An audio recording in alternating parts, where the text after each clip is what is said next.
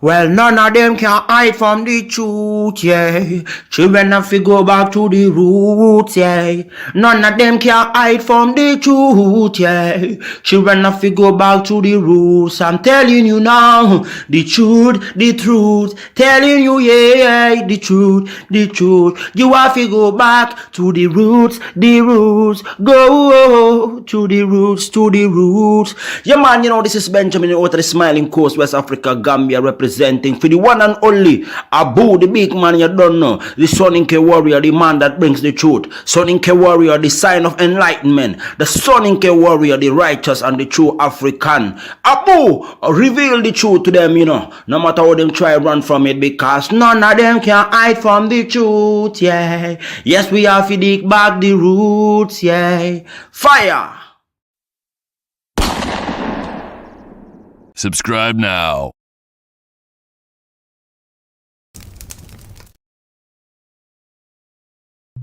I remember the days, all those years ago that never fade away. And I remember your face when you hit the ground. I can recall the time and place on the midnight walk through the old streets, trying to turn back the clock to the days of old, back to the days when all the things we knew were made of gold. As the world moves on, time sings a song. In the old neighborhood, as the clock strikes one, the memory lives just as it stood. All right, ladies and gentlemen, welcome to the Afridamus Report. I'm your host, Afridamus. I want to welcome all of you to today's edition of the Afridamus Report. Guys, please make sure you hit the like and subscribe to the channel if you haven't already done that, because people have been super stingy with the likes. So, guys, I want to say thank you for coming back again. And, you know, today we have a very, very interesting show. I see some of you have already started commenting. Let me check out the comments here. Stoic One, thank you. Welcome back. Greetings to you. Ab, greetings. Ras Moyes, let's go. KBM, Deuces of Growth. He said, dude, you got the funniest titles yesterday. It was Jollof News. That's right. That's right. Yes. So, guys, today we have the Selective Outrage News. And, you know, when it comes to selective outrage, nobody is known for this or mastered this more than the quote-unquote FBA. Because you see, the person that came up with this quote-unquote FBA thing, you know what he means by it. He said, they are foundational Black American. That's what he claimed. Meaning, they are the foundation of this country, whatever that means. So you mean to tell me the white man came over here to America, this place, and they found the native Indians. So these native Indians, you know, they were all over this land here in America. And the story that they try to tell you, saying, oh, the white people came and they tricked them into wearing, you know, smallpox, you know, blankets and all. Yes, that might have happened along the way, but I will tell you right now, these people have lived with the white people for, you know, years and years, until the white man, at some point, they needed more of the land. And as you know, as usual, the white man would devise a plan. You know, it's like, hey, look, we've been patient enough. These savages are in our way. They are sitting on our land. We need to, you know, get rid of them. Right? But long story short, the white man conquered and tamed this land. They need the land to be tilled. I told you the story here.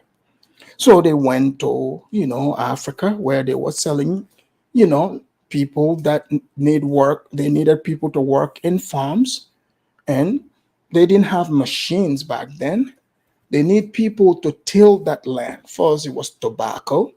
You didn't notice, like it was tobacco, sugar, a whole bunch of stuff. But long story short, They brought some Africans here, as it was around the world, slaves all over the history. The Romans enslaved people, the Greeks, the Egyptians, like slavery, is just embedded in human history. And this comparison, whose slavery was worse than anyone, slavery is slavery.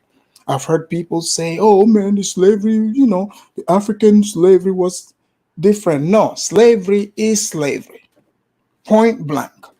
But now we have a group of people who they themselves, in particular, haven't been enslaved at all. Slavery in this country has been over for quite some time. So, but these people, they keep claiming that the white man, you know, took their culture, their names, their mores, and we would agree. So today, this conversation, if you don't identify yourself as one of those people who is in a cult, if you believe that you was Indians, then I'm not referring to you. If you believe your foundation is here, whatever that means, I am not talking to you. But you notice how these people, when one African, when we are talking to our people, the ones that actually accept that, they are related to us, when we are talking to them, they get upset. If you say you are Indian, you are not African, you have nothing to do with us, we are not talking to you. But the white people have ignored them because this FBA leader, his whole entire thing is about racism. That's right. Because they have sold racism to white people. There is no one more, it's like these white liberals have bought into it. They want white people to be weak. So now white people, what did they do? White people ignore people like FBA. Because see, white people don't play that game. White people know, like, okay, these people are silly. Why would we give them energy? So they say, let's go to they're scared of the Hispanics. As you can see, Tariq said he's pro-black, but he's got Hispanic security guards. So now this FBA, I've been studying them, ADOS, their entire MO is to fight, to stay under white people. All this fight you're hearing is about white attention, proximity. So they are very, very jealous of us Africans, and I will explain why. All this display you are seeing, now, because the white people have ignored them completely. Completely. So they want our attention. This is their way of seeking our attention. This is why they sit online every day. Imagine, they said they are not Africans. They are not from Africa. The Africans are booty scratchers. We are dusty. We drink dirt water, but they cannot exist without Africans. If they do not talk about Africans, they cannot exist. They said Afrobeats is trash, right? You guys remember this? But now what are we seeing? We're finding out that, in fact, not only do they love Afrobeats, they are jealous of Afrobeat stars. And for many, when you listen to them long enough, they will talk, then they will forget and admit, wanting to be in Africa. And I have a video here of Burna Boy, Nigerian, I would say African superstar, rap, Afrobeats. See, the blacks have destroyed this culture called rap. What do they rap about? Shooting, killing, sex, drugs, just degeneracy. So now, people want to hear something different, something completely different, something authentic, something that is not degrading women, children, and promoting crimes. This is where Burna Boy, Afrobeats, and Davido, you guys know the names. Because you see, Afrobeats put you in a good mood. They are not talking about, shooting ninjas, a drive by. It is summertime, it is killing season. Many men put some, wish death upon me, blood in my eyes, dog, and I can't see. I'm trying to be what destined be, and niggas try to take my life away. You know, those songs are pretty deep. He's telling you the hood news. There's nothing good coming. He said, I'm trying to be what I am destined to be, and they're trying to take my life away. And they're putting this in songs. And then you go listen to some old Negroes, and you listen to some of these people. You're like, okay, you are just a pervert, talking in the song, talking about having sex with someone's mama. You're like, holy smogoli. There's something wrong here. But the bottom line is, Burna Boy received awards from the BET award, and the blacks were getting jealous, right? Because BET is not owned by the blacks. White people own it. So the whites, they are like, hey, now that we have alternative, these Africans, this Afrobeats is so much better. And they are not violent. They are all about partying. These Negroes want to walk around here intimidating people. They don't know how to get along with people. They think acting hard and hurting people, that makes them men.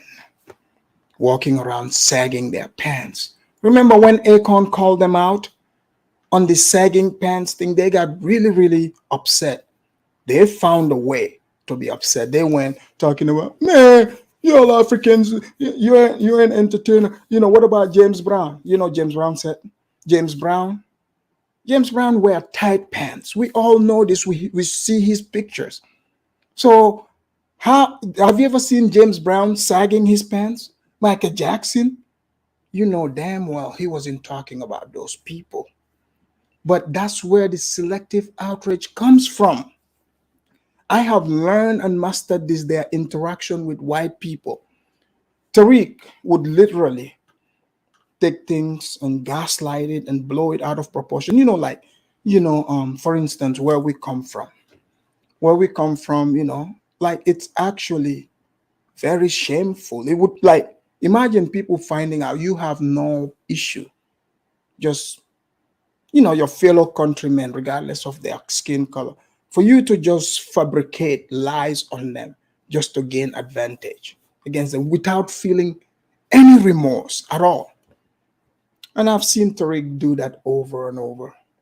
White people, at first, they used to engage him because white people, they're like, oh man, let's discuss this, because white people are civil. They want to know why you're saying what you're saying or why you're behaving the way you're behaving. Normal, right? They started attacking the whites. The whites are like, all right, let's ignore them. They ignored them. They came after us, the Africans. The Somalis used to support the blacks a lot. First, this Tariq and his group went after them. The Caribbeans, they are the closest ally ever. They attacked the Caribbeans, attacked Nigerians, attacked all Africans. So now they are standing on an island by themselves. So because they say they are not Africans, right? They don't want to associate, but the Africans are rising. Burna Boy, his music is not only in Africa, he's international. He's international. You talk Africa, he's conquered the state, China, all over. It's real culture, and the whole of Africa, the Caribbean. See, when they remove themselves from the African family, now they're really beginning to see that, they are becoming real pariahs. And we're like, all right, you guys don't want to be African, right? You said you have nothing to do with us. Stay over there. So, when Burna Boy came, someone interviewed him. I have the video. They were asking him about those who believe they are related to Africans. So what he said here, if you the FBA Blackfoot, he's not talking to you. But let me play the clip. I want you to hear for yourself if Burna Boy said anything wrong. If he said anything wrong, let me do my disclaimer here and we'll go from there. All right, fair use, and this is for edutainment purposes only. Here we go.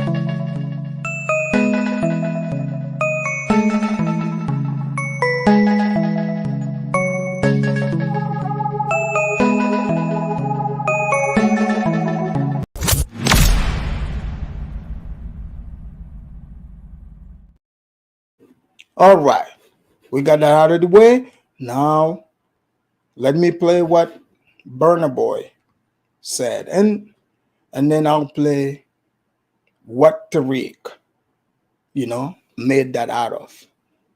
Like I said, the technique, they've been doing it with white people. Whatever white people say, they would say is racist. So now we, the Africans, are the ones put in the position of white people.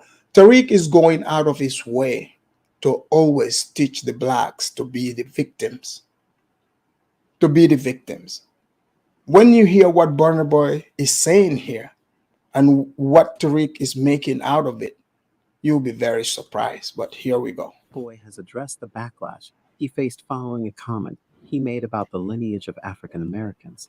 The renowned African musician, who recently performed at the NBA All-Star halftime show in Utah and has been scheduled to headline the upcoming UEFA Champions League final in Istanbul in June, made a statement that some African Americans found offensive, in which he emphasized the significance of their return to their homeland from the diaspora. Welcome. This is Rain Smith, and you're watching the New Africa channel. During a recent interview, Burna Boy was asked about his opinion on the importance of African Americans returning to Africa. The celebrated... So guys, mind you, he was asked. He was asked, right? But let's continue. The musician replied that a trip to Africa is very important for Black Americans and could significantly benefit their sense of identity and help them function better in society. To illustrate his point, he drew parallels between the experiences of African Americans and those of Chinese and Italian Americans. Burna Boy suggested that the latter groups do not face the same challenges in the U.S.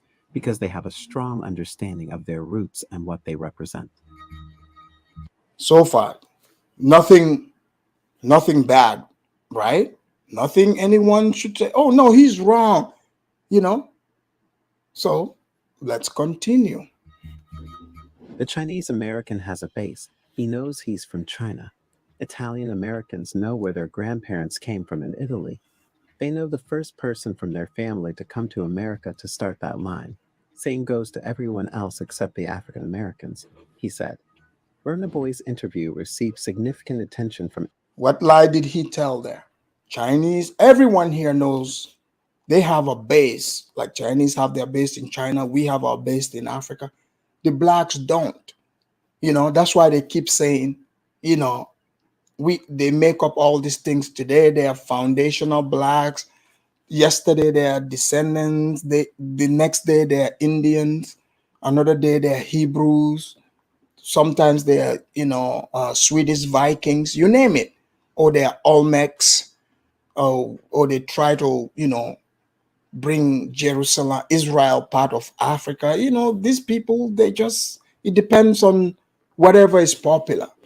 But right now, what Burna Boy is saying, he's talking to those who believe they came from Africa. But here we go. African American communities, many of whom expressed anger and frustration with his remarks on social media. They believed that his statement meant that they were no true Americans but Africans. You know why? Okay, let's use America for example, right? Because we can use anywhere, but let's just use America, right? Why do you think the Chinese American, has their respect, and they don't go through the things that African Americans Like, even though they might go through their struggles, I'm not taking anything away from them, but they don't go through what the African American is. You know why? Because the Chinese American has a base. Burna Boy is 100% correct. The Chinese have China. You think the government of China, even though these Chinese have been here all these years, you think they're gonna just sit and allow seeing Chinese bad things happening to Chinese in America and they don't, respond? That's what he means. Just as much as some of you don't believe it, you think, for example, they will be doing stuff to Nigerians here and the Nigerian government just sits quiet, nothing happens. No, that's what he means. He actually knows where he's from in China. Right. And they have support from the Chinese government. You understand? Like the Italian American. They have Italy. They know where their grandparents came from in Italy before. They know the first person in their family to come to America to start that line that made them Italian American. They know. You understand what I'm saying? And same goes for everyone else except the African American. You understand what I'm saying to you? So how can an African American and an Italian American be on the same field when how do I put this in? He's asking, how can a person with home base like an Italian American, and an African American, they are not on the same level. It doesn't matter how much money the African American has. They are not on the same level because the Italian American have a home base. People don't understand how important the home base is. That's why when you talk to most of these people, they try to tell you about money and the skyscrapers they see. It's not your home base. That's what you don't understand. This is why no matter what they give you, no matter what you get, you're still unsatisfied because that void can never be filled. That's what he's talking about. However, the musician has since clarified his statements via an Instagram post, explaining that he did not intend to suggest that African Americans are not true Americans or do not deserve the opportunities available to them in the US. Instead, he emphasized the importance of African unity and the need for Black people across the world to come together to gain more power and influence. Guys, you hear this? He is talking about Africans from all over the world, including the Blacks, if they consider themselves, to unite as a force so that we can become powerful together. Like, isn't that what they said they were crying about? They said they are the biggest Pan-Africans. The Africans don't think about it. But Burna Boy is here saying, we can unite. That's why I'm telling you this. But you would think they would clap for this. Wait till you hear how they spin this. Because they are addicted to being victims. They are addicted to attention. It's sad to see that in 2023, there are still such Black people who would prefer we stay divided and conquered. Maybe it's my accent or something, but I never said you are African and not American. I also did not say Africa is part of heaven. You deserve all the land and reparations you want from America, and I'm 100%. You see that? Let me read this again. He said, it's sad to see that in 2023, there are still such Black people who would prefer we stay divided and conquered. Maybe it's my accent or something, but I never said you are African and not American. I also did not say Africa is part of heaven. You deserve all the land and reparations you want from America, and I'm 100% in support of that. So you see, he's like, yeah, I'm supporting you. You get your reparation. Guys, I don't know if you guys are picking up on what you're dealing with.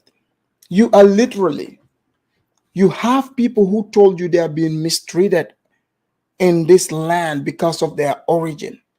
So they are literally fighting people who are saying, you can come to Africa too. They spin it and make it say, oh, you're trying to say we are not Americans.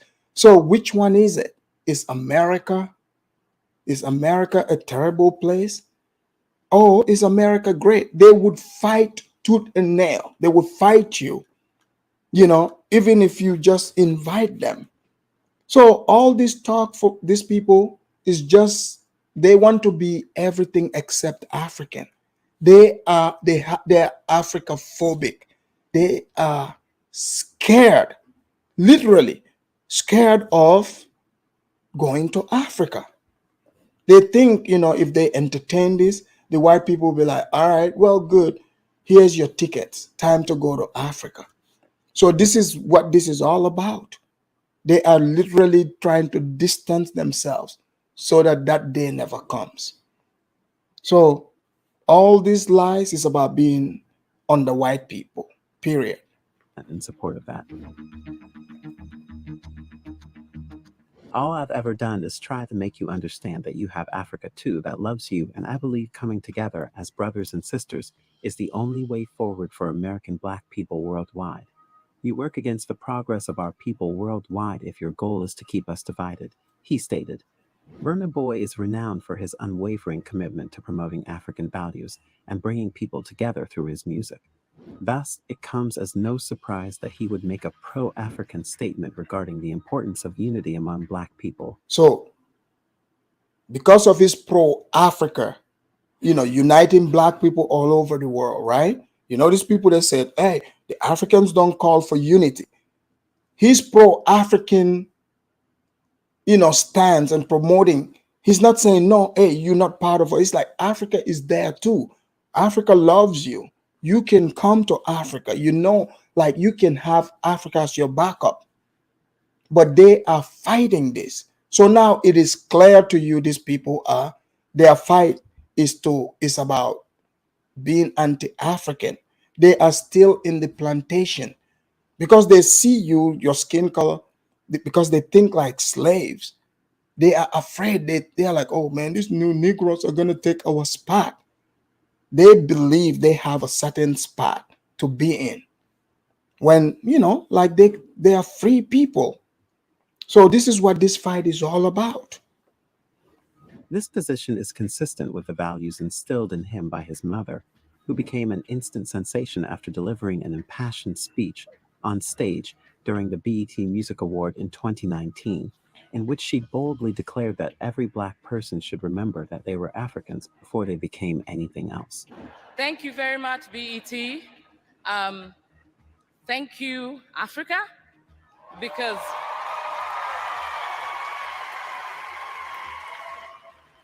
that's the constituency for which we got noticed in the first place. And the message from Burna, I believe, would be that every Black person should please remember that you were Africans before you became anything else. The boundaries of Africa do not limit its true essence, for it is much more than a mere continent. Africa encompasses all individuals across the globe who can trace their heritage back to this wondrous place. Brimming with unparalleled richness and uniqueness, Africa is a testament to the diversity and beauty of humanity. Do you think Burna Boy's comments deserve the backlash it got? Let us know in the comments. Be sure to like the... All right, so he did the question for me. Do you guys think Burna Boy's comment deserve any backlash? You would be like, yeah, right? Burna Boy is like, hey, all Black people must come together. He's not like must. It's like, it's smart for Black people from anywhere in the world to come together. It would give Black people power. So it's not like Blacks against other people, but the Black Americans, not all, let me rephrase it. The FBA contingent, they are saying no.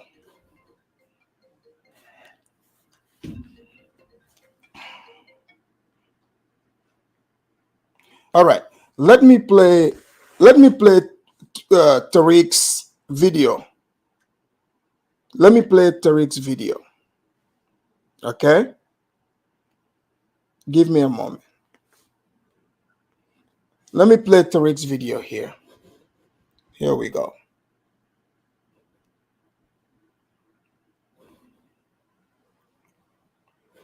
Here we go. So, Tariq found the opportunity to go back to his channel to make frivolous comment. Actually, hold on. That's the wrong video. Give me a moment. Give me a moment. Let me fix that. I want you guys to hear this. It's going to blow your mind.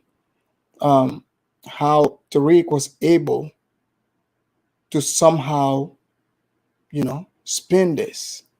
Let me see here. Give me a moment.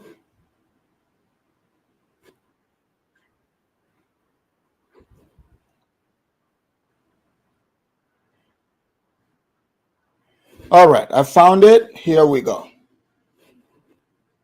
Let's go. Guys, please hit the like. Hit the like. Let's continue on, all right? So, the blacks gathered around. So, you would think like, okay, he gathered the blacks around and he's like, hey, guys, did you hear? Man, we were wrong about this. All these years, we kept saying, man, the Africans are not open to us. Here is the biggest African star, not giving the speech. His mama, it's like, hey, Africa loves you too. But no. That's not how it went. Let's hear what, they have to say. Maroon.com, ladies and gentlemen, American-maroon.com. You can also get it on Amazon, ladies and gentlemen. It was like #1 earlier. Looking at Amazon now, it's #2 now because I think it's sold out at American-maroon.com, ladies and gentlemen. Excuse me. So we got to get into a conversation that I saw. I posted a clip of is Burna Boy considered a rapper or a singer? He's a Nigerian artist. So this is where the attention seeking starts. He's going to pretend, oh, is he a rapper or singer? You know what he is. He is all rounded. Okay? He is all rounded. You know that much. But he's going, oh, is he a rapper? Oh. No. He's a country music musician. Come on, Tariq, but let's go. I want to say he's a rapper or a singer. He kind of sings. And I like some of Burna Boy's songs. I like some of the songs. I like him as an artist. But Burna Boy was doing an interview. It looked like it was backstage somewhere with my guy, Shaka Bars. And Shaka is my guy. I'm real cool with Shaka. So he was with Shaka Bars, and Shaka asked Burna Boy about the importance of Black Americans or Black people in the diaspora going back. So, you know this, Burna Boy wants all the Black people all over the world, right? But again, remember I told you they always make things about themselves. Deuces of Truth, thank you for the super chat. He says, the jollof rice deliverer. Yes, that was the jollof rice deliverer. But let's continue. "Quote unquote home to Africa." I have an issue with that narrative, that home thing. Akon was saying the same thing. All Black people came back to Africa. Black Americans need to go home. Black Americans need to go. So you hear, he brought Akon in. So Akon's crime is welcoming them to Africa as home. So he's saying he has a problem with that. You notice because they are FBA. Why is FBA talking in African issue? He doesn't believe they're from there. Why are they the ones responding? They're foundational. They should just ignore what African is saying. The people who is calling to, the people that the Blacks here who believe they're from there, those are the people he's talking to, not you. But they made it about themselves. Home. If they go home to Africa, man, Africa will be a powerhouse if they just go home. But here's the problem. Here's the problem with that narrative. Y'all talk that, but when Black folks go over there, we're not treated like we're at home. if we want to be real, we're not treated like we're at home when we go over there to live. I'm not talking about to visit. It's different when you go visit, they roll a red carpet out for you. But when you go So he's never lived in Africa, but he is saying, yeah, if you go visit, they will roll out the red carpet. But if you live, so now, again, they revert back to the victimhood. So they cannot live with the white people, right? Because the white people don't treat them nice. They cannot live with Africans because what Africans don't treat them nice. So it's it's always other people who are not treating you nice. At what point do you look in the mirror and have this suspicion that it might is it probably you? You are the equation, you are the X factor. If you are having problems with everyone or what everyone is saying, you might want to take a look at yourself. Maybe I'm not saying you have problems, but maybe you might find something there. Just saying. to live and try to get land and all that, you see a lot of finesse games popping, if you want to be real. And let's be clear, this is our home as foundational Black Americans. So this is a whole new day. What's up, Afro Elite? I see you. This is our home.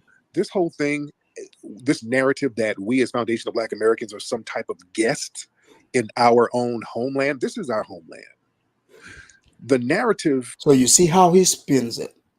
Burna Boy never said they were guests in America.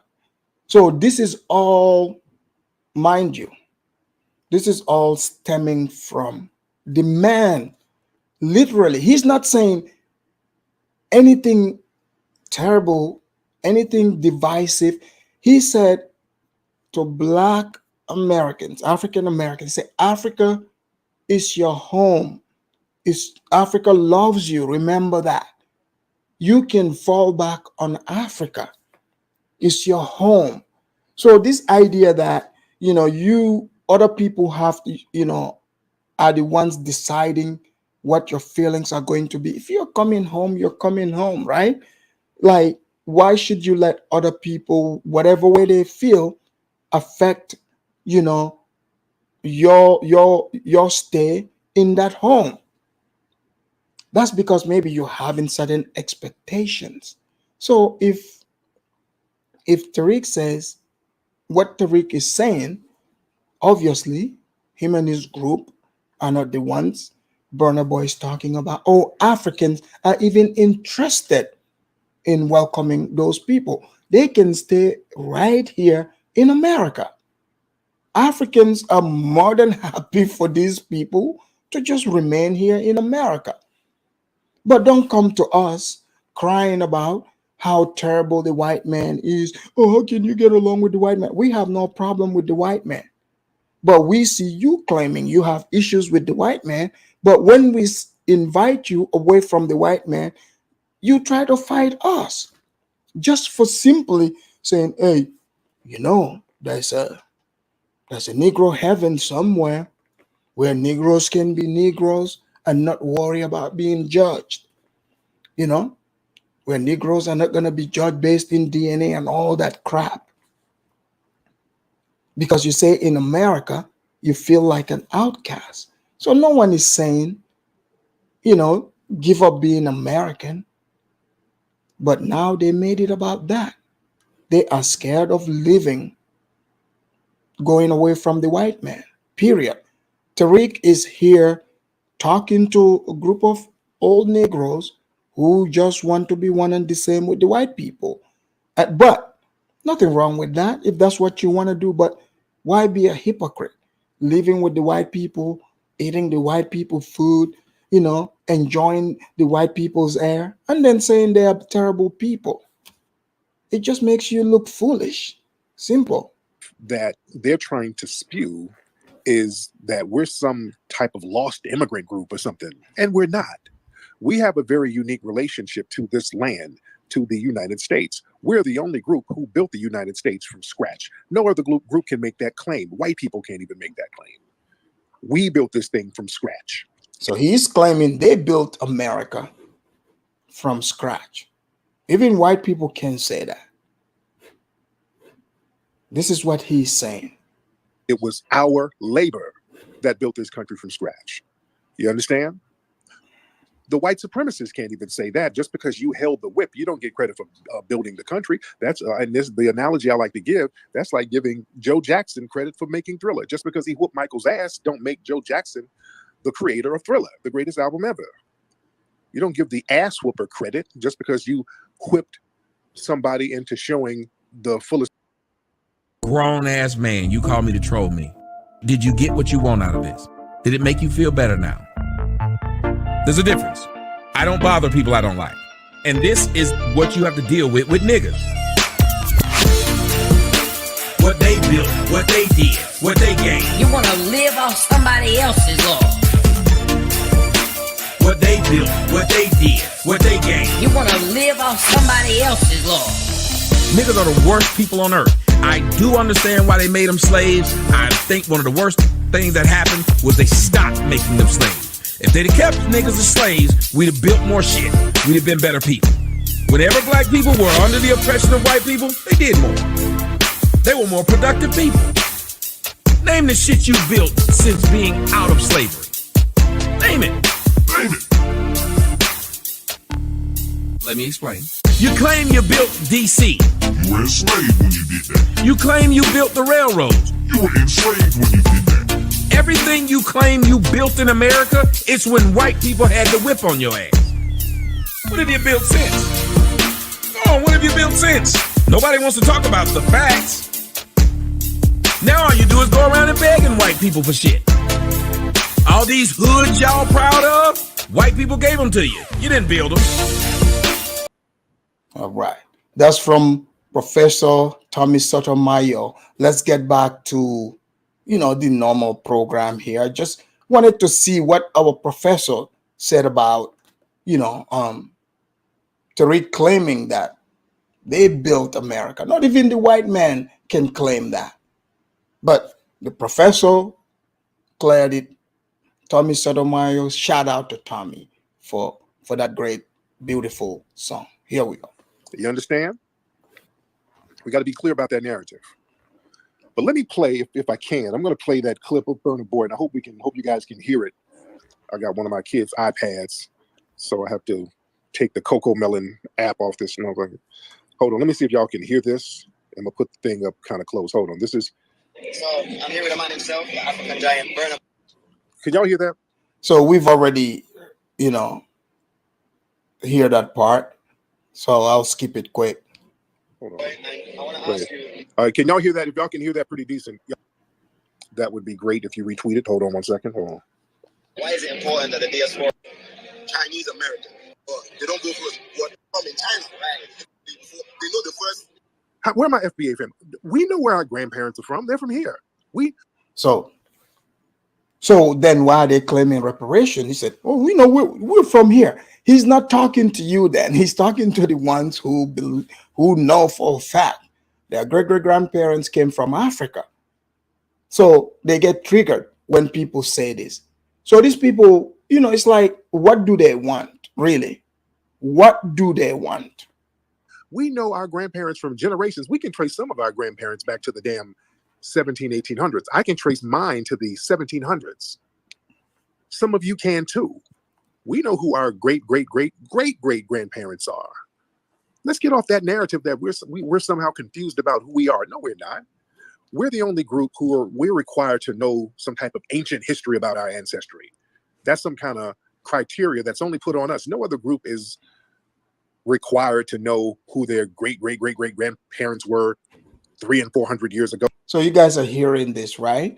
So this is all from Burna Boy inviting, saying, like Africa, all of us uniting would make black people stronger. Where did you ever see somebody calling for unity? And this is the response. This is the response. So these people, you have to cut them out completely. These people are anti-African. You notice they would fight, against being African. They don't want to be African at all. But they would claim to be Hebrews. They will claim to be, even Native American Indians. So if you don't know what is happening, that's exactly what's going on. So when it comes to their black skin, they say, oh no, we are from here. Nothing to do with Africa, but they want reparation for the slavery for being brought from Africa. Do you see how confused these people are? And Tariq takes advantage of all that. Which most of these people don't know.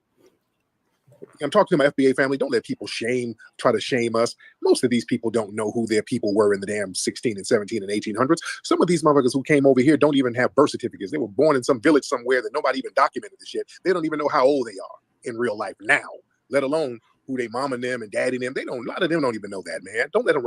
So, yeah, Muhammad Abdul Qadir, you're absolutely correct. You are absolutely right. But Burna Boy was just trying to, he's like, hey, this is our people, right? That's what he thought.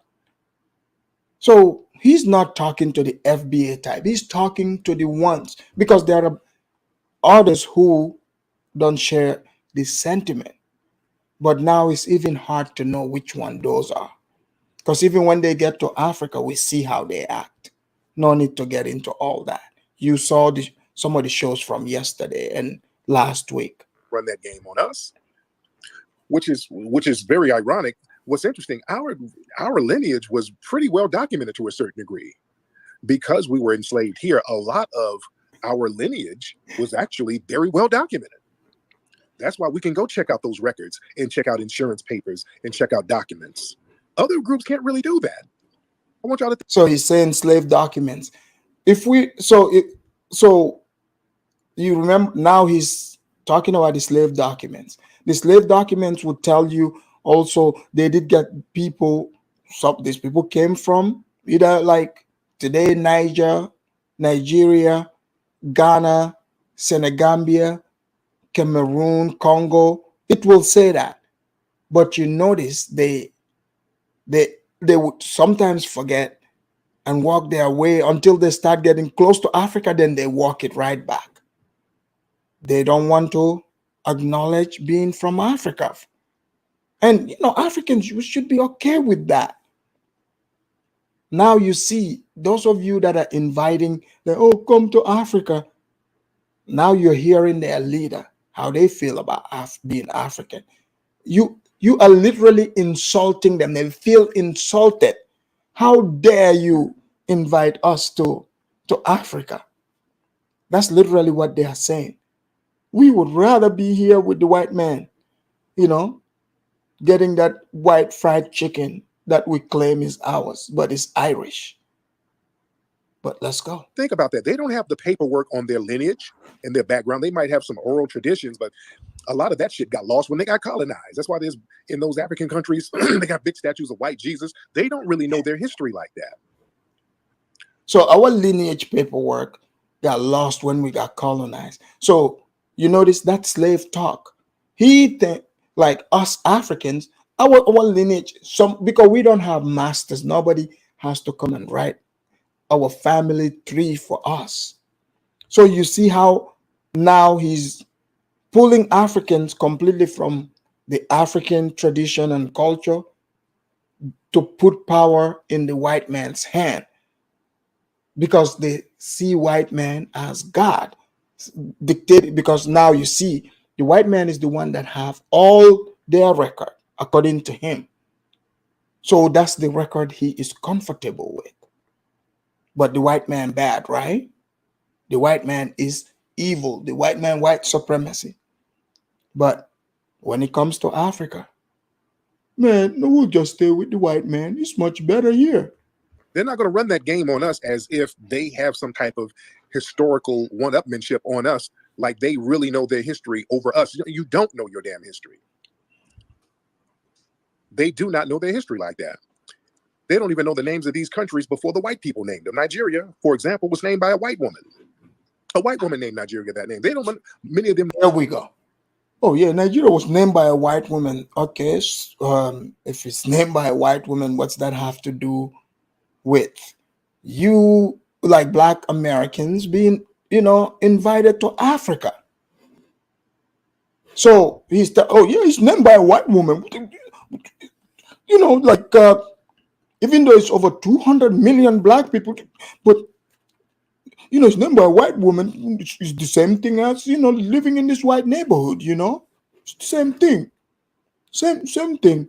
Even though they claim they're not afraid being Black, boy, these people, when you tell them being around real Black Africans, ooh, they start nigger babbling. They start babbling. They're getting weak-kneed and getting all scared. Oh no, man, we is from here. We is from the soil. That's what I'm hearing. Don't even know the name of the country before the white woman named it. You understand? Don't let them run that game on us. We know who the hell we are. We're foundational Black Americans. We are indigenous to the United States because we built the country. We didn't. They are foundational Black American. They're indigenous here. So that means they are the actual natives here. Even though the Europeans, white people brought them here, but they are indigenous here. The white man, that would mean they were here first. For someone to bring you in, that means they were here at that particular location before you. So now you're saying you're more original than that man. Let's go. Come here from somewhere else. We didn't immigrate here from somewhere else. We built the country from scratch, and no other group can claim that, and we didn't. So you notice they didn't immigrate from someplace, somewhere else. Then why is he responding to Burna Boy? That would mean Burna Boy is not talking to him. The natives, the Native Americans, those are not the people he's talking about. He's talking about the African Americans, the ones who know their ancestors are from Africa and they have interest in Africa. Those are the ones he's talking about. Why would he be inviting Indians? He's not talking about Indians or the original people of this country. Because those people have nothing to do with Africa, sir. But here we go. Flee. That's a very important piece of it. Let me see if I can play some more of this thing with Burna Boy. And I'm being respectful. I'm not trying to throw Burna Boy under the bus, but that narrative, that narrative has to go. We're not rolling with that narrative no more. They have Italy. They know that the African. All right, we be over here minding our FBA ass business, and they always throw us in some weird ass conversation that we didn't ask for. You notice they find a way to tie themselves to this conversation. He said, we FBA, we over here minding our business. He didn't say FBA. He's not talking about FBA. He's not talking about FBA. Fine, you say you people know your lineage, you know your history. Then why are you responding to someone who is talking to the people who he believes is related to? He didn't say FBA. He's talking to those blacks who believe and know that their ancestors came from Africa. Those are the ones he's talking to. I know I'm repeating myself, but I just want to repeat it over and over. So those of you that are way in the back of the class, you can hear what I'm saying. And hit the like button, please. Hit the like. Hey, by the way, Foundation Black Americans, man, they need to come over here because y'all ain't got no culture. Y'all need to come here and really learn something about yourself. Oh, okay. Why don't y'all get it together over there? Because y'all saying all of that and your ass ain't even over there. That's the thing that kills me. When y'all here it comes. They always say, "Oh, yeah, you ain't even over there." Like you fled. We did not flee. We go back there. We have investments. We're going to go back and live there, sir. So they're gonna do whatever. Like Lisa Susu said. Lisa, you're absolutely correct. That's what's funny. So imagine being named after the very white man you hate so much. I know. It's like the crisis is unreal. Yeah, they hate the white man, but they got the white man's name. They got the white man's last name. You're basically the white man's child. But now it's coming out. You ain't even over there, sir. Now the truth comes out. Then why are you coming crying to us Africans, telling us about, white, quote unquote, white supremacy and racism? Oh, that's because you see us as your relatives, but you hate us at the same time. You know this. Sometimes it would slip out. They will be like, oh, the Africans never came to get us. I read some of the chat section. They're like, maybe the Africans didn't come looking for us because we are not Africans, maybe. No, stupid. Like, it's not like you were kidnapped. Like, this was organized. You were sold. So it's not the whole of Africa, but there were people that sold you. That would mean those people have to ask for a refund. The white people did not ask for a refund, like saying, hey, look, man, you know what? Mr. Piccolo over here, he's not very fast in the job. So you Africans lied to us. We would like to get a refund. So please send a boat over and we are going to return these people. That's not what happened. So the bottom line is they did not, the Africans you're talking about, I'm pretty sure those Africans who were taken, their relatives, I'm pretty sure we're looking for them, sir. Maybe they just don't know where to find them, but I suspect that, they were sad. They were looking for them. So let's not even go over there. No, seriously. Sometimes we have to address these things. These people talk as if it's like a movie, like some short movie, like, okay, these people that they took into slavery, these people didn't have relatives. They just fell from the sky. So when they were taken into slavery, nobody missed them. Nobody was sad. They had no relatives. They didn't have people looking for them. This is the idea they want to put in your head. I'm pretty sure the people who lost their relatives were sad and they looked for them. I'm pretty sure that happened. So calm down with all that. Oh, keep telling us how we need to go over there and you ain't there. The hell are they talking about? I'm like, sir, Burna Boy lives in Nigeria. But all right. Even trying to be mean-spirited, but we got to check this goofy narrative. Y'all sitting over here in Brooklyn telling us we need to go to Africa so we can learn ourselves, and your ass ain't going back ever. Miss me with that. Y'all, we're not buying the Wakanda package no more. We're fine with who we are. We're comfortable being foundational Black Americans. We have our own culture. We have our own language. We have our own foods. We have our customs. We have our dances. We have our style. He said they have their own culture, their own language. I guess that's that Tetanese language. Anybody that understands this Black FBA language, please, I just dropped the link. I want the FBAs to call in. Those of you that speak Tetanese, you guys is native language. And please come here too and explain your culture. Because you guys have you've wrapped yourself into this African thing. Burna Boy was talking to our relatives, not you people, our relatives. But somehow you found a way to they are forcing themselves upon us again. This is their way to try to backtrack what they said and say, oh man, the white people ignored us. We didn't get reparation. Yeah, let's quarrel with the Africans so that we can be one again. Look, it's okay. We understand sometimes you get confused. Just shake off the FBA thing. We would accept you back. We have nothing against you. Just stop with the nonsense and with the pride thing and come back. We would accept you. Plain and simple. But if you don't want to come as well, stay right where you are. You got them right. Yes, we're sitting in Brooklyn, telling you we're not saying go and live over there, but if you talk about Africa, like go visit. We know we can leave Brooklyn and go back.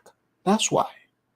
We have a distinctly unique culture as foundational Black Americans. And some of them will say, well, America is the white man's land. Nigga, Africa is the white man's land. The planet is the white man's land, particularly Africa. They have more of a claim on Africa than they do here. They control everything, including your minds. They don't control our minds. We're the wild card. They got y'all in check over there. Let's be very clear.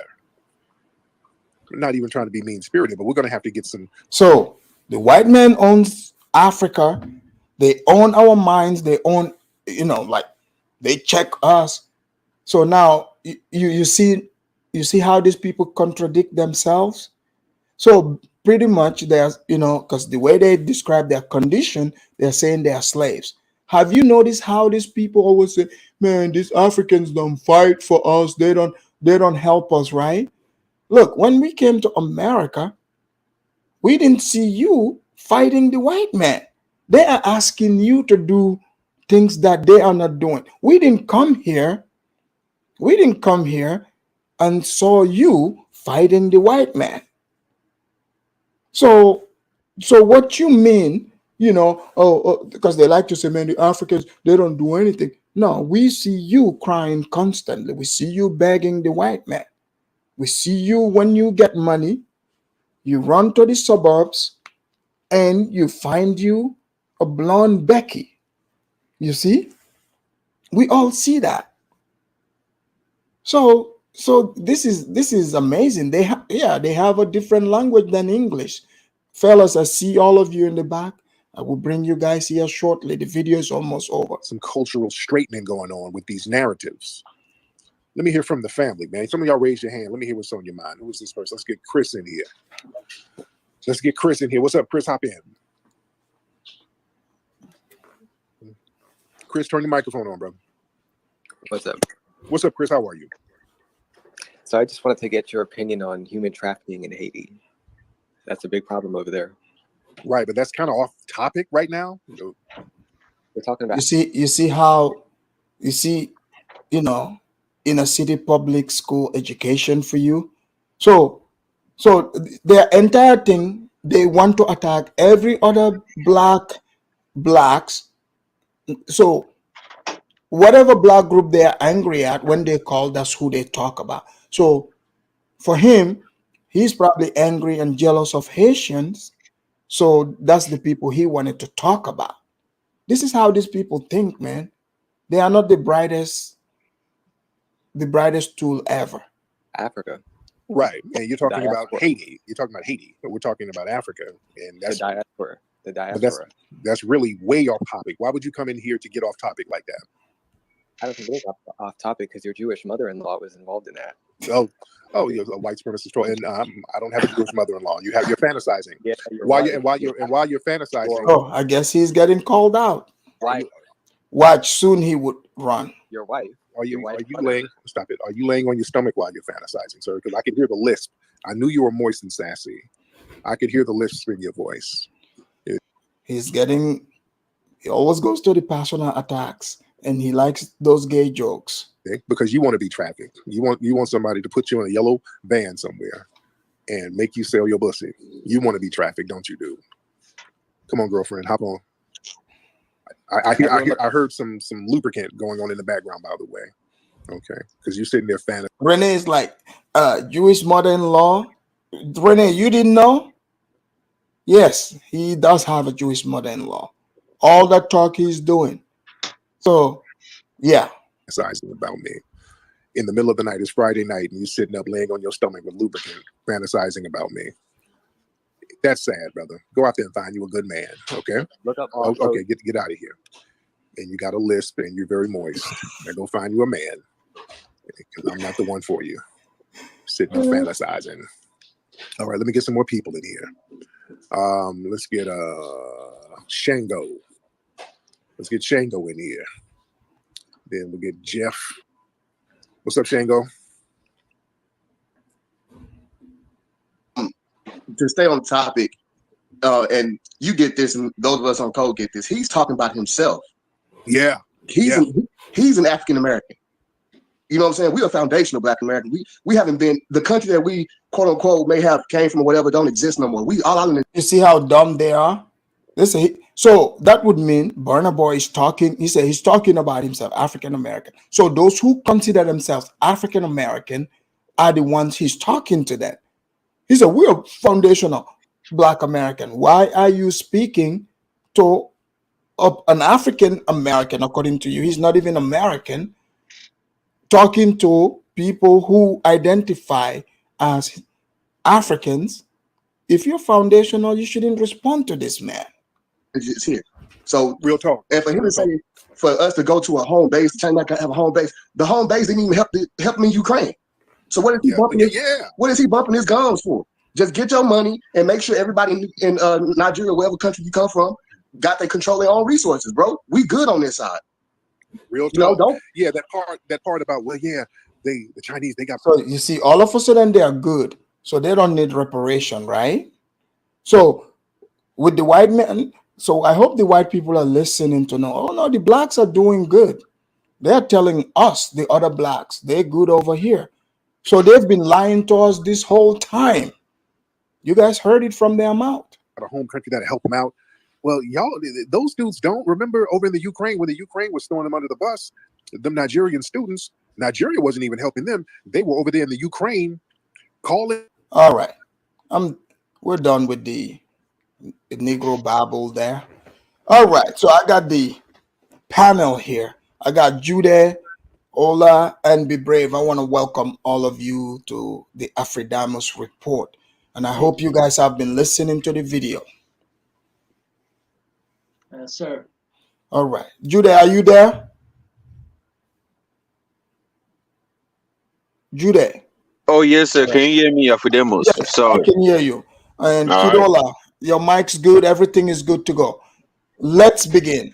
Kidola, I'll start with you.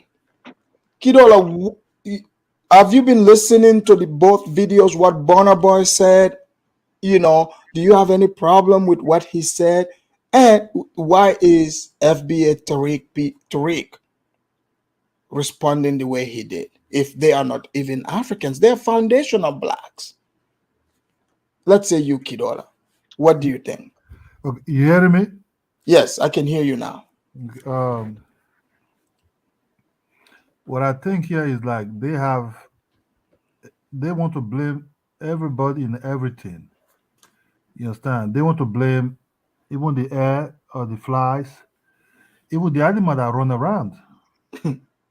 And this is a part of, you see, this guy is this is how you make money. This is his own reparation. You understand me? Right. So he gathers some lowling people who have nobody to call, people who are sick in their head.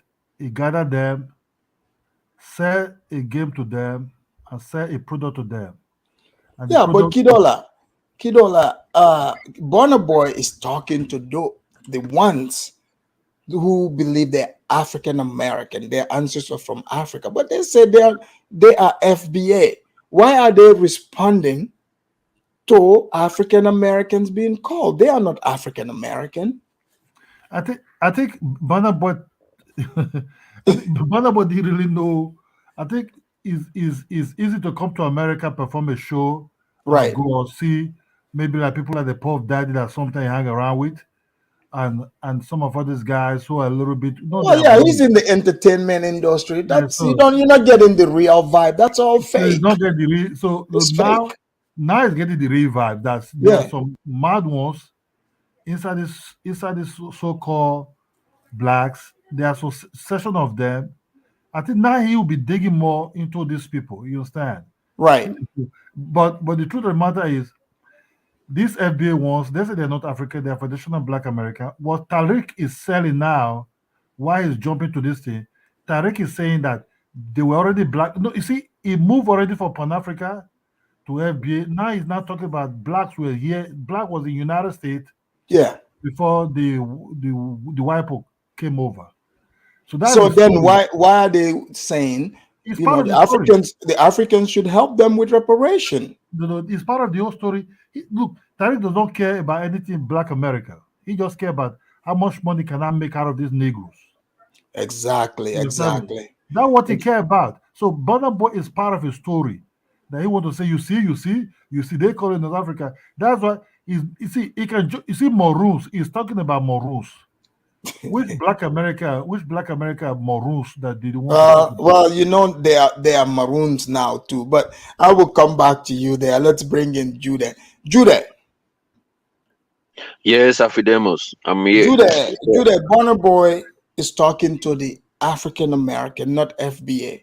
Why is FBA scared and triggered that Burna Boy is opening Africa to them, saying Africa loves them, they can come there, and now they want to babble and say they are the original people in America, they built America?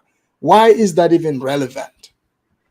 What is relevant is the sense that the FBA population is getting reduced. Like it seems like the African American population, that is the ones that claim that the ancestors came from Africa, with the ones that are actually coming from Africa, is actually dominating the FBA population. So that's why they are in the midst of talking about, what Burna Boy is talking. I had the opportunity to follow Steve Harvey, right?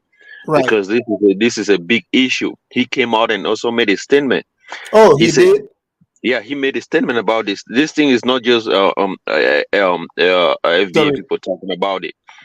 Steve Harvey talk about it. I mean, they what have did he videos. say? What did he say? Steve, because it seems like I think FBA were blaming Burna Boy, or saying that he stole their music. He stole their genre of music. Oh, these people never cease to amaze me. So the white people stole from them. Now the Africans are still stolen. Okay, go ahead.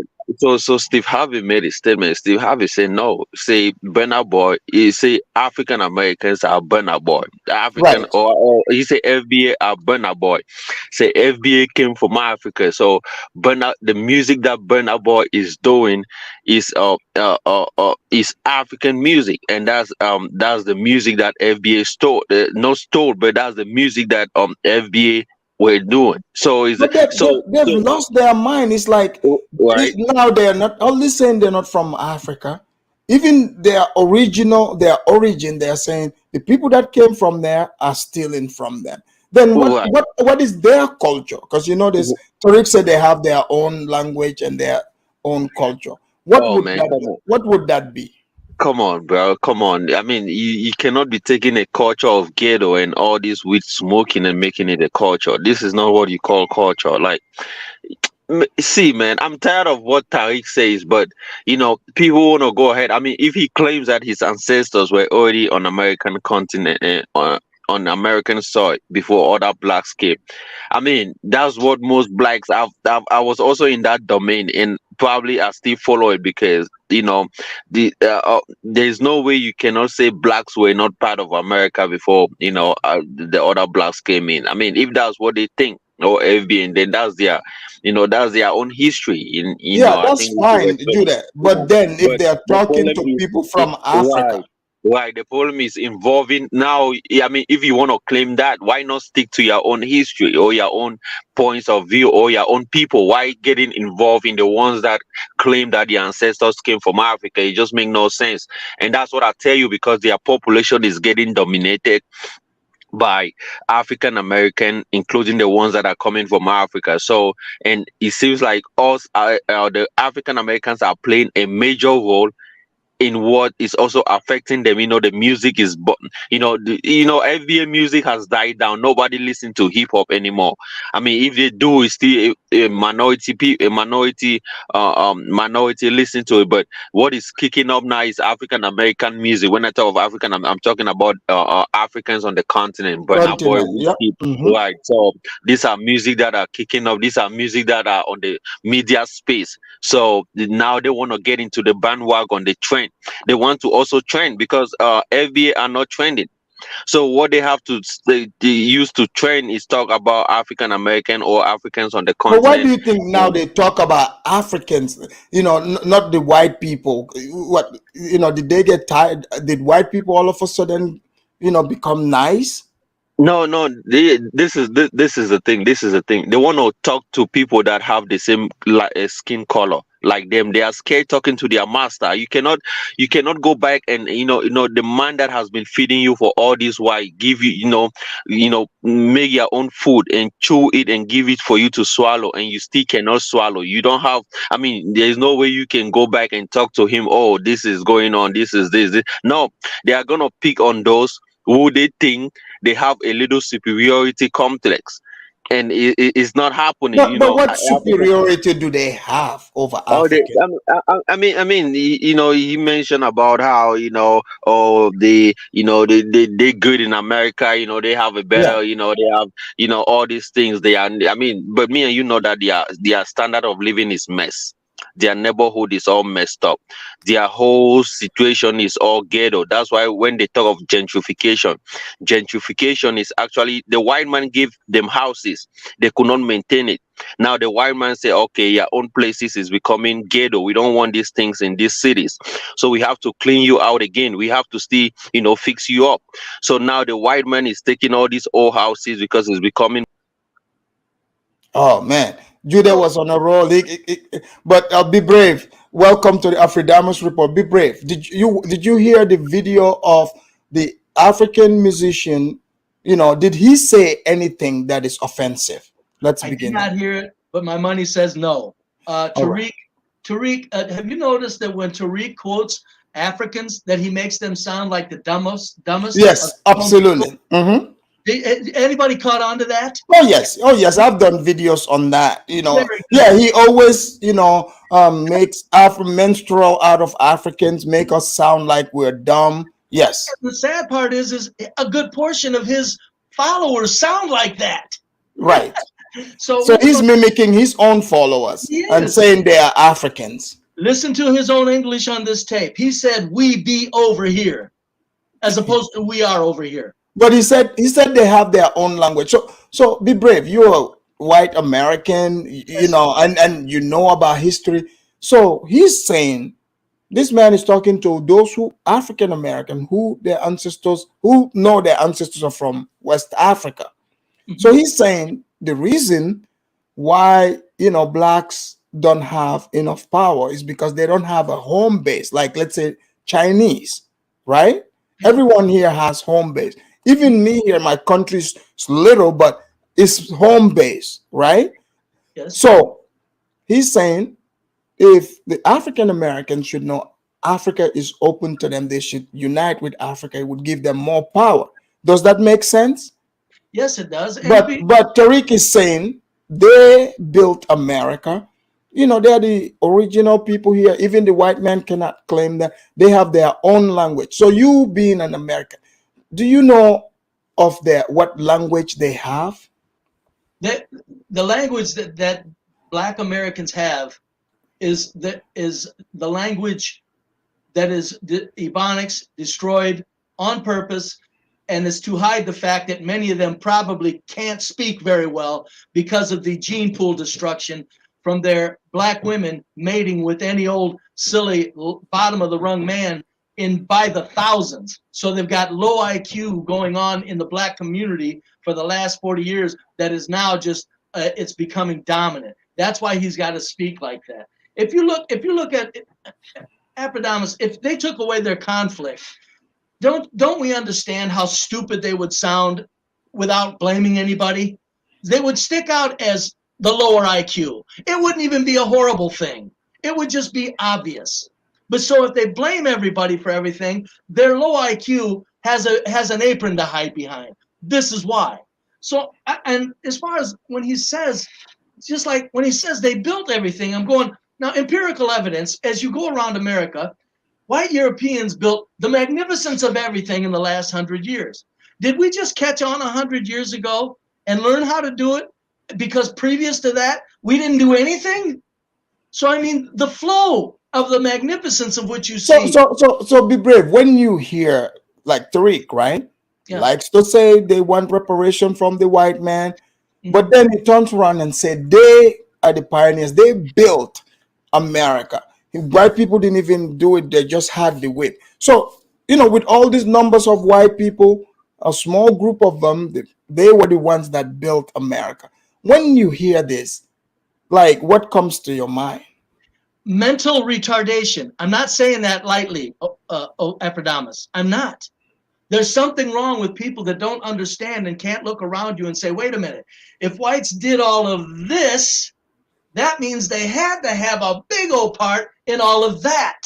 Now, if he said something like, we did help, I wouldn't hold that against him. But he's not saying that. Right. His whole emphasis is that they did it all. Yeah, so, by themselves. Yes, that is a sign of complete, that he thinks he can get away with that because he knows what he's saying.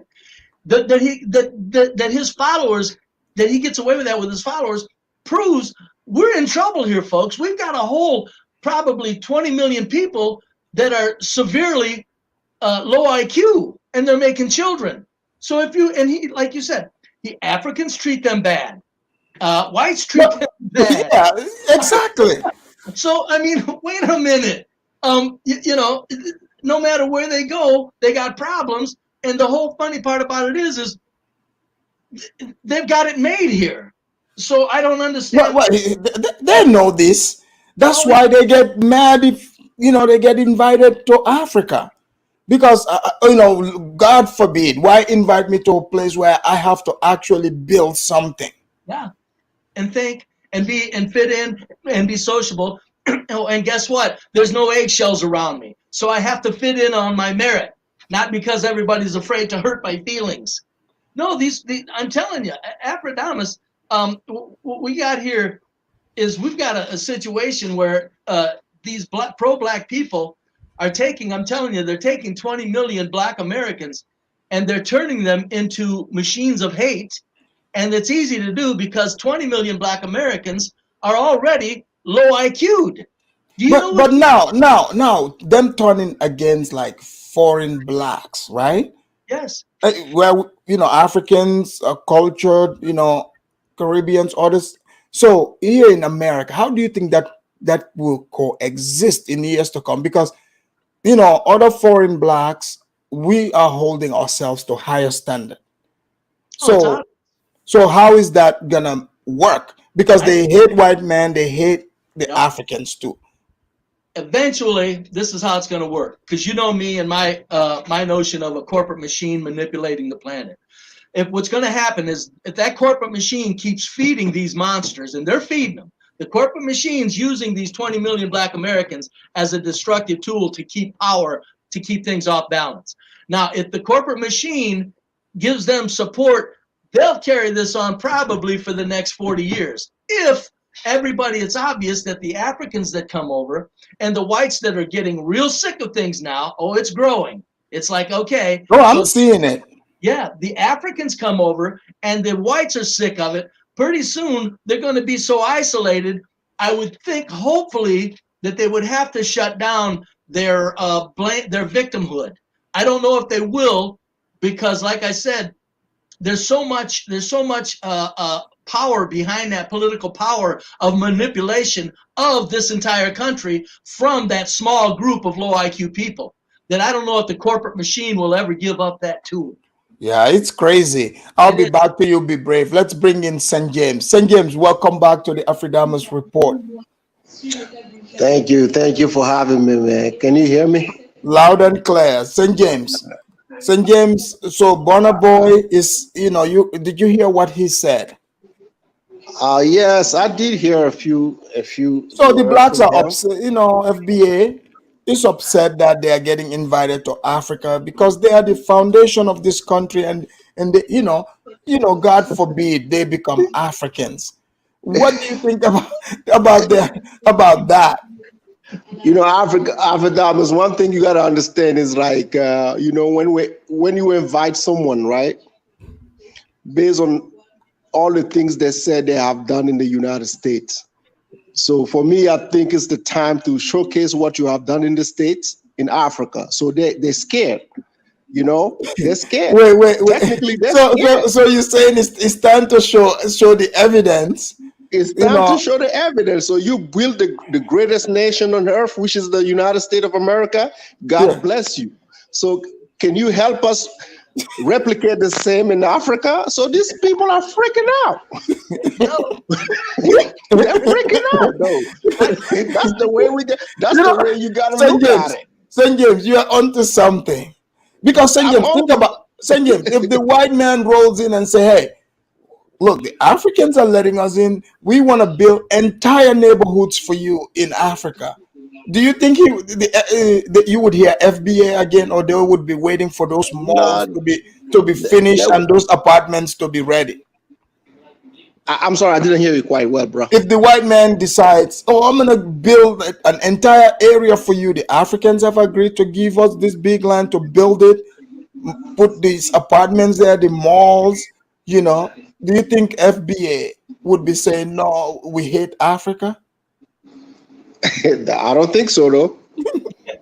I don't think so, though. I mean, it's like, you know, the type of Tariq Nasheed we already know, you know, it has to be about Africa for him to exist. You know, every time he turn on the news, an African American is in Ghana building. Every time he turn on the news, an African American is in Africa saying that he feels better in Africa. You know what? You're onto the ones that are going there. He doesn't want them to go to Africa. He just wants them to feel trapped. No, he wants them to be in America to be mad, hungry at the white man, and trying to prove that they're the best blacks and they're fighting for everybody else, and which is pointless. Once you see this African American go to Africa, man, you can see the look in their face, man. They're happier. They're happier, and you can't take that from them. So whatever it does in the United States is not working on these people. These people ain't trying to come back to the state like that. They're done with the state. You know, the proof is in the pudding. Afrodamus, I'm home right now, man. You know, I couldn't. Yeah, how's it going over there? Yeah, bro, everything is chill, bro, and you got the media lying on people, man. We're gonna talk about that later. Oh, you see, I'm watching this channel, right? I'm watching this channel called Trace Africa. Yeah, trust me, it's nothing but African music. Nothing but African music. I asked these people, who's the best rapper in America? People know nothing about that. Right. Like back in the day, you remember when we used to live in Africa, it was like we had the Jay-Z and the DMX. People don't even know who's popping in the States. That's what I'm saying. They, you know, that's what I think. That's why this FBA brand, they are freaking out. Because with the internet, they are seeing like when I went to Gambia in Africa, people were not listening to this American hip hop. So, you know, Burna Boy, do you think there's a sense of jealousy, and this is their way of trying to begging for African attention? Are they crying for African attention? Of course it is. Of course it is, because I don't even understand why Burna Boy is inviting these people over, bro. I mean, you don't have to. Like, yo, if you feel like Africa is popping, you know, catch a flight and come to the continent. You know, you don't have to be inviting people. Like, we invited them like 20 million times over. How much do you need? How much invitation do you need to these people? Those who like Africa will come. Those who don't like it, the like of Tariqs and others, they will stay in the state. They don't have no reason to come to Africa. And trust me, the Africans on the ground have understood that the continent should be built by them. They understood. So what is that's the vibe you're getting, right? That's the vibe. No, listen, Afrodamus, no one is talking about America. Where I am right now, right? We are even waiting for the United States to make a bad move, man. So they will be following the French. That's what people are talking about. Trust me. So they can get kicked out. Oh, of course. People are now feeling any powerful nation like back in the day, like 20 years ago, where you can come in and you can talk your talk and people will listen. People are not ready for that anymore, man. It has to be concrete. You have to show what you can do for us. If you can't do nothing, go back to where you're from, man. People ain't got no time, bro. They ain't got no time. Yeah, you know, and that's the way it should be. That's the way it should be done. Out. That's the way it should be done. And for the Black Americans, right? you know, we are getting them exposed to the continent. If you want to build, build. You know, all the time when I watch on YouTube, right? All these houses being built in Ghana, Afridamus, who is building them for them? It's Africans. Right. It's Africans. At least we know how to build. We can print out houses that we built freely. How come can you say that you built back then and somehow, somewhere you started, they lost their knowledge. They lost their building? Thank they you. lost You their stopped knowledge. building? Africans were building for way, I mean, I don't know. I mean, and we kept doing it. That means we haven't lost anything. And you lost it? For what reason? So something is fishy. Something is fishy somewhere. And we're going to come to the bottom of it. Slowly but surely, we have to come to the bottom of it, because the one that comes to Africa, no disrespect, but at least they still see Africans building. This is absolutely correct. You're right. Let's go to Mike. Thank you, St. James. Mike, welcome to the Afridamus report. Mike, did you hear what Burna Boy said? Yeah. Did he say anything wrong? I would say yes and no. Now, this is what I say. Like, I've always asked this question for years. Like, why do a lot of these black journalists always assume that entertainers, celebrities have answers to everything? I don't know why. Like, I've always asked that question for many years. Why do you always, okay, if someone is a musician, if you're going to interview him, talk about music, ask him questions about music. If someone is a basketball player, he's a human being. This is a human question. Inviting people, like, what did he? What did he say wrong? I get it. When I say yes and no, yes means that you should just ignore the question. No means that, okay, you're asking Burna Boy a question about Black American society when Burna Boy has never lived in America. He's not a Black American. He's never lived there. It's kind of like and unfortunately, why I'm wondering why these people are responding in this manner is the fact that we all know that Burna Boy wasn't coming from a place of malicious. He's not coming from a malicious. No, but what I'm saying, what did he say? He didn't say anything that was malicious, but obviously, exactly. That's what I'm saying, Mike. He was just speaking ignorantly. It's kind of like me, for example. No, but Mike, what did he say that is ignorant? That is not true. No, I would say, okay. Let me put it this way. It's like a Jamaican journalist. I've never lived in Jamaica in my life, right? But I know a little bit about Jamaica based on my interaction with Jamaicans I've met, or internet, or movies, TVs. But it's like a Jamaican journalist not asking me a question about Jamaican society. Of course, I'm going to try to give my response based on the little knowledge I know about Jamaica from my interactions or from what I've heard from music, TV. But I may be coming from a good place. But no matter how I try my best to give my best response, I'm going to sound very ignorant to somebody in Jamaica. No, Mike, here's what he said. He said, right, literally, which, this is, you don't have to live here to know this, to know the blacks' history, right? He said the Chinese have a home base.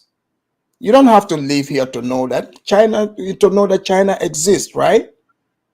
The Italians have a home base. Like you, me, we have a home base. Yeah, I get it. Right? The blacks are the only ones who don't have a home base. How is he wrong? I will say is technically okay. This is what I say. I think it to the sensitivity of some, like me, for example. No, he's inviting them, like Mike. But listen, people get, what I'm saying is, he didn't say anything wrong. Let me agree with you. That he didn't say anything wrong. But no, he's someone like you will expect that some Black American who feel offended by it. Meaning, someone like you and I. Listen, someone like you and I that's lived in America, we know that there are some African Americans, they're very sensitive, especially those guys who are raised by single mom. They have zero emotional intelligence. So does that mean piss them off? Does that mean every little thing you say about them will piss them off, even if you're coming from a good place? But Mike, yeah, that doesn't change the facts. That doesn't change the truth. I don't think I'm disagreeing with you. Well, I'm not disagreeing with you, but what I'm trying to tell you is, you're saying Burna Boy, the only part when you say what he would be ignorant of, because he's a let me finish. Okay. He's around the entertainers. He thinks the positive vibes around this. It's all fake right there. And this is the unity. So what he said is, if we unite, blacks all over the world would be, we will be strong. He's not only talking about, and in fact, he talked about African American, not the FBA. FBA, they believe this is their home base. So then they shouldn't even respond to this. He's not talking to them. He's talking to African American. Now, let me ask you this question, one of Afridamus. Like, okay, you and I, if we were asked that question, you and I expect that if we respond the way Burna Boy responded, I would be set on fire. We will expect that those people, those emotional people like Tyreek, we will expect that they're going to react like that. But Burna Boy did not expect that.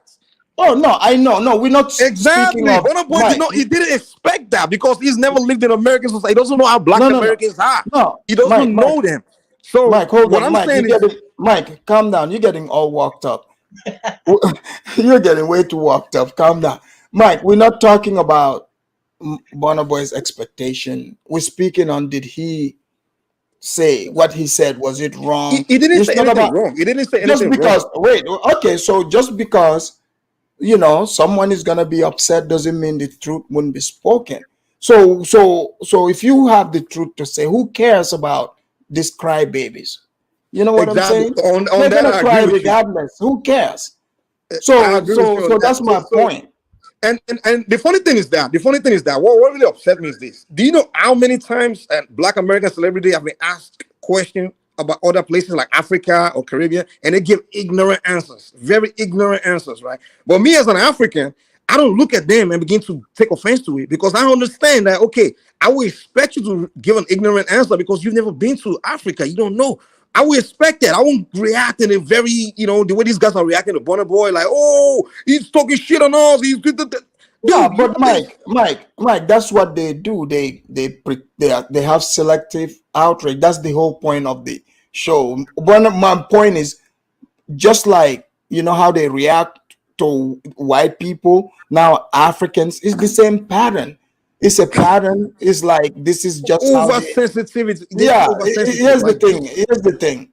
Burna Boy, like you say, he did not say anything wrong. Like saying, if blacks unite, all over the world, we will be strong. Mike, if they want to cry over that, let them cry. Come on, man. Are you kidding me? I agree with you. It's just like the fact that they know that, okay, this guy, he has not lived in America. Of course, you don't expect him to give a perfect answer. No, the answer,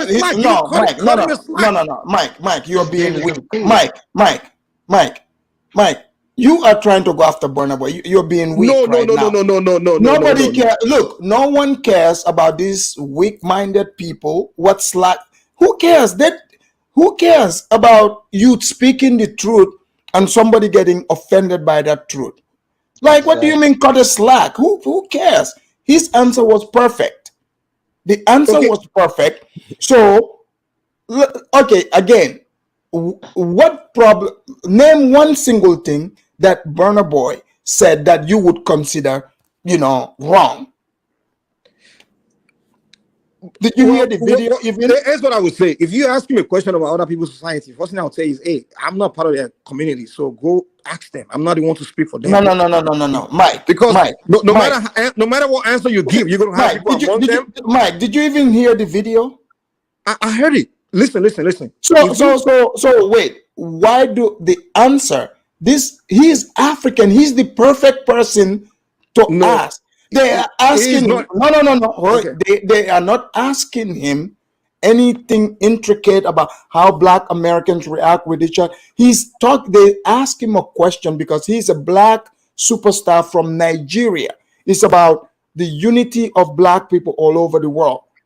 Go and listen to the question. That's what the question is. You know the mistake these people that are going after Burna Boy is doing? Who they're supposed to be going after is their own journalists. They're Black journalists. Because what I notice in America is when white journalists want to ask questions about white people's social issues, they go to the expert. This is not a social scientists. They don't go to Lady Gaga. They don't go to Britney Spears. They don't go to celebrities to give answers to their social.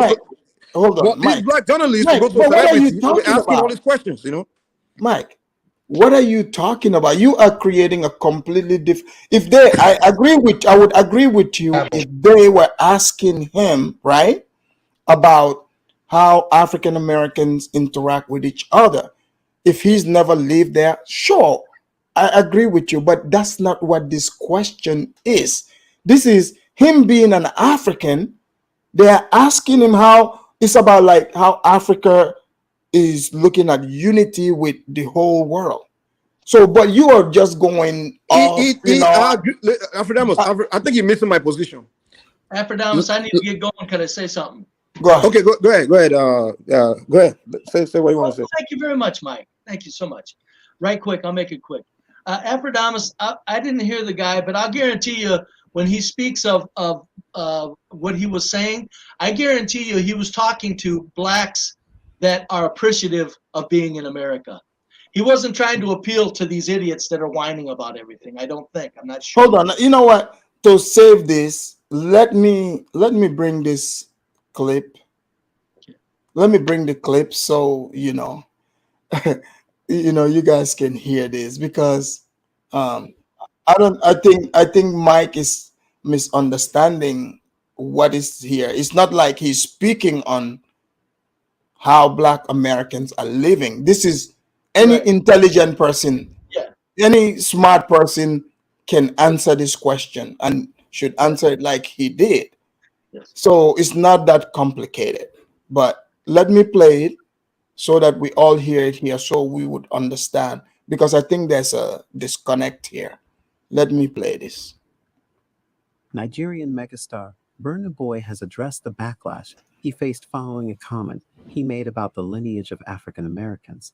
The renowned African musician, who recently performed at the NBA All-Star halftime show in Utah and has been scheduled to headline the upcoming UEFA Champions League final in Istanbul in June, made a statement that some African Americans found offensive, in which he emphasized the significance of their return to their homeland from the diaspora. Welcome. This is Rain Smith, and you're watching the New Africa channel.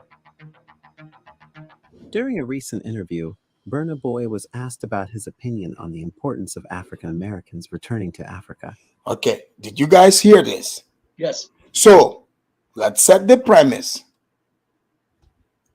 Burna Boy is asked about African Americans return to Africa.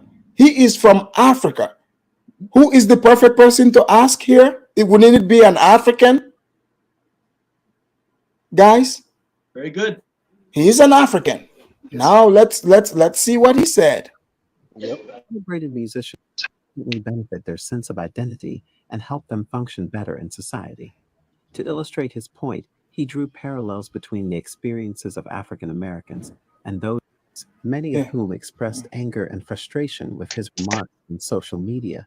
They believed that his statement meant that they were no true Americans but Africans. You know why? Okay, let's use America. So listen carefully what he said that they are upset by. Because we can use anywhere, but let's just use America, right? Why do you think the Chinese American, has their respect, and they don't with African Americans go through? Even though they might go through their struggles, I'm not taking anything away from them, but they don't go through what the African American goes through. You know why? Because the Chinese American he actually knows where he's from in China. Right. And they have support from the Chinese government. You understand? All right. So, Mike, did you hear that? Yeah, I hear that. Okay. Yeah. So, all right. So did you hear that, right? Yes. Okay, that let me play a quick, so you hear part of it. Like the Italian American, they know where their grandparents came from in Italy before. They know the first person in their family to come to America to start that line that made them Italian American. They know. You understand what I'm saying? The same goes for everyone else except the African American. Exactly. So you don't have to live in America to know that any intelligent person knows this. Like, you don't have to live here to to know that. You know what I'm saying? Afridamus, I think you're missing my position here. Let me make my position clear. You think I'm disagreeing with you, but I don't think. No, I'm not saying that because I'm just trying. I don't know. Let me make my position clear. Let me make my position clear. Here's my position here. You and I, we've lived in America for many years, and we know there are some Black Americans. They just don't like Africa and don't like Africans for whatever reason. I don't know. So to avoid drama with them, you just leave them alone. So that's my point. So when I'm saying Burna Boy, wait, you and I, you and I, if that guy would ask us that question, we would just ignore the question. No, that's not true. Speak for you. If Burna Boy had lived in America for many years, he wouldn't have answered the question. No. I'm not getting into people's business. Mike, that's not true. Mike, people like Tariq Nasheed, they're going to take wrong with it. Hold on. Propaganda with it. Go ahead. Mike, stop it. Mike, you are projecting. You're projecting what this man said here. There's nothing wrong with it. I'm not saying anything is wrong with it. So you are saying you would be a coward not to answer an honest question. Is that what you're saying? No. I'm not saying that. So avoid the drama. Because don't answer it. Now we have to deal with all this drama all over the place. No. It's Tariq Nasheed, all of them. We have to deal with all this drama. Mike, if you're thinking about what Tariq would say, that means you're being a coward. If you're thinking about drama, so you enjoy all this drama going on, like this. What drama? Who's dramaing? They are the ones getting pissed. Oh, okay. Drama, then that's fine. Hold on. Let me finish, Mike. What you are saying, because a child would throw tantrum, therefore, if you tell the child that, hey, eating too much candy is not good for you, but the child is gonna fall on the ground and start kicking. So because you're scared of that drama, so you just scared. That's scared. You literally are saying you're scared. That's what you're saying. No. It's not about because if the man is not wrong. You're getting. Listen. If he's not wrong, he's getting into their business, knowing. Oh, here we go. Just leave them alone. These people, if these people don't like you, just leave them alone. That's my position. Okay, fine. Let me allow the panel to respond to your take on this. I don't know, Mike. You just scared. Mike, Afrodamus. Let's just be honest. Yeah. Burna Boy, they asked him a question about how did he feel about African Americans or Black Americans coming back to Africa. He gave an answer. Said yes, it's good. It's good. He said because let's be honest. Even the white Europeans that came to that territory called America today, a lot of them know where they're coming from. They have their home base.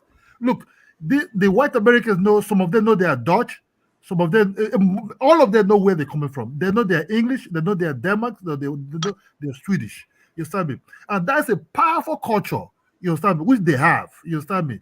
They know Rafut, they know Bodat, you understand me?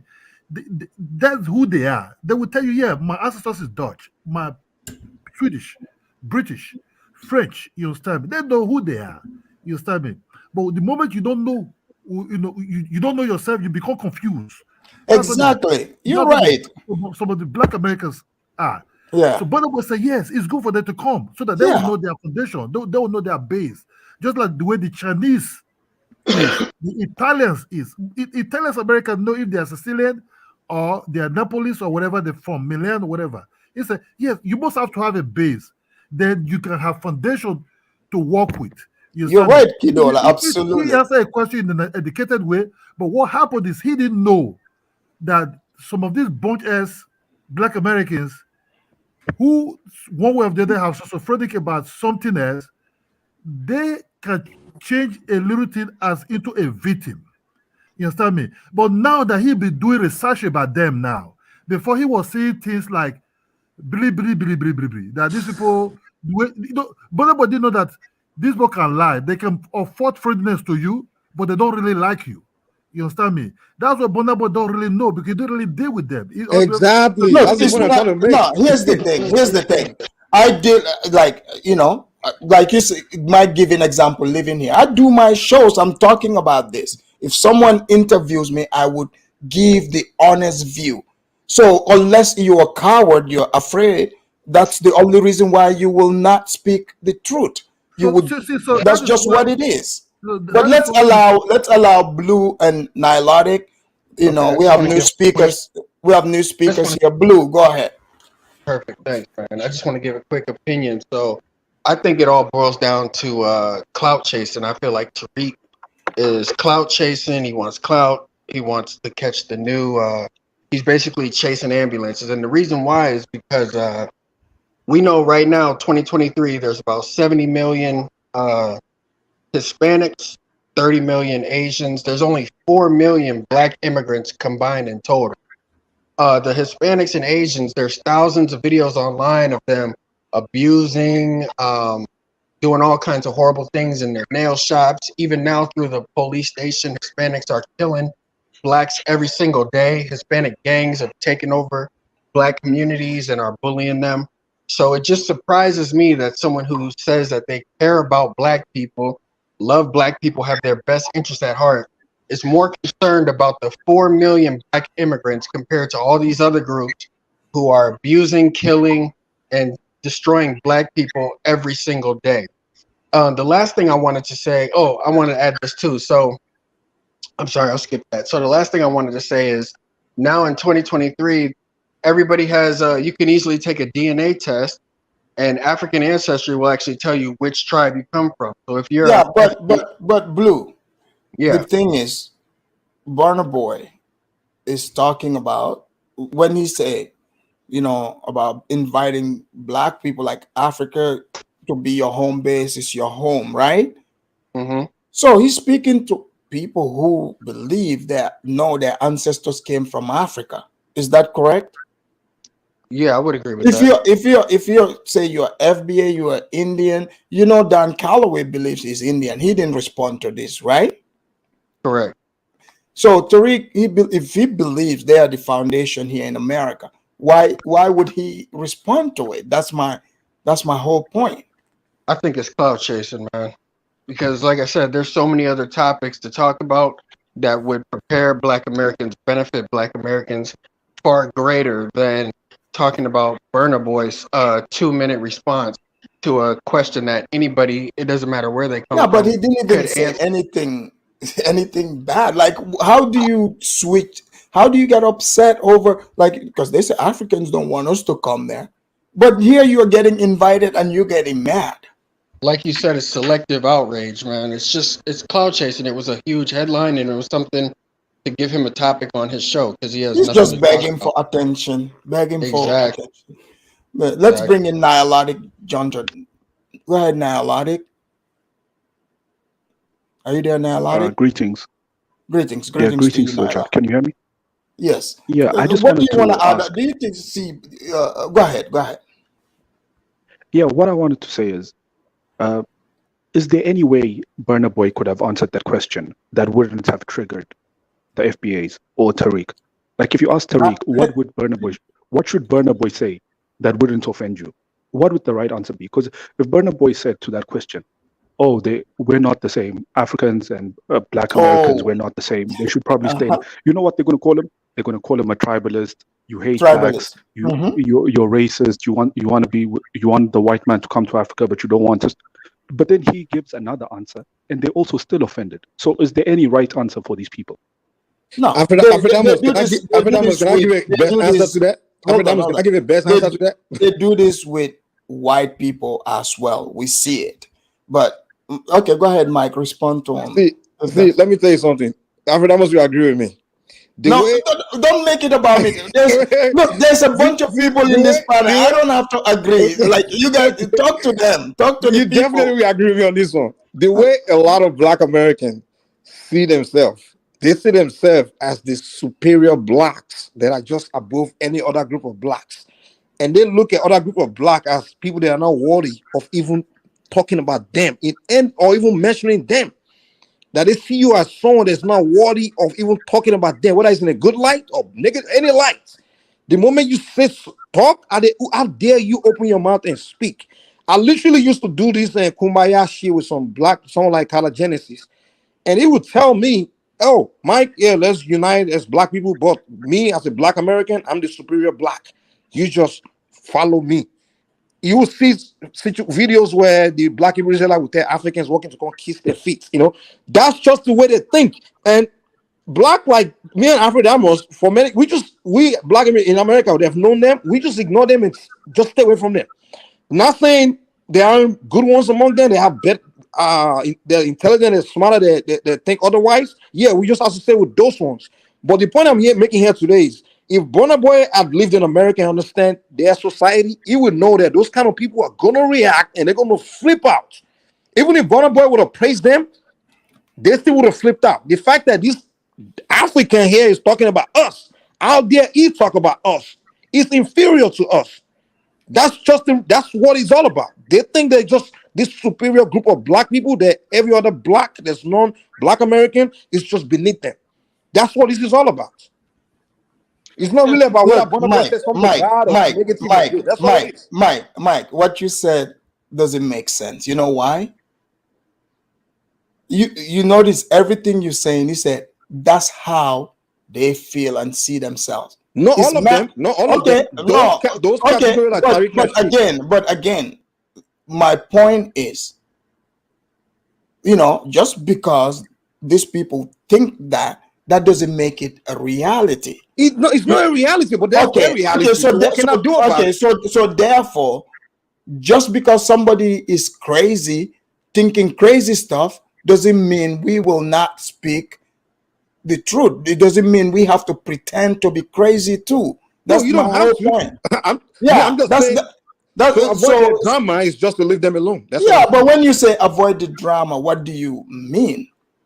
So for those that want to avoid the drama, just leave them alone. Yeah. For those that want to avoid the drama, go ahead and respond to them.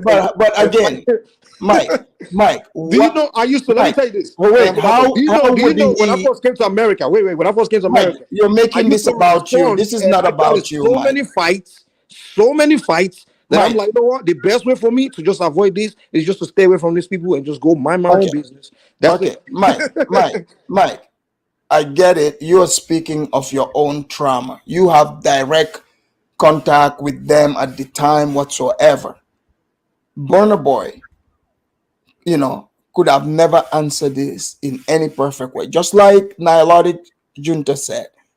All right? There's two ways to, because now Tariq is saying they are not from Africa, blah, blah, blah. Right? If Burna Boy had answered that question that way, saying, no, they're Americans, they are not us, we're different people, right?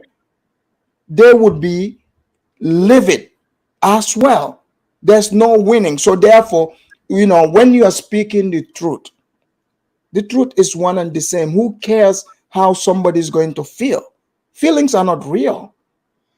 No one cares about how you're going to feel, because when someone speaks, I have no control over how you interpret what I'm saying, how you respond to it, your low self-esteem, your level of intelligence.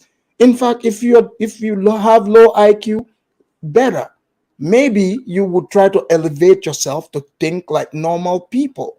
You see what I'm saying? So literally, you are doing just like the white liberals. They are like, these people are touchy, they are dumb, so therefore let's pretend like they are not. How is that helping? That doesn't make any sense. That's just being a coward. It's just going to destroy the world we live in. Plain and simple. But Afrodamus, on what he said, the only thing I would say to the young man is, because what he said was very true. But in America, the land of immigration, when you get here, you very quickly leave behind your base a lot of times. My father was from Hungary. I don't care about Hungary. Many whites are from second, third generation from other countries. We don't care about any other country or any other base. Right. We're here. So I think he overlooked that reality a little bit when he spoke of that. But however, you are correct.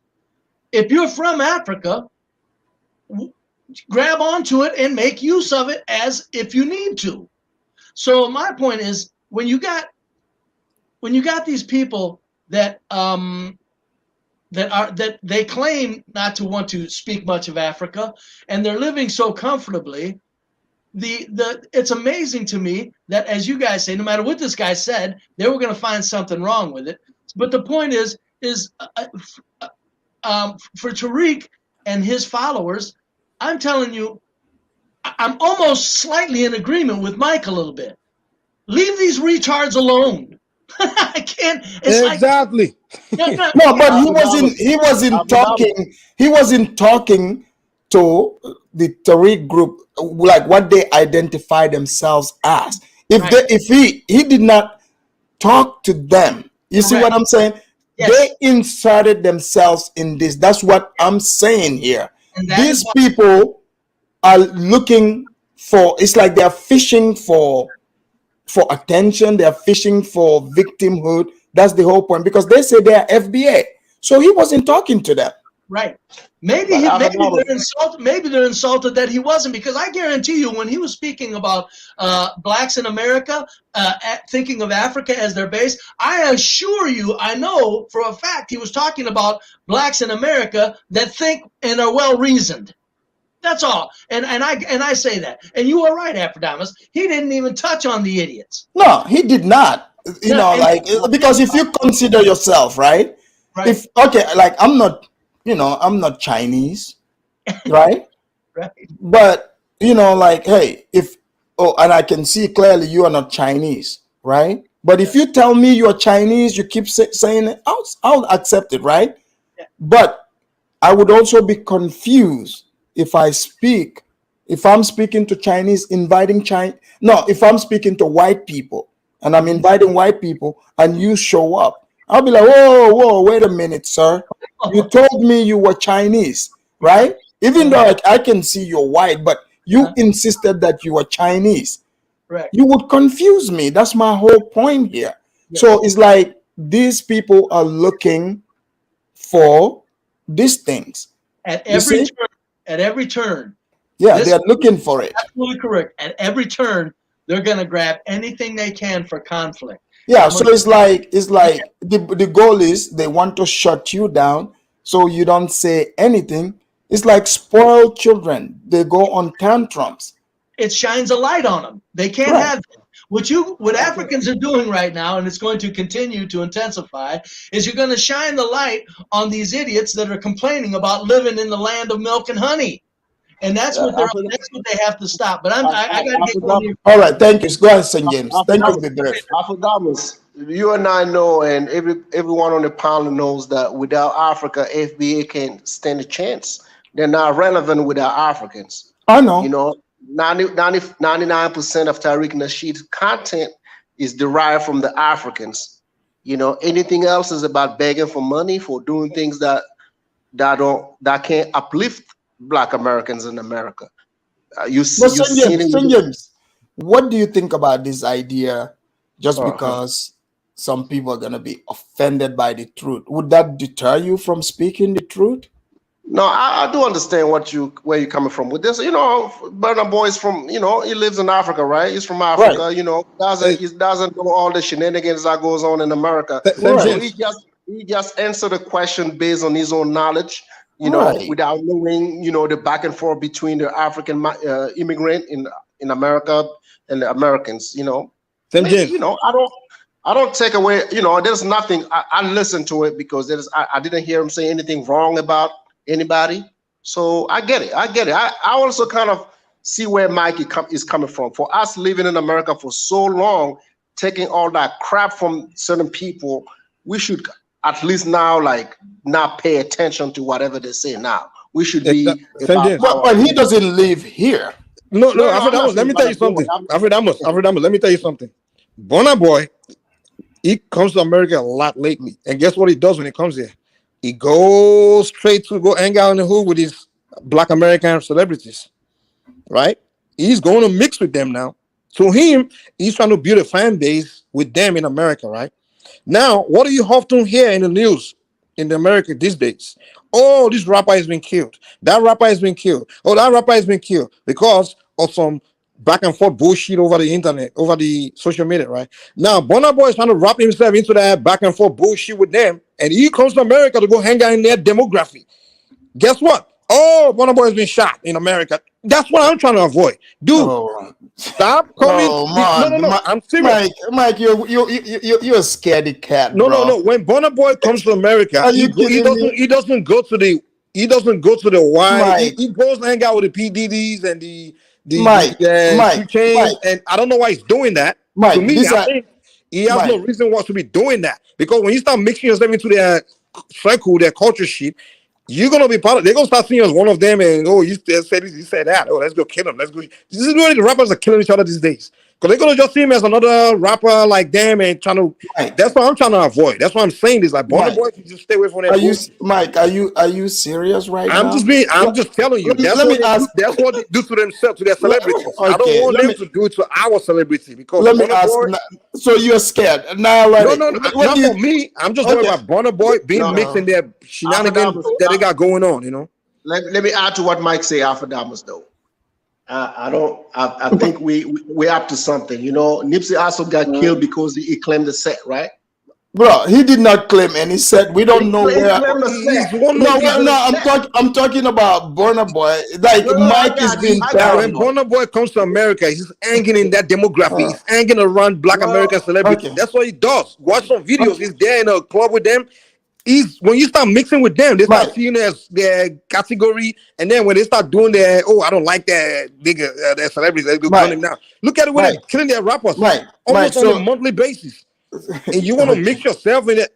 Burna Boy should stop coming to America and be mixing with them. That's what. If you start, then I can say, hey, that's him. Me, I'm just looking out for my boy. That's so, all. Mike, these celebrities he hang out with, he's gonna get shot because he invited them to come to Africa. Okay, let's send you. Afrodamus. Oftentimes, some of our African celebrities, right, when they come to America, they try to overdo it. You know, they try not. You know, if we don't have like some Mike, me, or you, or anybody that lives in America, you see these folks, man. They're gonna act like, you know, everybody loves us.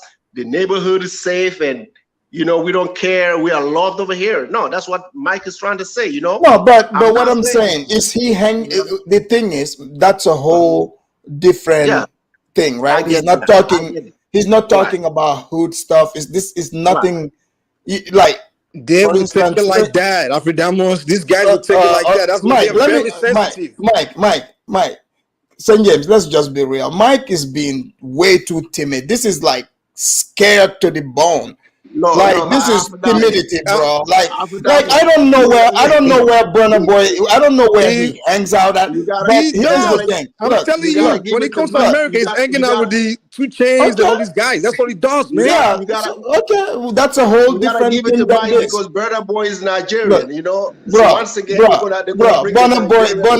Burna Boy is a big boy. He knows what he is doing. He knows what he is around. Mike just needs to chill. He doesn't know America like that. He does not know America, man. Mike, the circle he rolls in, you don't know that circle more than him. You've never been in that circle. So just calm down. Go ahead, Nyladi. Nyladi, so what do you think about all this? I think Mike and St. James, they've lived amongst FBAs for so long. Now their attitude has changed. I think they just don't want any trouble. And you don't care. That's the problem. Like, what do you mean? I don't like elaborate. Like, go ahead. Go ahead, man. And he was talking about African American, not the online FBS, just like Chaotic said. So that's the point I'm trying to make here. So these people, so if anybody wants to do whatever you guys are saying, they would find a way to do it regardless, because he's not even talking to them. What they identify as, he wasn't talking to them. So if these people are infusing themselves, what you're saying, don't you think if they have a reason, like they're going to look for whatever reason? That's just the truth. You can never satisfy someone looking to be angry. True. Like Burna Boy didn't say anything wrong. But when you're I think the FBA is whatever an African says, they're going to come against it because they have to create this for the movement to survive. They have to. It survives on drama. Like if there's no drama, then what are they going to sit around and talk about? It's not like they're talking about creating their own nation or doing anything. So it's always the next drama. Like every week there has to be a new drama they have to talk about in order to sustain the movement. Look, first of all, this, have you seen what most of these people look like? Some overweight people, old Negroes are gonna go look for Burna Boy because their feelings are hurt. Are you guys really serious right now? That's what these guys do. Look at listen. Mike is just being scared. Just relax, my guy. I'm not related to Burna Boy. I'm just telling you the obvious. Look how many. Listen, look. If you go look at all these Nipsey, also all these rappers, list of them. Look, and go find out what they said. No. They didn't say anything that's serious. It's I just tried jealous, to bring the emotional. information to you, and you didn't listen to me. I got a lot of information about Nipsey Hussle, man. I'm gonna bring the information to you later. Yeah, but Nipsey's a gangbang. He's a gang. He was in the gang. Not a gangbanger. He just called the gang. Not a gangbanger. He was a blood. He was a blood. He grew up in. Burna Boy is not a gangster in a hood. That's my point. When Nipsey Hussle came to the music, he wasn't trying to gangbang in his music. Yeah, but he grew up here. He's part of a set. No. He was doing a little bit over here and over there. But when he came to the music, he was trying to go clean. One of his friends took him to a set to protect him. That guy name is Cowboy. You can listen to the interview. He took Nipsey Hussle so he can claim a set. And, yeah, but Nipsey is but St. James, let's be real. Like Burna Boy didn't grow up here. He comes here. No, I get right? Afrodamus. He comes here. Like that's a whole different. Burna Boy say what he gotta say and went back to Nigeria. Wherever he goes, right? Who is left to do the conversation? Us. Well, we're choosing to. We don't have to. But again, if you're gonna be scared to have a conversation, just don't have it. Listen, Afridamus. My conversation is what I said. It's like I'm in the Nigerian community in America, and many of us, when Burna Boy comes there, we know. Trust me, I'm a Nigerian. We know. And he's a grown man. This is a grown man. Listen to me, but let me not. This is a grown man. You're trying to talk about to track where he's going. But you're changing it. Hold on. Allow Judah. Allow me to make a point. I don't know why you're doing this. Just allow me to make a point. Listen, I know those Nigerian celebrities. I'm no different of them. Like some of them, like they come to the Nigerian community, but there's some of them they want to connect with the Black Americans. Like Burna Boy, for example, whenever he comes there, he's trying to go to the hood to go connect with the Black Americans in the hood. Okay, even that club, that club where he did an interview, it was the Black American club. All right, Mike. If he wants to do that, he's a grown man. That's his because life. He's from Gambia, so if they shoot him, then you're gonna be laughing. Oh, they killed a Nigerian. I'm a Nigerian. I know you don't care about Burna Boy's life. I give a shit. Okay? So don't be. Mike, hold on, Mike. First of all, you do not care about Burna Boy more than Burna Boy cares about himself. And you he doesn't know. He's ignorant of American society. Hold on, Mike. Let's not sit here and pretend you do not care about Burna Boy's life more than he does. You don't know danger more than this man. So just wait. You say Burna Boy knows America better than me? That's what you're telling me. Look, whether he knows it or not, that's not the conversation. What I'm trying to tell you, what I'm telling you here is this outrage you're doing, just like the FBA people pretending that Burna Boy is a grown ass man. Okay, he knows where he's going. Nipsey also was a grown-ass man. Hold on. Wasn't Nipsey also a grown-ass man? All the other rappers has been killed. Are they not grown-ass man? Okay. What are you talking about, Afridamus? Okay, how did we get into rapper getting killed here? It's the same thing. Oh, they get killed over some social media discussion. Okay, hold on. What have you been doing? Okay, let's allow Judah. Mike, you St. James, are you getting what I'm saying? I'm confused, but go ahead, Mike. Go ahead, Judah. See, Mike is talking as if Burna Boy just come to America and just go by himself. Burna Boy gets people that are surround with him. Like he has people that surrounds him, and they know America more than Mike on this panel. Exactly. How do you know that, Jude? How do you know that? Just like Nipsey Hussle got some people from the set, and he ended up getting killed from Exactly.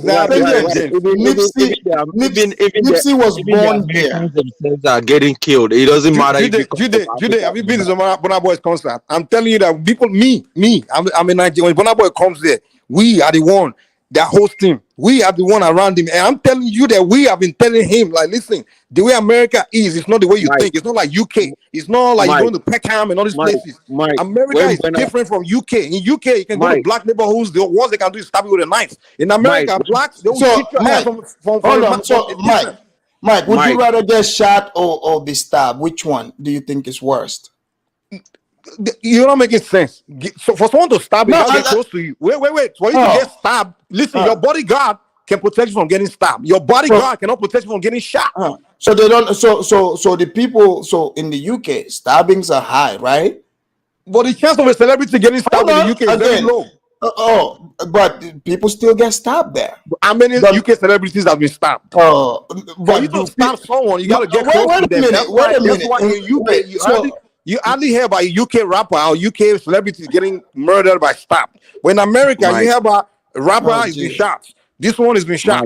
It starts from he made a comment on social media, and he went to LA. He went to eat in a raw school, and the guy heard about he went into raw school. That guy that got killed in LA that guy was eating with his girlfriend in raw school because somebody found out on social media he walked into the raw school. Mike, stabbing is more dangerous and worse. It's more dangerous, but the chance of death. That's all I'm saying. The chance of death is higher. That's my whole point. It's lower than getting.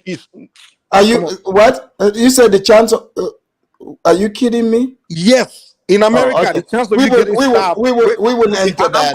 Allow you that. No, I don't want to open that. I don't want to open that. Compared to how many rappers been shot. What's the ratio? I'm not going into that zone. We'll stay on the topic. Go ahead, Jude.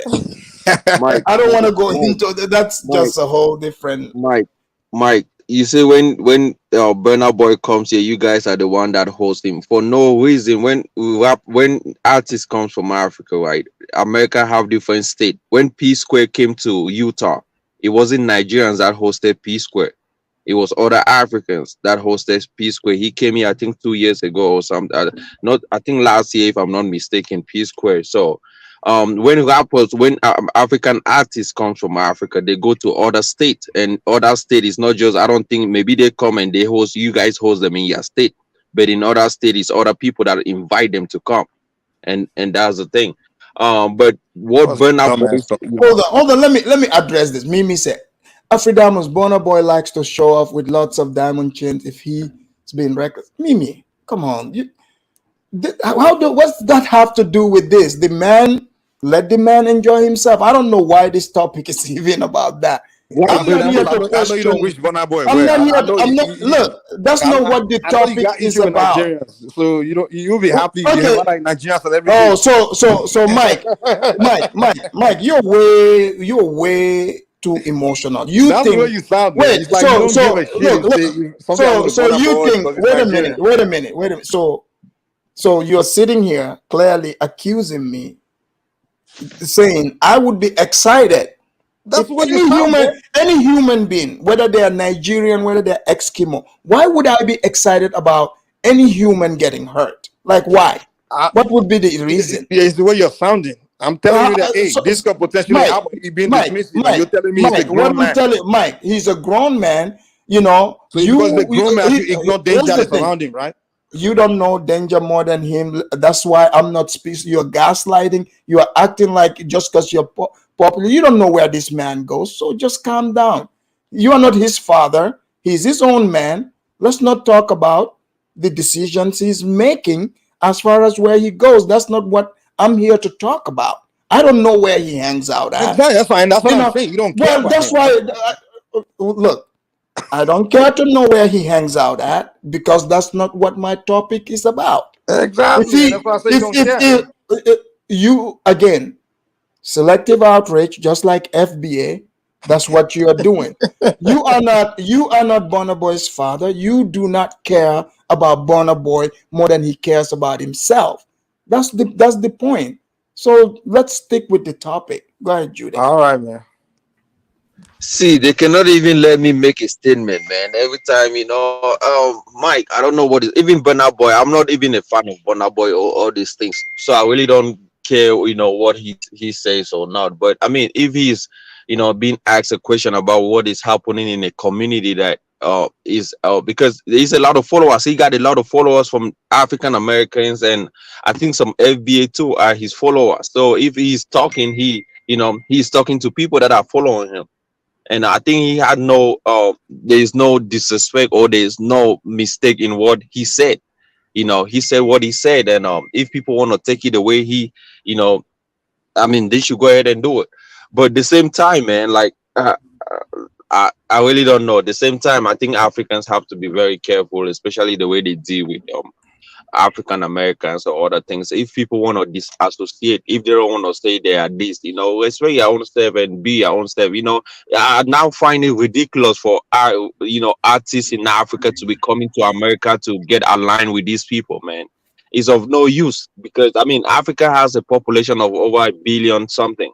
And spend time on the continent instead of coming over and say, oh, big names, I want to do collabo with this, but it just makes no sense at all because the hip hop, even in America, or the FBA music is dying down. So you aligning with these people makes no sense. You should be aligning more with Africans, and that's just it. Mike, you should set up a Facebook page for the Burna Boys fan club. Based on what? So you can tell him, where not to hang out at. You wild, bro. Let's do it, man. Yeah, open up a Burna Boy, boys fan club, and give him the 411. Hey, don't go to this block, that block. Do you Afridamus, when you first came from Africa, did you know like from neighborhoods from every neighborhood look wait shut up Jude, hold on. Mike, I'm not as popular. Hey, Mike, you say shut up, did I say anything? Hey, Mike, chill, man. I did not say anything. Sorry. Don't start getting No, hold on, guys. Let's get bro. Okay. Come on, man. Nylotic, go ahead. My guy now. Let me joke at the joke. Go ahead, Nylotic. Oh, I just wanted to say, Burna Boy is not the same as the average African who comes to America. By the time he comes to America, he has managers, he has like a team behind him that know where he needs to go in order to build his brand when he comes to America. And when you say he's hanging out with FBAs, bro, he's not hanging out with the average FBA. He's hanging out with like multimillionaires and billionaires like P. Diddy, Jay-Z, and all these people. Because those are the These people are he needs the to be rich around people. In order to build his brand in America. Like, he knows what he's doing, bro. He has a team. He doesn't need you to tell him where to go or where to be. Like, he has a team. That's their job, to help grow his brand. And he's just doing what his team tells him. But my question is, where did FBA build their own brand? Did they build their own brand by going to Africa too? No, they should. Why should Africa Huh? Bro, America is the global empire. If you want to increase your wealth, sooner or later, you're going to have to come to America. And no, make man, no. Like everyone in the world. Wait, hold up. Afridamus, who's the biggest artist right now? You could say it's that Latino guy, Bad Bunny. Doesn't he come to America, even though, he could just go all around South America? That's inferiority complex. That's inferiority complex. Judah. Come on, Judah, be realistic now. Look, I know, we're here to lay it out, but be realistic and make sense, Judah. Come on, man. Afridamus, can I ask Judah this question? Which concert makes you the most money? If you had a stadium concert in America, or if you had a stadium concert in Africa, where would you make the most money per performance? In Africa, you make more money than here. You're dumb. Do you know how many people that pay them more money in Africa? Wait. They pay them more money in Africa to perform than in America. Even peace with the Nigerian artists, even saying it like, yo, it's a joke. Like whenever they invite them to Uganda, invite them to wait. They said it themselves. These artists, they say they make more money in Africa than in America, in concert in Africa than in America. They said it themselves. Bro, Even what's his name? 50 Cent. 50 Cent. The first time. Wait. 50 Cent was. He said it himself. He said, "Dude, they invited him to Nigeria. They paid him $1 million to perform. $1 million." He said, "Though in America, dude, they have to do like 50 shows. They won't get close to that, dude." In Africa, these artists are making more money with concert. In America, what the American artists make money from is like endorsement deals. Like maybe they get endorsement, and there's only few of them that get it. People like the Jay-Z, they got to shoot deals and stuff like that. But as far as Hold money on. Okay, hold on, Mike. Hold on. Let me read this real quick. Mike, I did not know you're a music executive, but hold on. Let me read this. Akil said, "You all are obsessed with FBA." No, sir, we are not obsessed with FBA. It's the other way around. See, we were talking, Burna Boy was talking to African Americans. And FBA, you guys are no longer African American. You guys are Indians, remember? You're part of the Indian club. He said, but he went on to say West Africans can unite with diaspora in Jamaica, Haiti, Trinidad, Brazil, Colombia. He repeated Brazil twice, who are culturally closer to you. Well, sir, nobody's calling you to come over there. We're just addressing how you guys found the way. Africa has a population of 1.something billion. Why should we be joining with these other people? Like, why do you have to be inferior to think that American music is up there? Like, Africa has to portray themselves as being the bigger brother. You guys have a bigger population. You guys have your own land. You guys make your own things more superior than what you expect. Oh, America is big. They are this. Come on, man. That's what Judo, that's what killed what's his name? D'banj career, right? D'banj, he had a deal in Africa, right? Nigeria. He and John Jazzy, they were partnering, working together, and he was making a lot of money. And the guy decided to dump his team in Nigeria and wanted to link with Kanye West, thinking he was gonna break down in America and become rich. And that was the end of his career, dude. This guy is better off. Most of their wealth is from the deals in Africa, dude. Like the labels in Africa. That's where the money is right now. And now it's no longer just American artists, because before the social media era, it was just the mainstream media, and the companies that own most of the global mainstream media were American companies. So they were promoting American artists back in that time. So the whole world were only exposed to American artists. But now artists are seen known through social media. So now the whole world is on social media. That's why these Nigerian artists are just like blowing up, overtaking the American artists, So forget that. Some people still have that mentality that, oh, it's still America, it's still America. Even some of these artists in Africa are still having the same mindset. Like in America. No, you don't have to. You just have to I even saw a big artist from Africa came and did a collabo with an underdog artist in America just because he's an American or he's a rapper. Come on, man. That mentality should stop, bro. And it kind of derails your own, what people expect of you. It's just not of good standard. Africa should change. We have a standard and we should build that standard, build that continent. If not, then we're always going to be looking at people more superior to us. And that's where the problem is, because even Burna Boy do not even feel confident as African. He wants to talk about these people to still get on the limelight, to be, and that's, I don't blame him, but that's what they believe, But Jude, for us living in the state, right? We should be inviting the Africans to come to the state for the exposure. So once they get the exposure and they get to find out exactly. But what is exposure, though? The exposure is for them to find out how America works. Through the conversation, some people may feel like we are some type of way, we are failures, and we don't want them to see the exact truth. So that's why you have to put all the information so they can come for themselves and get exposed to the reality in America, so they can make better decisions. That's the way I look at it. It's not about American artists go to Africa for exposure. No, I get your point. You see, when we start talking about making money in the States, I wanted to chime in on that, because most of the Francophone Africans, they don't even come to the United States like that, but they make their money in Europe, France, and all that. They pack the stadium all the time. They make a lot of money, but they still want to go to the state for some reason. I don't know why. You know what I'm saying? That's inferiority complex. They believe that they are not strong enough. Absolutely, but you can't stop them from going to the States. You can stop them from going to the state because it's being urgent since for quite so long that they have to go to the state to to get the information they need to get. You see what I'm saying? So once they get that, someone like Burna Boy, right? I know he already went to a record label in the United States. He already seen how much he can get paid in the state compared to Africans and other places. So he can make better decisions. That's the way I look at it. Exactly. St. James, this is what I wanted to tell them. If you do a concert in America, you guys can even check this yourself. You can go on Ticketmaster and look at how much Burna Boy charges per ticket when he's doing a concert in America, and how much he charges when he's in Africa. Bro, it's not the same. Like, this is how I know you don't know what you're talking about. Artists change the price of their tickets depending on the country they're performing at. Because what they do is they look at Burna Boy made it anyway. Mike, you're being dumb, bro. Like, you're literally denying facts now. You can go on Ticketmaster and look at it. Yeah, the Ticketmaster. Wait. Let me tell you how it works. Let me explain it to you.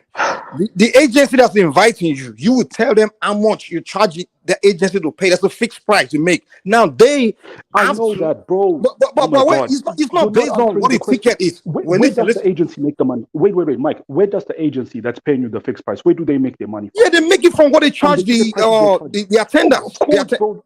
Yes, don't be dumb. So therefore, if they're charging more in America, that means they're paying them more. Okay. But wait.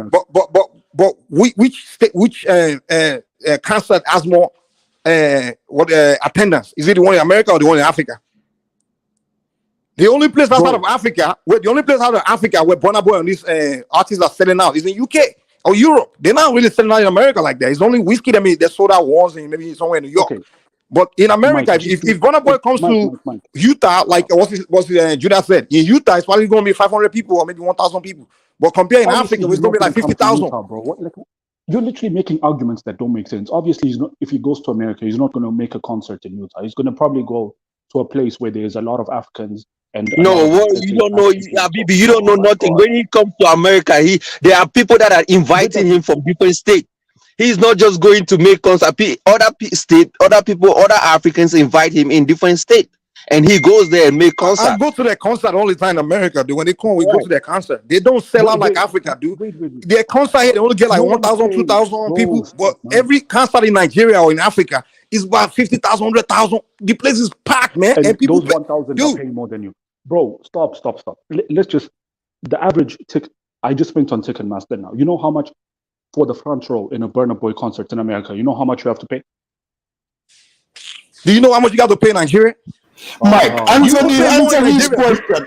Mike, just answer his question. I'm answering. I've been to the front page. He's asking you.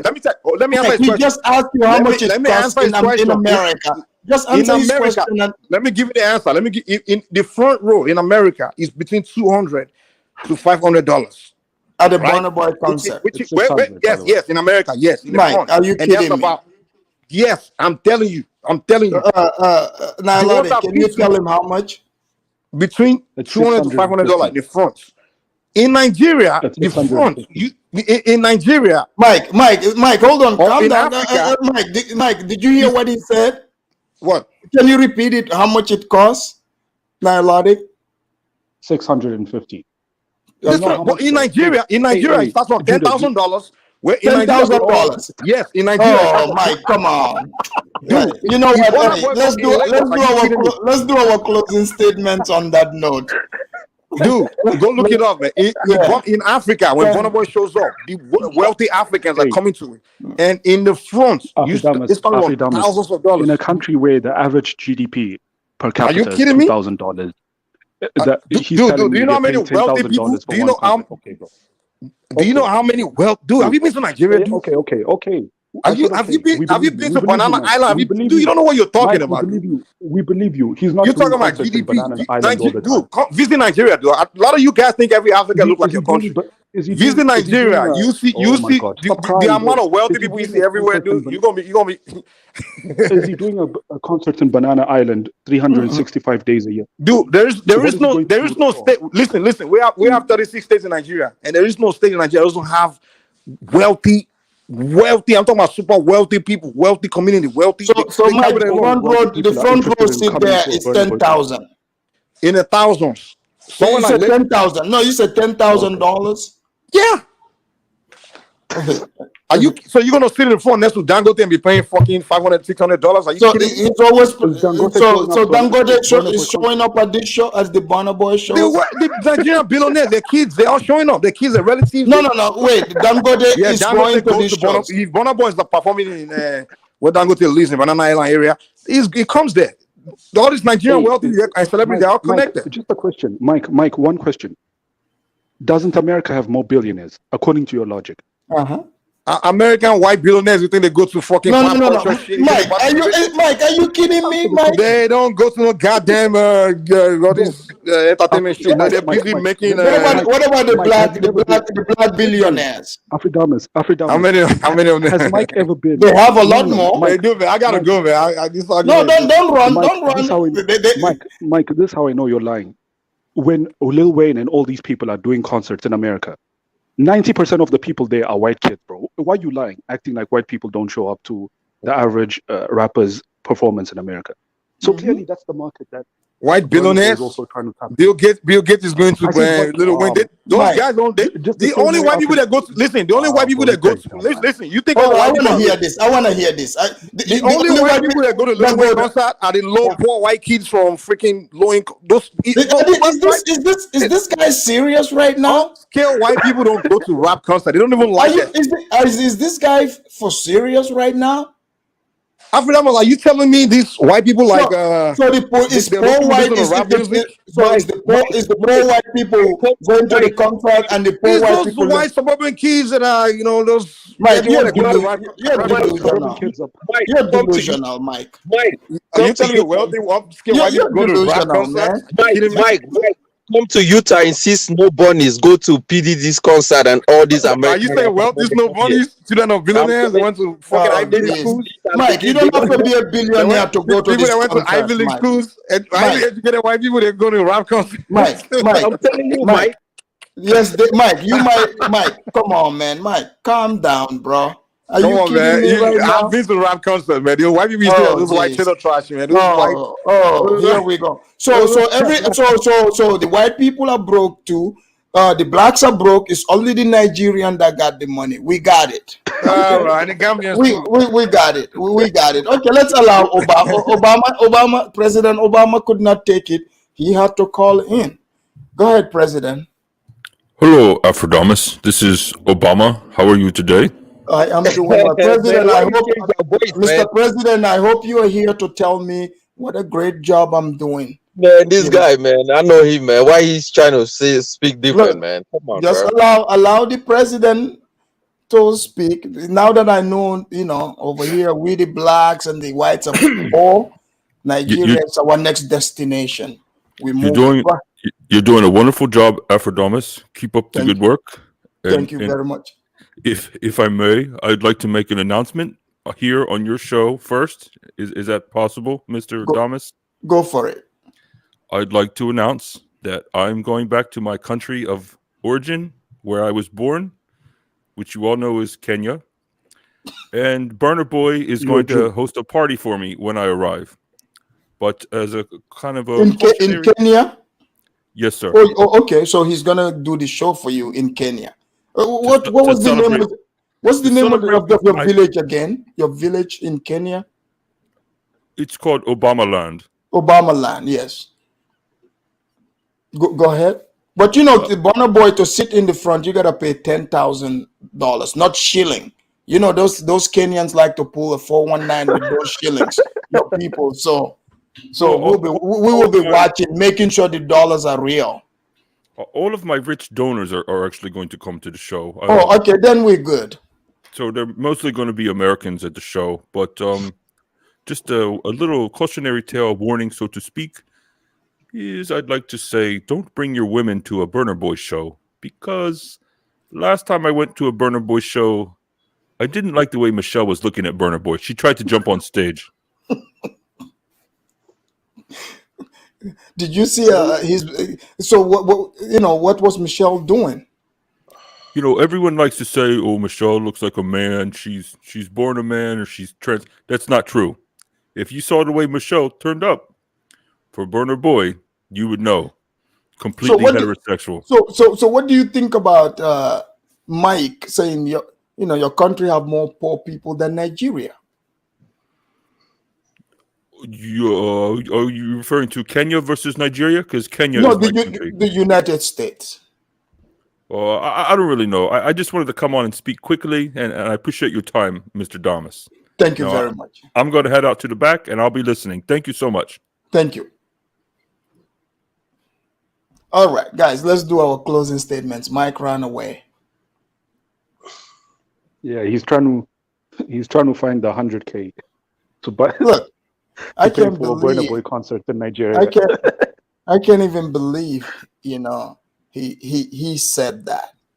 It's so literally it's the poor, broke white kids, so everybody's broke in America. No, So even in my state, you have all these white people that goes to rap concert. I just don't know what Mike was Afridamus, talking about. even in South Africa, I remember I went to a Future concert once. Even in Africa, in South Africa, where the white population is only like 8%, half of the place there was white kids who probably have rich parents that are paying for them to come to the concert. Obviously, white people listen to rap, and that's the market that of Burna course Boy they trying to enter in listen. They America listen to make rap. money. Yeah, white people listen Michael's to rap more than anyone. Yeah. How can just think about it? In a country where the average GDP per capita is $2,000 a year, Burna Boy is going to make more money having a concert in America than he is in Nigeria. That's Exactly. what he's thinking about. More disposable income here in America. Abibi, now see, I see the different. What is the population of America, bro? It's 300 and something thousand. 300 million. It's more than Nigeria. 300, huh? It's more than Nigeria. It's not. It does. Burna Boy does concert only in Nigeria. No, he does concert around Africa. Africa has a population of what, over something billion. So if he goes to all these countries in Africa, he will make more money in Africa than in America, and that's a fact, bro. The total GDP for Africa is It's not the total GDP. Do you know how many people fill a stadium? Oh my God! When Burna Boy came to Cameroon, a whole stadium was filled up. Do you know how many people fill a stadium? Do you know how much? What's the average ticket, Judah? Bro, huh? Judah. What's the average ticket? How much is the ticket? How much is the ticket to enter? No, the average ticket grew up. Let me talk. How much is the average ticket? Abibi, let me talk. Average ticket grew up from 50,000. 50,000 is $100, and in America, that was the minimum ticket for a regular person. 50, which is $100. Look, and I would like to be there and see it to believe it, but okay. No, not believe it. I'm telling you, the minimum ticket that people were buying. Look, if that was $100, and then it goes high for you to sit in front, VIP and all these things. It goes up to like what? People are paying $600 to go see Burna Boy in Cameroon in the front. Yeah, $600 is like 300,000. People actually pay that money. People are paying this. Of course, people. Man, what do you guys think about? I'm just asking. I question. Look, I'm just asking, so I get a context of the conversation here. I'm not here to doubt you. No, I'm learning. Afrodamus, man. There's a lot of wealthy people in Cameroon, man. Cameroon. There's a Nigerian act that even came to Cameroon. I think he was a gospel music. People thought his concert was gonna be free, but he ended up charging people. People were paying concert for 100,000 just to go close to him, and these people make money, man. Like he even came and posted online. So how many countries is Burna Boy doing concerts in? If you have 54 countries in Africa with a population of 1.something billion, look. Judah, an African artist will be more. Judah, he's not performing in all 54. So right, but this is my point. He doesn't have access to the 54 to make money from. But this is my point. Why not make access in Africa? Why come to America? Let's just speak on what is in. But let me tell you what is going on. Most of these African artists, they are not coming to America to make money. They are coming to America just like any other person to see the lifestyle, to Are you sure? Are you sure about that? I'm telling you, how are they gonna make money in America? Burna Boy is making money in America. Okay. Oh man, come on, man, come on, bro. Afrodamus, I have to go. But Look, can I just people have pay a more closing money statement? for entertainment in America But more not than anywhere. more than Way more than even in demand Nigeria. Let's just be real, It's man. not true. Afrodamus, I'm not traveling this delusional hole with you guys. But let's do our closing. Do you know basic business law of supply and No, demand? no, I don't. But let's do closing statements. We'll do business We another need to day, close Mike. this, man. We need to close this. Afrodamus, It's I been have to go. ridiculous. Can I make my closing statement? Go for it. Yeah, just to say, America has 350 million people. Their GDP is 24 trillion. Africa has 1.5 billion people. The GDP, the total African GDP, is 3 trillion. America almost has 9 times the GDP with just 300 million people, 350 million people. That's why Burna Boy is going to America, because they have more disposable income. This is just basic maths, basic economics, bro. You guys can cope all you want. The average African is not paying more than the average American at a Burna Boy concert. You guys cope all you want. I'm glad you mentioned basic economy. Thank you, Afrodamus, for having me. Thank you, Afrodamus, for having me. Thank you, Nialotic. These people are delusional. Yes. Okay. All right. Thank you. IAS Productions, go ahead. Yeah, Afridamus, thank you for having me. I don't think it's not about GDP because I remember one time even P Square was saying that they didn't want to go to the state to perform because they were getting paid more money to perform in Africa. So I think it just depends on the situation and the supply and demand. The demand for the artist is what determines the price, not the GDP of a country. Correct. It's not about GDP or nothing like that. So I just wanted to add on that. So that's all. Thank you. Yeah, the guy himself is just a missionary, the Abibi guy. You know, in America, they don't demand for foreign artists. That's the fact. All right. Mike, closing statement. Go ahead, Mike. So it's simple. The law of supply and demand is the demand that determines the price. The demand for the product is what determines the price, not the money that's there in that place. In America, the demand for foreign artists is not as strong. It's not as strong as in Europe. Well, that's not my argument. I'm closing on the topic. Okay. Yeah, let me close on your topic anyway. So the basic point I'm trying to make earlier is not because I'm saying Burna Boy said anything wrong or right or wrong or anything.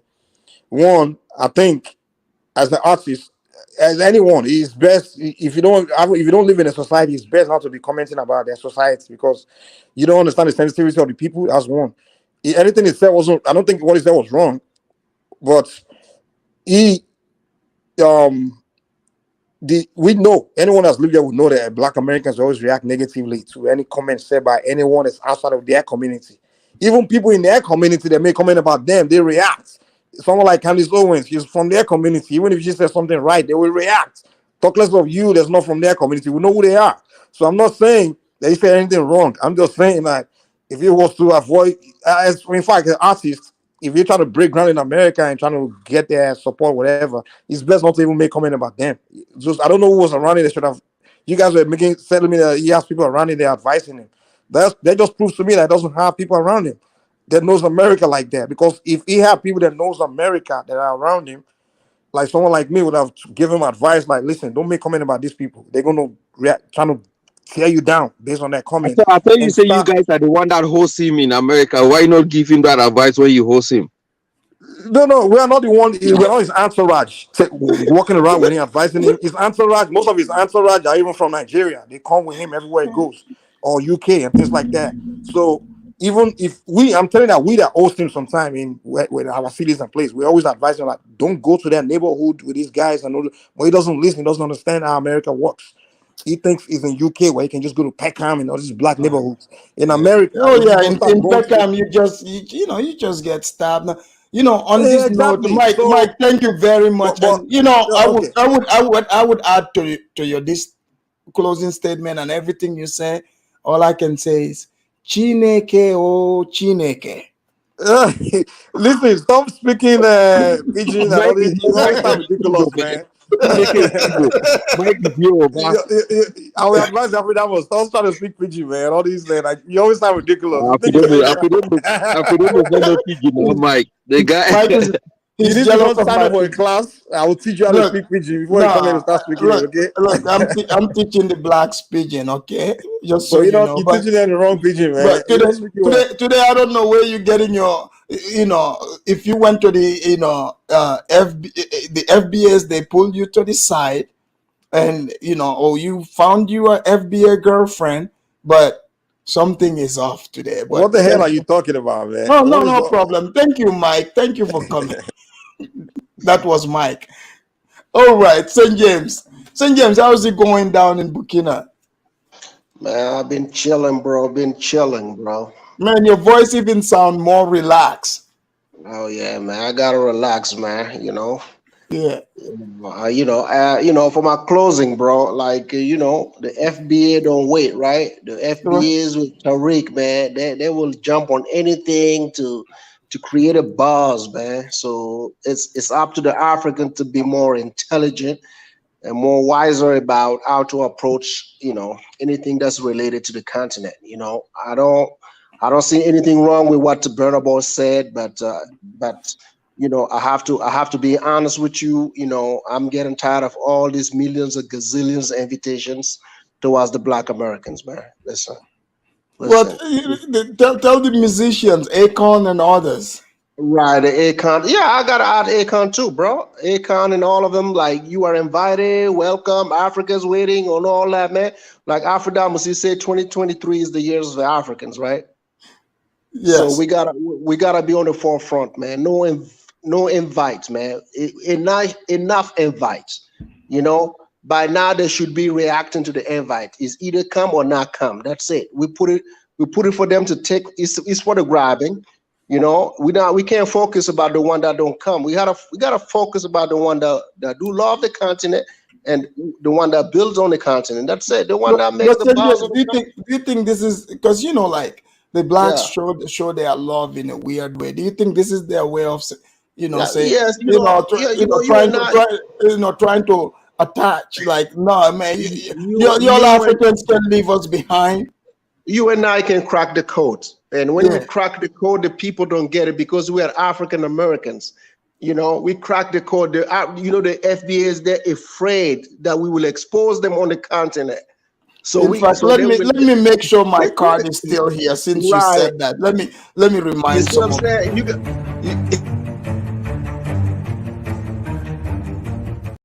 The card is still intact. Absolutely. You got the people on the chat talking about I got a Black American accent. You damn right I'm African American. What you talking about? That's right.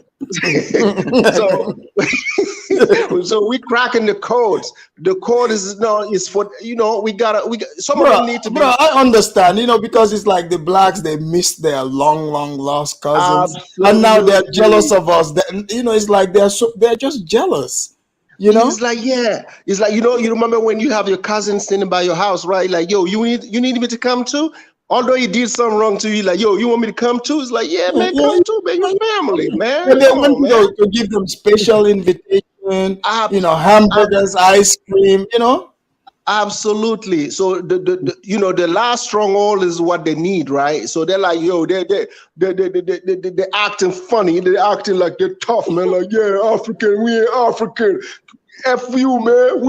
But when they go to bed, man, you know what's up. When they go to bed, you know what's up. Yeah. They're like, man, motherfucker, man, they need to come get us too, bro.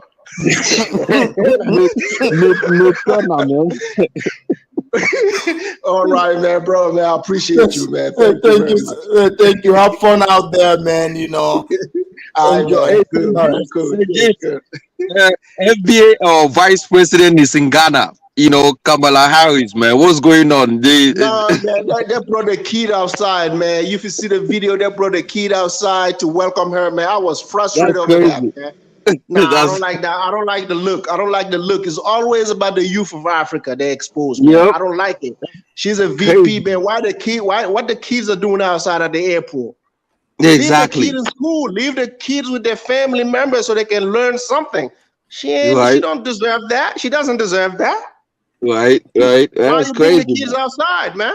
She- Even if it she's was in doing my country, I would have the same reflection. Come on, man. exactly. If the president, if the African president goes somewhere, they don't bring the white boys over there to welcome him. There you go. There you go. What's up? What's Man, up? Come on, it's very Africa, good, man. You taking the L every time, man. What's up? We've been talking forever, man. When you gonna wake up? man. This Africa is it's crazy, man. It's crazy. She's going to 3 countries, very strategic: Tanzania, Zambia, and Ghana. It's crazy. Yep. You Africans have to be very careful, man. It's just, you know. Yeah, I'm gonna do a show on that. So, Judah, you think Ghanaians are going way soft, or they They are just going, imposing? come on, Afrodemus, everything they are going way soft, mate. I mean, you have all these kids, at the airport welcoming her, doing this. Like, what? I mean, what is going on in Africa, man? Like, it's just, I don't know. Look, Judah, what do you make of the Zongo said Afridamus, FBA are listening to us?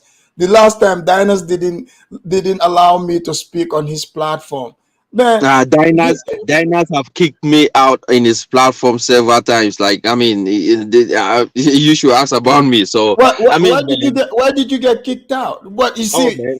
man. Because I told him straight out, Africans are so dumb that when they go to Diners show, they want to kiss Kumbaya, they want to kiss his feet. I don't do that stuff. I heard your guy there today, Al, kissing ass. Al is always there. Al want to be, be on their tail. Like, I don't do that stuff. I told Diners, look, the trips that you are doing is for your own benefit. It's not for Africans, and it's not for anything. You do trips just to benefit. But why you gotta pick on the man? He's doing his trips, sir. I know, but it was based on the discussion that we were talking, and I have to quote him because he has all these several passport, Nigerian passport, Sierra Leonean passport, and all these things. And you want to come on and say West African passport is working. If West African passport was working, you wouldn't have gotten 4 or 5 passports in Africa. It makes no sense to have nationality in Nigeria, have nationality in Sierra Leone, and no, it doesn't happen like that. So I quote him, and man, out of a sudden, I cannot even go in and comment. I cannot even, so it's just crazy, man. When we speak the truth, we want to always stick to the truth. And I want to say something. He said Zongo is shocked that Al was allowed, but not him from Ghana. Oh, but Al has always been a kiss. Al has always been a kisser, man. He kissed all these.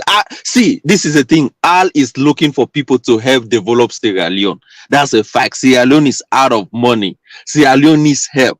They need people to come in. That's why they have diamonds. They have diamonds. They have diamonds. They have bauxite. They have rutile. They have a bunch of stuff. Right. When did you know Serge Owo started going to Sierra Leone just of recent? I mean, he used to do Nigeria trip till out of a sudden he started doing Sierra Leone, and out of a sudden Al started, going. You think Al is being a kiss ass? Oh man, come on, man. I know Al back in the days when we used to be in the Wakanda channel. He used to talk, he used to pander to all these people. He was also begging for people to come into Sierra Leone, claiming that these people were part of Sierra Leone before. Sierra Leone is their homeland and all these things. He's trying to trick the blacks. Right. Even with Amara later on changed, like me, we changed to a different field, and became who we are. But Al is never gonna change from where he believes that these people are engineers. They are more intelligent than his own people in Sierra Leone. And that's the thing. And even when we were talking yesterday, right, you kind of hear the way he said their own meal, their own kind of food is being civilized. He has a Western touch than other Africans. So he likes it when Sierra Leone becomes more westernized than other. That's crazy, man. That's the mentality that I kind of feel like inferior. That's crazy, man. I don't talk to people like that. When you believe that you are inferior to other people, you believe that your own food has to be westernized. It has to be touched in American setting to make it look good.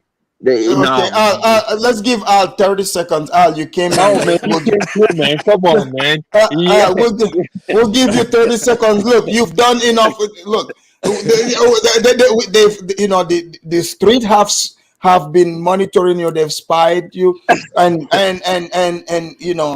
now we found out. They said from now on, when Al comes, this is going to be his music. For I can do some shuffling too. Right. Afrodemus. Coming through. Yeah, man. We saw you doing this. Somebody saw you. You've been doing this. They say you've been going around begging the blacks. So, but you got 30 seconds, to defend yourself since the people brought your name up. But go ahead. Wow, well done, Afrodemus. For someone that come from a family that I came from, yeah, I'm not going to be sitting here boasting. I come from one of the richest families in Sierra Leone. Hands down. I come from one of the richest families in Sierra Leone. Judah, your entire family can fit in our little garage, yeah, in our province in Sierra Leone. Your entire family, village boy. Yeah, and that's number one. Number two, I don't need a single penny. I can swear to my children's life, I never ever begged or even met any of these guys on the YouTube or have any form of financial transaction or even expect any little thing from them. The only difference between me and you is I am a decent human being. I came from a background where we were fortunate enough to be able to help other people and provide, access, of wealth for other people. But why is that not happening in your community in Sierra Leone? Unfortunately, you never been exposed to wealth. I can tell. You was never exposed to generational wealth. You was never exposed to wealth. You was never exposed to good life. As I said to you the last time, thank God the white man built the airplane. Otherwise, people like you would have never set foot in America, yeah, or even the West. Right? That's the reason why you're still out there begging the white man and out there making platforms, sucking up to white people. I don't need to do that. Yeah, I will. However, I will be nice to my own black people. Just being Pan-African and being pro-black doesn't make you a beggar. Doesn't make you want to suck up to other people, right?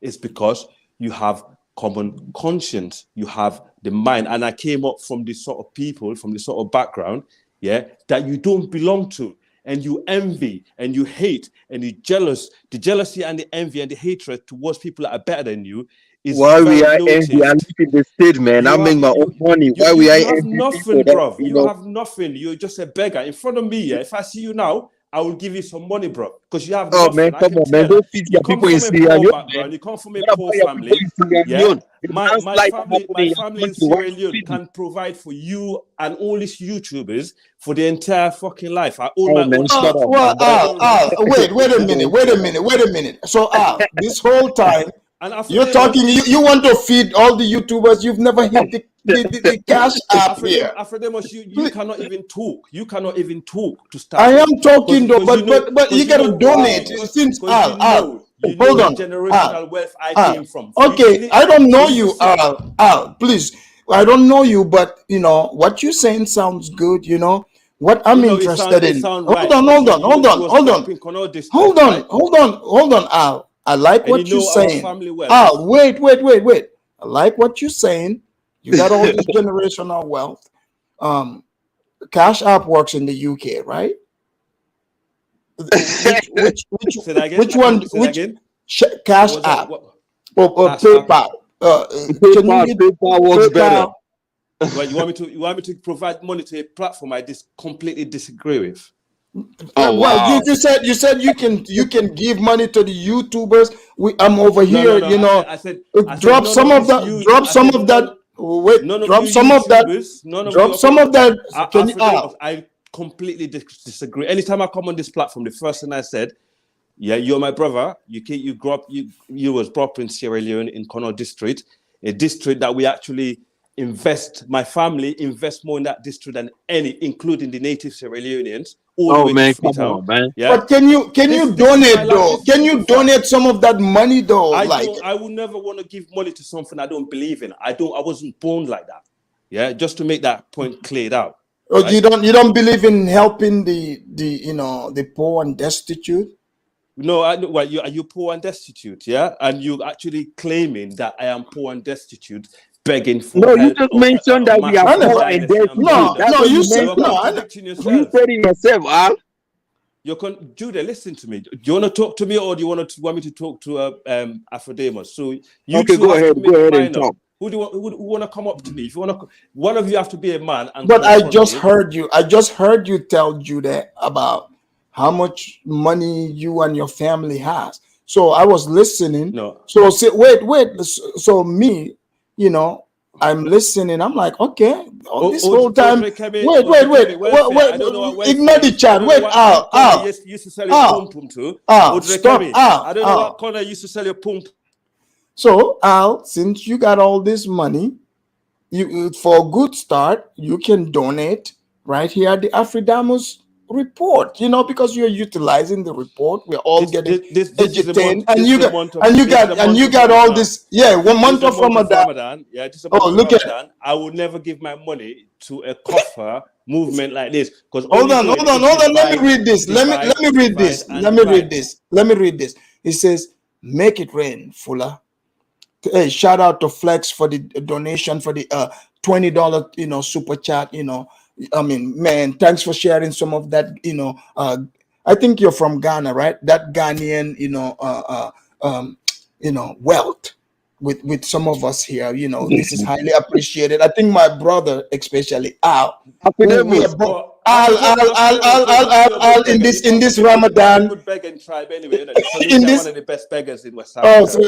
Really? You know Soninkes to be beggars. You know, obviously, man. Come on, man. You know that you're one of the. You know Soninkes that beg. Oh my God! Only Pulado we have. Wait, you know? Let me. You come and entertain us. We'll give you really? Wait. So you know Sonic? Leave it alone. Wait, no. Answer. You know, I know. So we Soninkes. When we have Pulado, that used to come and do the killing and do the music and the. So we are. Listen, you cannot talk to your superiors like this, yeah. So tell your boy Judah, yeah, to back off. So Al, hold on, Al. We get it, right? You came here, you are superior than me and Judah. Because we heard you also, you and the other Amara. What's with you people that you think you're so superior? I heard him also yesterday saying Amara is a good guy. Yeah. I heard him also. Let me finish. You like to make a better life, and you're sitting there slagging them off. You don't. Okay. Let me repeat what he said. He said to somebody, right, that he's like, you don't know. Do you know my background? So you also are telling us how rich you are. You guys got all these riches. So I'm just asking, since I'm a beggar, let me stay in my begging position. You donate since you're rich. You know, I mean, like Flextop is showing his generational wealth. Do you know what is irresponsible? Is to put your money where your mouth is not in. Put your money where your mouth is. Put your money where your mouth is not in. This is not my case. So I'm not the one that listen. No. I think Audrey might be right. I think Audrey might be right. Right. You actually listen to me, right? Is Audrey right? Audrey seemed like a girl. I think Audrey is right. That's why you're triggered. No. I think. Oh man, hold on. Flex up is saving you. He said, "I'm a Fulani from Guinea. I ignore the AAs that hate on us and embrace the ones that embrace us." Hey, and Jarama, man. Right. See, this man here, the Flex up is an actual Fuller. He's a real Fuller. Shout out to my actual Fuller brother. Shout out. He's not up here. He's not up here bragging. And when he's called on the platform, yeah, you want to put me down so I can give you money. Do you think I'm so dumb? Are you actually all right? Have I not been nice to you? Have I not been nice to you? You are the dumb person here. You are the dumb person here. You stay quiet. Come on. Back off. Listen, village boy. I don't want to talk to you, man. Come on, I'm better than you. You know that. You don't have to talk. You're no better, man. What the heck are you, man? Who you talking to? Okay, all right. This is a guy that seek refuge from Sierra Leone to Guinea Conakry. And you are telling me look, can we all just get along? A person that seek asylum in the UK, and you are telling me you're a refugee in UK, and you cannot even go back to your own country, and you are telling me you are up there. Who's this motherfucker, man? Who you talking to, bro? Are you kidding me? You want all this money, yet you cannot even go to your own country. You calling me a side? Man, you stay quiet, You sound man. like that's how you came to America, bro. You're exposing yourself secretly, but Right. I don't have the money, but I live in the state, and my money that I have, I can feed you as well. So that's a fact. You sound like a desperate guy anytime you come. I don't sound that. Why should I sound this way? Are you paying my bills, young man? Are you paying my bills? The sad fact is, yeah, you hate anyone that's better than you, including Afrodamus. That's the reason why I don't like you guys. So you better. If you like your so you're better than us? No, listen, you hate anyone that is better than you. I don't hate anyone. So are you better? Who do I hate? Are you better? So are you better than us, Al? That's all I'm asking. Why do you keep wasting your time talking about because I'm not better than I'm not better than anyone. Listen, Brandon and Dynasty never one day talk about you. So we're not talking about them. We're talking about you. Talking about Brandon. What? Answer my question. Well, we are not talking about them. They can ask me that. I'm talking about you. That's the reason. I'm talking about you. We're talking about you. Those people are not here. I'm not gonna talk about them. You are here. You are here. So no, now you're losing. I said. Hold on. You were on. You're losing the fight. Hold on. Were you on Diners? Hold on. Hold on. Let me finish. Were you on Diners? You're not even from Gambia or Ghana. Hopping on a topic and calling somebody, accusing this man of not being an African American when he's African American. And you there begging the blacks. So you upset because I was no, we haven't. I'm not upset. I'm asking you. But Al, why are you so touchy? I just want to have a conversation. It's nothing. We're just asking you. That's all. Afrodamus, listen to me, right? Okay, I will talk to you as a civilized person if you listen. If you act civilized, I will talk to you civilized. If you act like a savage, I'll treat you like a savage. It's just common sense. If you call me on your platform and insult me, yeah, and calling me poor and calling me like I'm desperately begging Dynasty and Brandon, oh, can you donate some money? Guys, in the chat, wait, in the chat, did you guys hear me call Al poor? Or Al came here and called me and Judah poor and he's better than us? Did I once say call Al poor? Please comment in the comment section. Continue, Al. People are listening to you. You're here making up stuff. They're listening. No, but Judah, wait, let me ask Judah something. Judah, did I say Al was poor? Did I? No, he told us Al was. You did not say anything. I was the one making the statement. I said he was pandering, he was begging for these people to come in and develop his home country. And I did not even call him poor. I said he is begging for these people to come in. Nobody called him poor. He was the one that came here and said, oh, we are destitute. He can pay us off, you know. And you came here and volunteered to pay for us. Yeah. Right. We didn't even ask. You volunteered to pay for us because you said we are poor. Now he's dumbfounded. He acts like, oh, I don't want to spend money because you are, you know, if you had all this money, you wouldn't be in the UK as a refugee. You will have been back home developing your own people. You're actually calling me a refugee. Sierra Leone is one of the poorest countries in Africa. They had a landslide. They had all this, you know, Ebola stuff. And don't go at whole of Sierra Leone because of but he should be back home helping his people instead of smoking this money online as if he got the money. He should be back home helping his people. Afrodamus, can you mute him for a minute? Mute him for a minute, please. So Al, the people in the chat and also like Judah confirmed, I never even jumped in. Right. I never called you poor. I never said anything like that. Right. So can you stop talking over me now? Let me talk, yeah?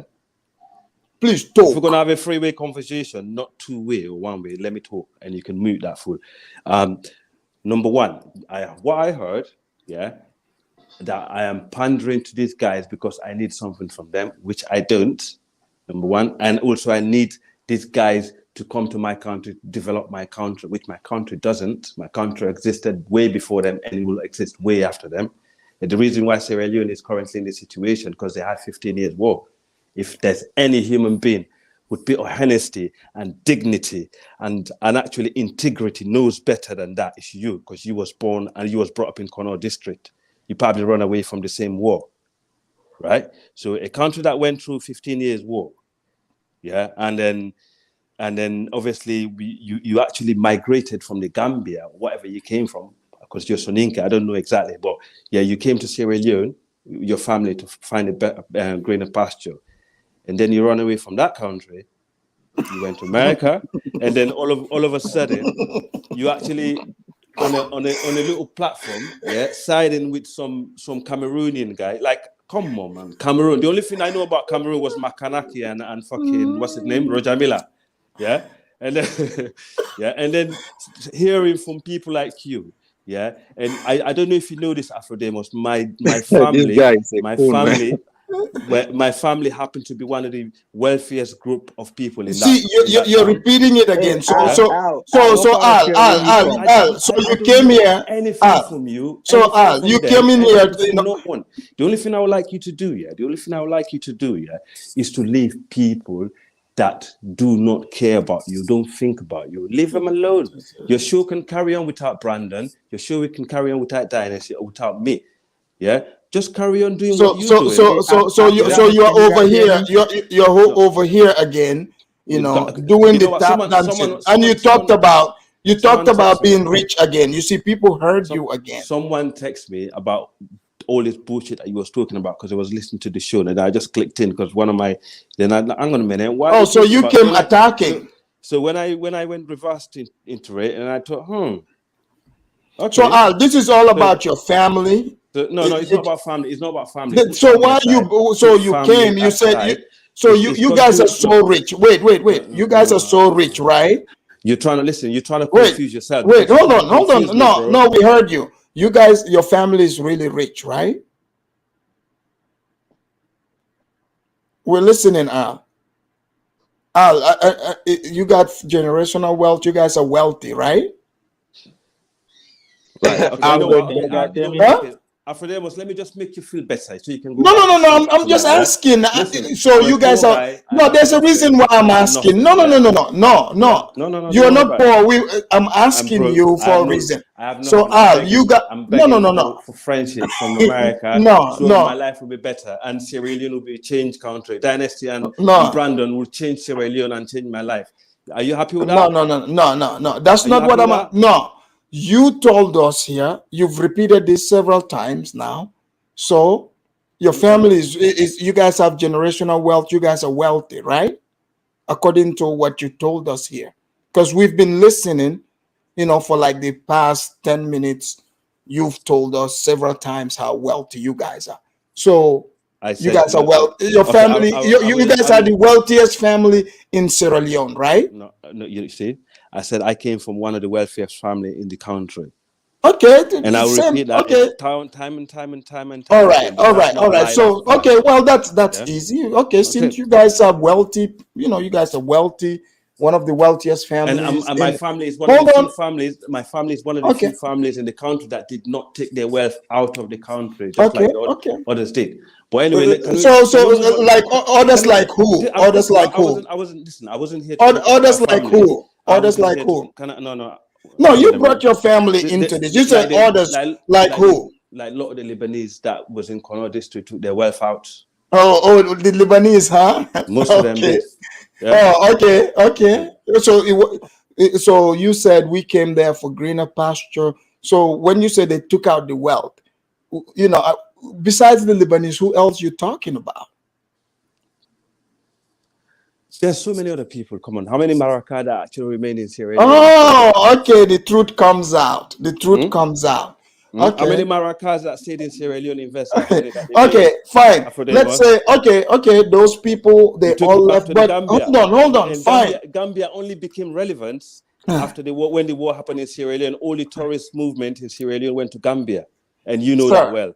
Sir, Gambia's tourism is been in effect going on 50 years. It became more relevant. But Al, okay, I don't want to forget. Okay, fine. This is good because your family is one of the wealthiest and you're an advocate for the blacks to come to Sierra Leone and they're given citizenship. This is good. This is very good because, now I support you so you can, bring in more blacks, right? So you talk to your family so they can help set up, these black people, because the government is giving them free land. You guys have money. Talk to your family and, try to bring the blacks on the up and up, show them the businesses instead of looking for engineers from them or anything like that. So just, do you think you can make that happen? Afrodamus, listen to me, right? Let me just tell you one thing.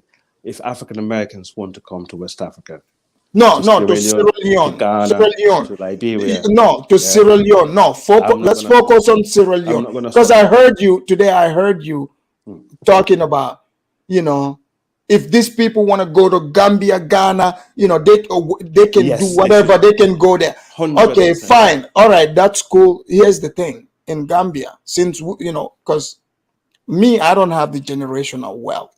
I don't come from the wealthiest family, none of that, right? But you, on the other hand, came from one of the wealthiest families in Sierra Leone. That would mean you guys got the connection, So the president already in Sierra Leone, they're giving citizenship, land is available. Why don't you explain to the blacks how your family that is so wealthy, and you're in support for them coming? So tell them here how you can open up that market to them so they can come in, they can have support, because you guys already got the money, you're good. So tell us. They are listening right now. Black people are very interested in going to Sierra Leone, especially. So guys, Al is about to tell us, and finally we found the people that we needed, the wealthy African children from these countries. So go ahead, Al. Tell them we're listening. Afrodamus, listen to me, right? The last thing I ever wanted in my entire life, is to be sitting there and talking about one and each other's tribe, because that's the last thing we want to ever do. But you drag me into that situation by bringing some little man from miles away from my part of the world, And basically, okay, let me just make one thing clear. No, just forget about me. Forget about me. Help the blacks. Help the blacks. I will. No, just forget about me. Al. I will help them. I will help them. Okay, Al. Whatever I said, Al. Whatever I said, I apologize. Forget about me, right? I was such an idiot for speaking that way. Forget about me. Just speak. No, just I apologize, sir. Please, just forget about me. Tell the blacks right now, because you are open to this. Lay down the opportunities, my friend. Now we are past just the talk. The rubber finally met the road. You came here. You volunteered. How wealthy you guys are over there. So the blacks are listening, and as some of them, some want to come. But unfortunately, white supremacy in America, this, over time, they've caused many blacks not to be, not to receive any money because they didn't give them reparation, right? So you being a great African brother from Sierra Leone, I love you like a brother. When you said you guys are wealthy, I was very happy for the blacks because you love the blacks so much. You go on panels, you stand for them. So now we are finding out you are actually one of the rich Africans from the rich family. Sierra Leone, a diamond country with all the minerals, bauxite, rutile, gold, silver. My family is well established from Sierra Leone to Guinea, all the way to Senegal. Look, it gets better. Blacks, this is your connection right here. Al, you've been holding out. Please. Just forget about me. I apologize. In fact, forget about me. Tell them. Tell them. In Gambia, where you are, Jame, I don't know what he's no longer there. No, forget it. Tell the blacks. Party, the Secretary General of his political party is my cousin. Okay, and he's no longer there. But tell the blacks, the blacks are not interested in that. Jame belong to in Gambia, the Secretary General is my cousin of that party. Yeah, she is my cousin, and I'm telling you, and goes to Guinea. I got serious family members right to the top of the government. Yeah, but I don't go around talking about my private life because at the end of the day, Yeah, we You all just go did. our own life. You just did. I have just briefed you. That's the difference. I did not. You see this information. You give it. You say you don't talk about your family. I did not read this in a book. I did not know about all these things you spoke about. So we are over here, Al. Like tell the blacks they are listening. All they are looking, they want opportunity. Help them help Sierra Leone. So Sierra Leone is belong to any person that comes there that want to go there. Yeah, but they're gonna need. But they're gonna. They don't need me. They don't need me. No. Al. Anybody needs help. People, look. You guys are. They need that connection. So tell them, they are listening. Right. Okay. And Afrodemus. Okay. I heard everything you got to say. Yeah. Okay. Now let's put that aside. Okay. If they're listening, tell them I'll do anything I could for them if I can. But if I can't, sorry, I can't. Right. But let me just make one thing clear here, brother. Yeah. Between me and you. But why are you making this about me? No, this is not about me. I'm just a host. I'm just a host of my show here.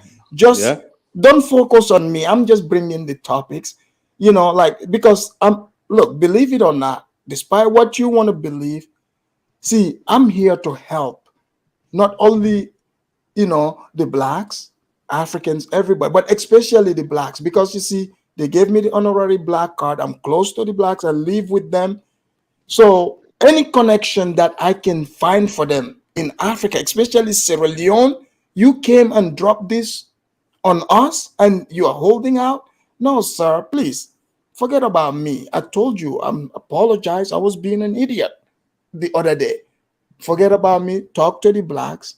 You've been an idiot the other day. They need help. They need help. So you finally admit you've been an idiot. Oh, yeah. Oh, sir. Anything that would, make you happy so you can, speak to the blacks here and tell them the opportunities that you've been holding on. You guys got all this money, all these connections. No. Got all this power. My money and my connection or my background I have is not for people. It's not for people out there in the public. It's for people that we chose to help and people that we decide not to help. That's how people have wealth. That's how you acquire. That's how you keep your. Would you like to help? Would you like to help Black Americans who are looking for? Wait. Are you willing to help Black Americans who want to go to who are going to Sierra Leone? Black Americans overall as a population, they're wealthier than African people. So why would you think these people need help from an African? Why? These people are not wealthier than African people. What the heck? Why do you think African Americans, with that much spending power and with that much with their background, would need some African to help them out? No, but you guys are wealthy. The dynasty or Brandon came to you to ask you for help. Look, I just told you I'm not wealthy. I don't have I'm not from a wealthy family like you. So like why would they ask me? You just came, you gave the information in front of the whole world. Yeah, we did not even ask. You volunteered this information, and we've heard how many blacks here are saying they need some help, connection in Africa. You know what I'm saying? The money. So that's all I'm saying. If you speak here, there's somebody listening right now to this conversation who they're probably on their way to Sierra Leone right now. As an adult with a tiny bit of intelligence, I would have thought you will actually stay away from that sort of question or conversation because you're not making any sense. You know that, and I know that, right? You're not making any sense right now, and you're just making a fool of yourself and your platform. And you think you're actually trying to make fun out of me because hold on, let me read this. Let me read this. Zongo, hold on, let me read this. Zongo said, Afridamus, tell Al that FBA are begging for free land in Ghana right now. Exactly. And if they have that, this is the thing about Al. Go ahead, Afridamus, go ahead. So Afridamus, the conversation you're trying to engage with me right now, you're trying to make yourself look like a fool. But at the same time, you're trying to make me look like a fool. But you have to read between the lines to see who is the real fool here. The real fool here is you. The reality, the reason why I'm But saying but why are you attacking me though? Like what did I do? Why am I attacking you? Because Yeah. you always have your platform and try to set you're always trying to be personal with people, and that's you basically what I'm trying to say to you as a man, yeah, you act like a woman. Okay, fine. Okay, fine. I act like a woman. But what did I? But what did I? How? What did I do? What did I do to you though? You get personal with people. Who did I get personal with? This everyone that Judah, let him tell us. So anyone how did I get personal? With anyone that comes to the platform that you disagree with. So how did I get personal with you? We just gone through that just now, and you're asking me the same question. No, right. You said I was personal, so I want to hear how I was personal with you. Well, you just actually did. Explain. Are you all right? Honestly, no. You're Explain. Explain something that you just done. That's a sign of delusion. Explain it. Like how was I personal? I don't need to. People that have listened to me, right? You must not be right in the head to actually not know what you're doing and what you've done.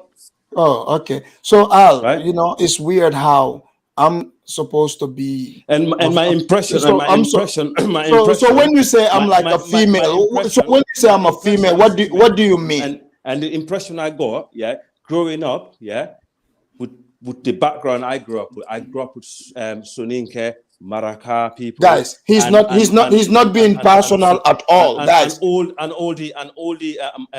Guys, watch. He's not being personal at all. He's not gonna be. He's not the one that talked about his family. He's not the one that told people he's better than them. This guy would never be personal. So we'll let him tell us more non-personal things. Go ahead, Al. Continue. Yeah, I never in my entire life had. I'm gonna swear to my life now. I never had a Soninke brother like you sat on a platform, right, and spread so many false information about Fuller people and actually let other people embark on that topic and spread more false information about Fuller people, right? I never come across one Soninke person that ever done that. And you're the first person that ever done that. And that is quite shocking to any standard, yeah? And at the same time, you do not pick the right topics when you talk about other people or other groups. You're very biased. You bring a couple of people that totally agree with you on this platform, you stick with them, and then you start picking on other people just like what you're trying to do. And that's wrong. Were you able to hit the link? Were you able to hit this link? The finish Afrodemus. Answer this. Were you able to hit the link? Were you able to hit the link? How did you call into this show?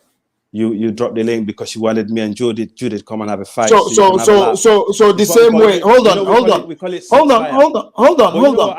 on.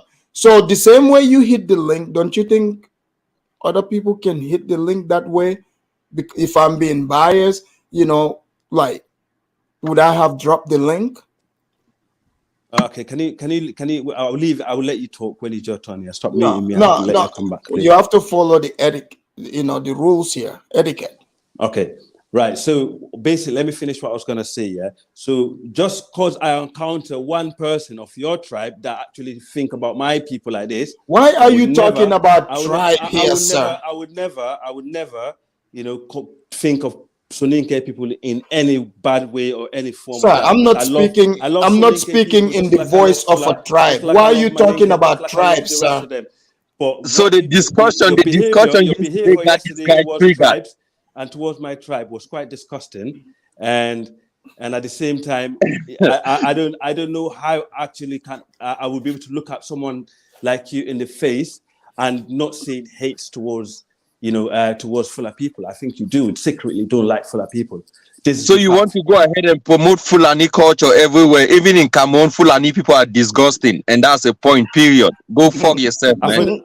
Afrodemus, No, be nice, guys, please. Hear that? Did you hear that? Now he just proved the point, right? And the guy called full of people. So I don't want to be I don't want us to be distracted. I'm not gonna say anything. No, Al, okay, before, I'm glad you said your piece, and well done. Jude, good for you. Hold on. Well just done, exercise some self-control. I'm glad you spoke, but I just have one more thing to say before we forget. I didn't want it to be distracted, so I'm still focused on how wealthy your family is, and how you can tell the blacks here this show is not about my family. Yeah, this show is about. Then why did you bring your family up? Why did you bring your family up? Nobody, because I respond to your critic. We don't know your family. We don't even know you. Nobody talked about your family. I just responded to your critic. So why did you bring your family? Okay, forget about my family now. That was you talked about it. You told us the secret. Why do you always talk about Brandon and Dynasty? Well, I'm not talking about them today. Exactly. I am not talking about them today. Do not hold on. Do not filibuster here, sir. I'm not talking about them. I'm talking about you. So you said you don't want to talk about other people. You came here, you attacked Jude, right? And me both. See, by the way, the people that you came from, yeah, I would even if I was so desperate to have a piss, I would never piss on your tribe, bruv, because I don't even think they're worth. Al. You are everything is tribe with you. Like what is going on? Nobody's talking about tribe. The guy is a Fulani zealot, man. He's a nobody, Fulani Al, nobody is talking about you tribe regret here. your dad wasn't Fulani. You wish your mom was fucking around to Fulani. Go ahead. Man, this guy is a lunatic, man. You had an imbecile on the panel, boy. Nincompoop to that matter, man. This guy, man, I mean, he's so illusional, but he always want to catch feelings about a lot of things, man. Like, come on, man. I mean, if he's new in this YouTube street, then he should go kiss himself somewhere. Because really, I'm not gonna go down and let this guy talk. Al, I'm not gonna go down and let you talk on me. Look. We're not gonna engage. I don't know. Like Al is all in his own head. He came here and was telling us how his family is rich, he can pay us off. We didn't ask for it. All what we said was he was pandering to these people to come and help develop his country. That was what we were talking about, and we have no problem with it. We were just analyzing what he goes on panel and does, and that's a fact. Now he want to say, why is he refusing to spend on us if we are broke? I live in the state. I'm not begging money from nobody. I do my own things. I have my own things that I do. I'm not pandering on no one to help me. So, I mean, my own tribe is this. Judah, it's even irrelevant to even address that. Now that Al did not, he's walking back everything he said. He claims people are being personal. He claims he doesn't talk about his family, but everything he is trying to accuse people of, that's what he himself. Exactly. He even said the Gambia, the only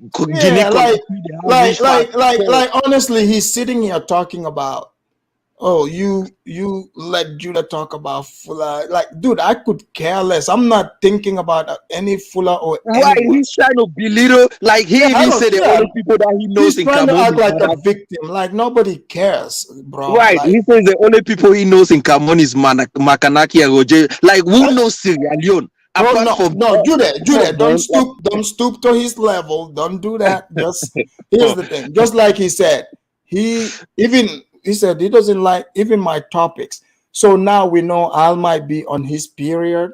I will bring him in. Maybe he's finally found a tampon so he can calm himself down. Okay? Oh man, this guy get me laughing, man. I think we are competing between tribes and all of that, man. We are not tribalists over here, man. You talk this tribe thing too much. We do not care about that here, sir. We're having a conversation, but you want to brag about your family. You want to brag about the Fullers, you know, and you bring these things up. When people ask you questions, they address you, you get all but hurt. Like, stick with the topic, right? Answer the questions we're asking you. All this Fuller stuff you're talking about, this tribal stuff, let me tell you, bro, like, I do not care about. I'm just telling you, right?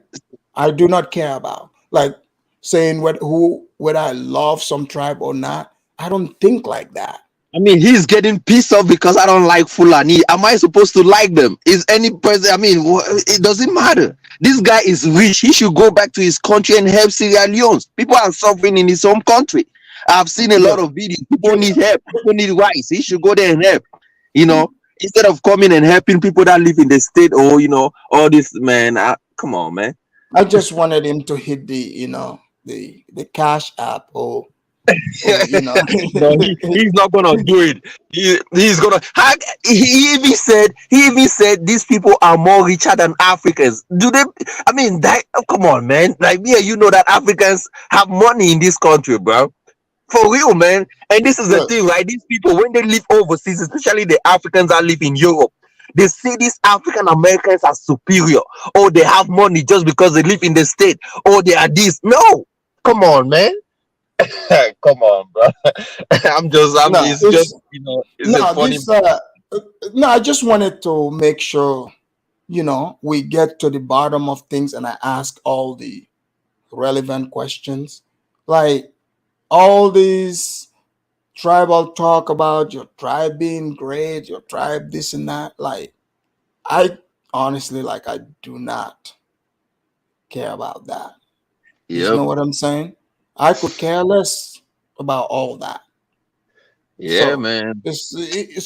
But if you say something, don't be upset if I ask you questions about it. Yeah, And, but you know, I'm not trying to be an asshole. This guy must understand. I'm in the business of broadcasting. He got pissed off because he did not support Fulani in the discussion yesterday, as if you're supposed to support Fulani or whatever they do. That's not. Like, what the heck? No. Well, I just see, like, Flexed Up said, you know, Afridamus, you let Judah talk about Fullers. Like, dude, I'm not a Fuller. I'm not here telling Judah, say this, don't say that. You guys are getting way too sensitive. I noticed that about most Africans. You know, that's what, I don't know if they don't know how the social media works, or their mind is not that open. If you mention their tribe, you know, you mention their country, they just lose it, as if it's like all the topics we talk about here. You know, I talk about the blacks all the time. Imagine if the blacks are acting that way, but yet people are calling the blacks sensitive. Are you kidding me? Afrodemus, people, they know me on various panels. This is not the, I mean, my taste for Fulani is of no, you know, I did, like, this is the thing. I'm not coming to your panel. I don't even talk about this tribe anymore, but I used to back in the days on different panels. Judah, I get it. Something like, okay, fine. You might say you don't like them.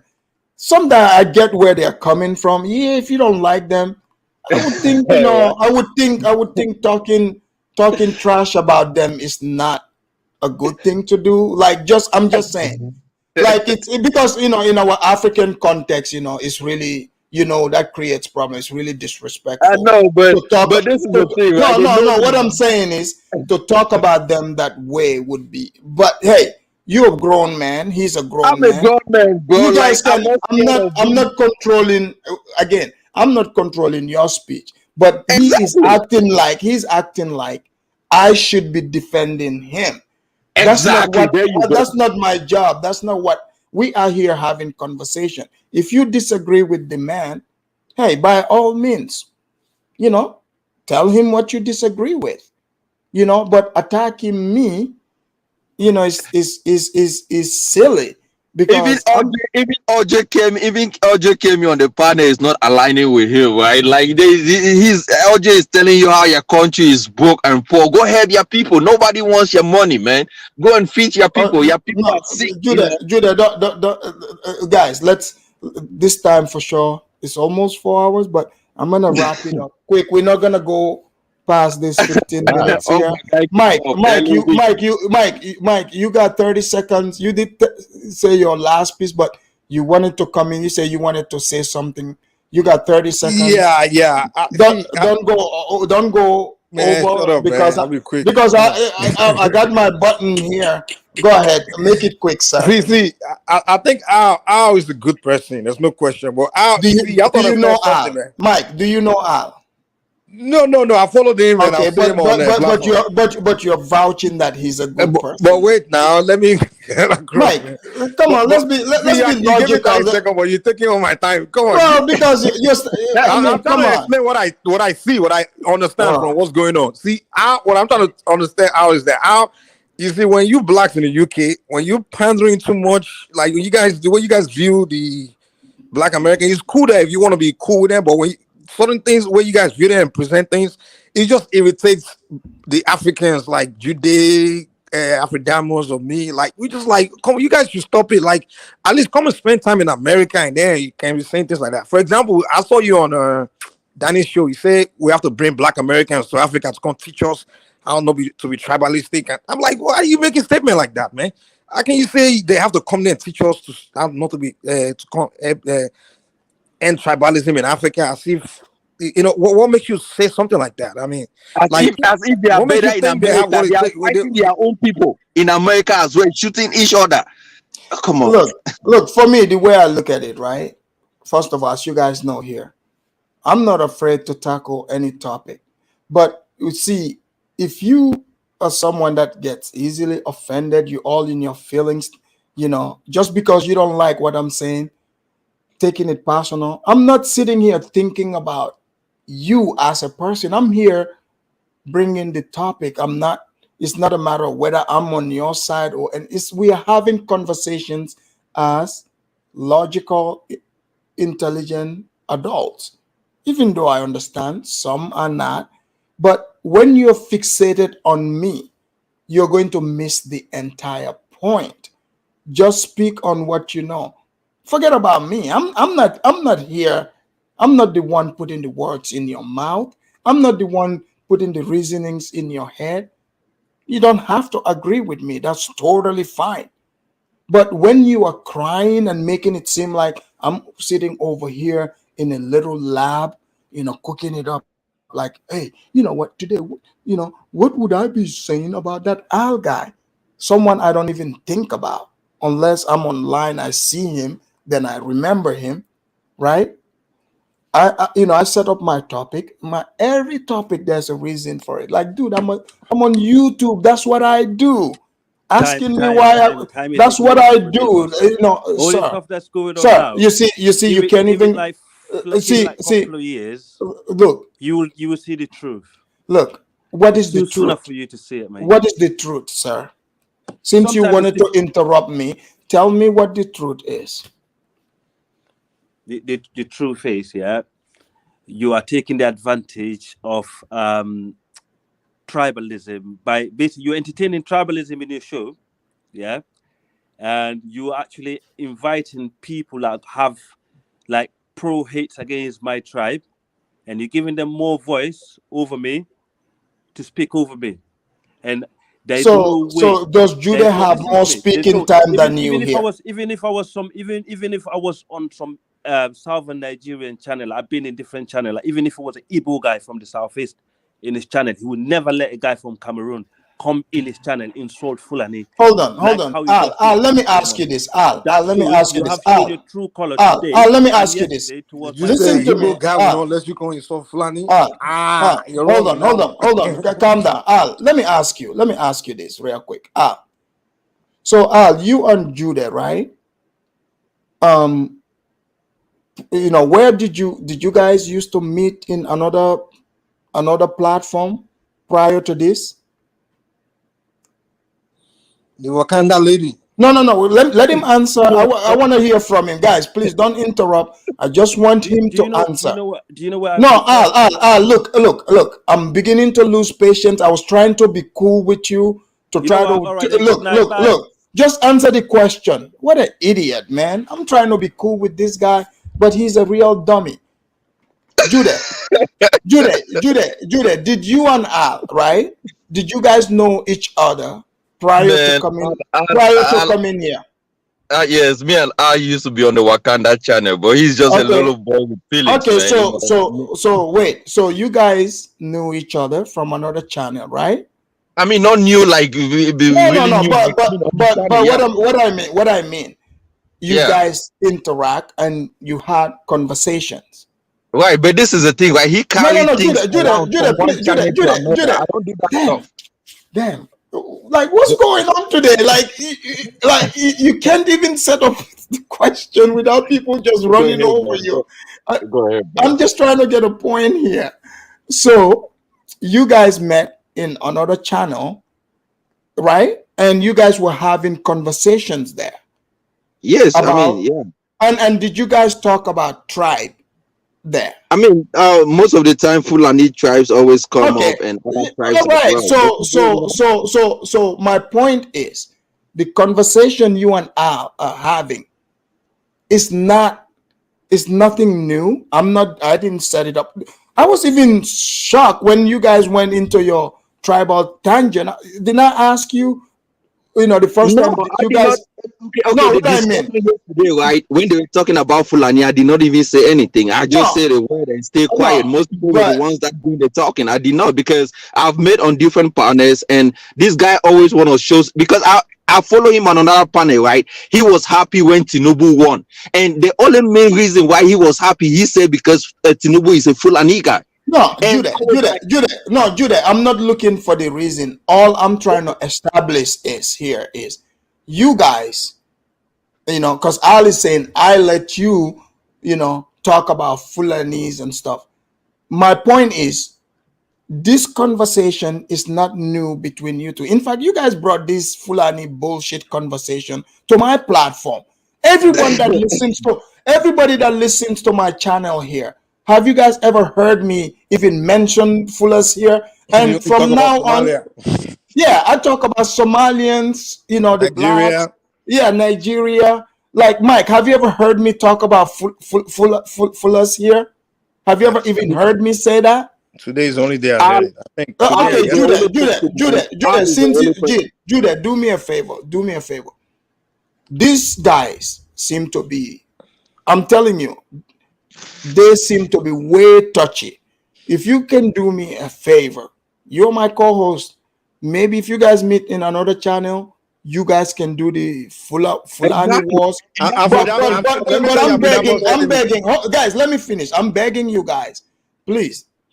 Take that Fulani war bullshit elsewhere. I don't want that on my channel. I don't want to ever hear it here. And Al, if you come, and I don't want to hear anything about Fullers on my channel. Afridamus only talk about 3 people: Somalians, Nigerians, and the black. Yeah, I don't. Please, guys. I know you guys bring other dramas from other channels, but I don't want to hear that here on my channel. But that's one thing that is wrong about him, right? He carries baggages from other channels and bring it on other channel, and that's the problem. No, because that's not I don't want to talk about that. That's not what my channel is about. It's like that. It's like people get all touchy and weird. I just don't want to deal. I don't want that on my channel. Man, the guy na Momo, man. Forget about Al, man. He's a rank and file nincompoop, man. I mean, there is no reason why nobody should be talking about this guy, man. He makes no sense at all. All right. I mean, so guys, we're almost at the 4-hour mark. Judah, since you're the co-host, let's give these the non-residents here a quick few seconds so we kick them out and close out. Mike, you told your piece, right? Say it again. Oh, you finished your piece, right? Oh yeah. I'm there. All right. Thank you very much, Mike. We'll kick you off. Bye.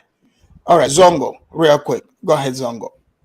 Hey, I was the one who started it. Actually, I commented on the chat that I was allowed on other platforms, but I wasn't allowed because the topic was about Ghana, right? Mhm. So I mean, I respect Al. I mean, I just wanted to show my support. I mean, he looks like a nice dude. I mean, I just didn't like the fact that you guys have some kind of misunderstanding, right? And Judah, you gotta calm down. I mean, We do not have a misunderstanding. no, I mean like between him and Judah, not you. Look, this is internet wars that they have in other places. They just brought their bullshit on my channel. Yeah. You know what I'm saying? So it's like, and now these people, it's like, oh, you let this man talk about my tribe, dude. You guys were talking about the same BS at the Yeah. Wakandan channel or wherever you guys used to And meet. Judah, I wasn't there. Like, what are you talking about? and Judah, you gotta calm down. You cannot tell Al to use his money to take care of other people, right? I mean, he has his own Zongo, prerogative. he volunteered it. Did you hear that part? He came on and said he can feed us. Didn't you hear that?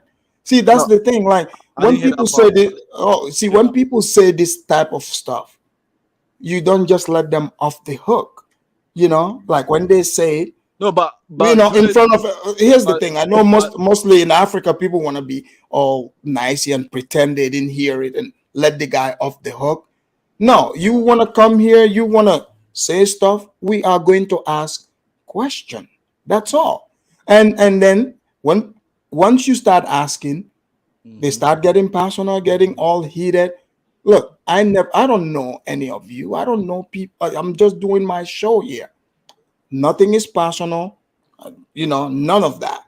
So if you're pissed off at what I say, it says a lot about you than me because, like, what are you upset about? The man started talking about his family being wealthy. So since his family is so rich, one of the richest families in Sierra Leone, and he's an advocate for the blacks to come there, don't you think it's fair to ask the man to open and let the blacks know what opportunities him and his family can provide for them since he's a staunch supporter of it?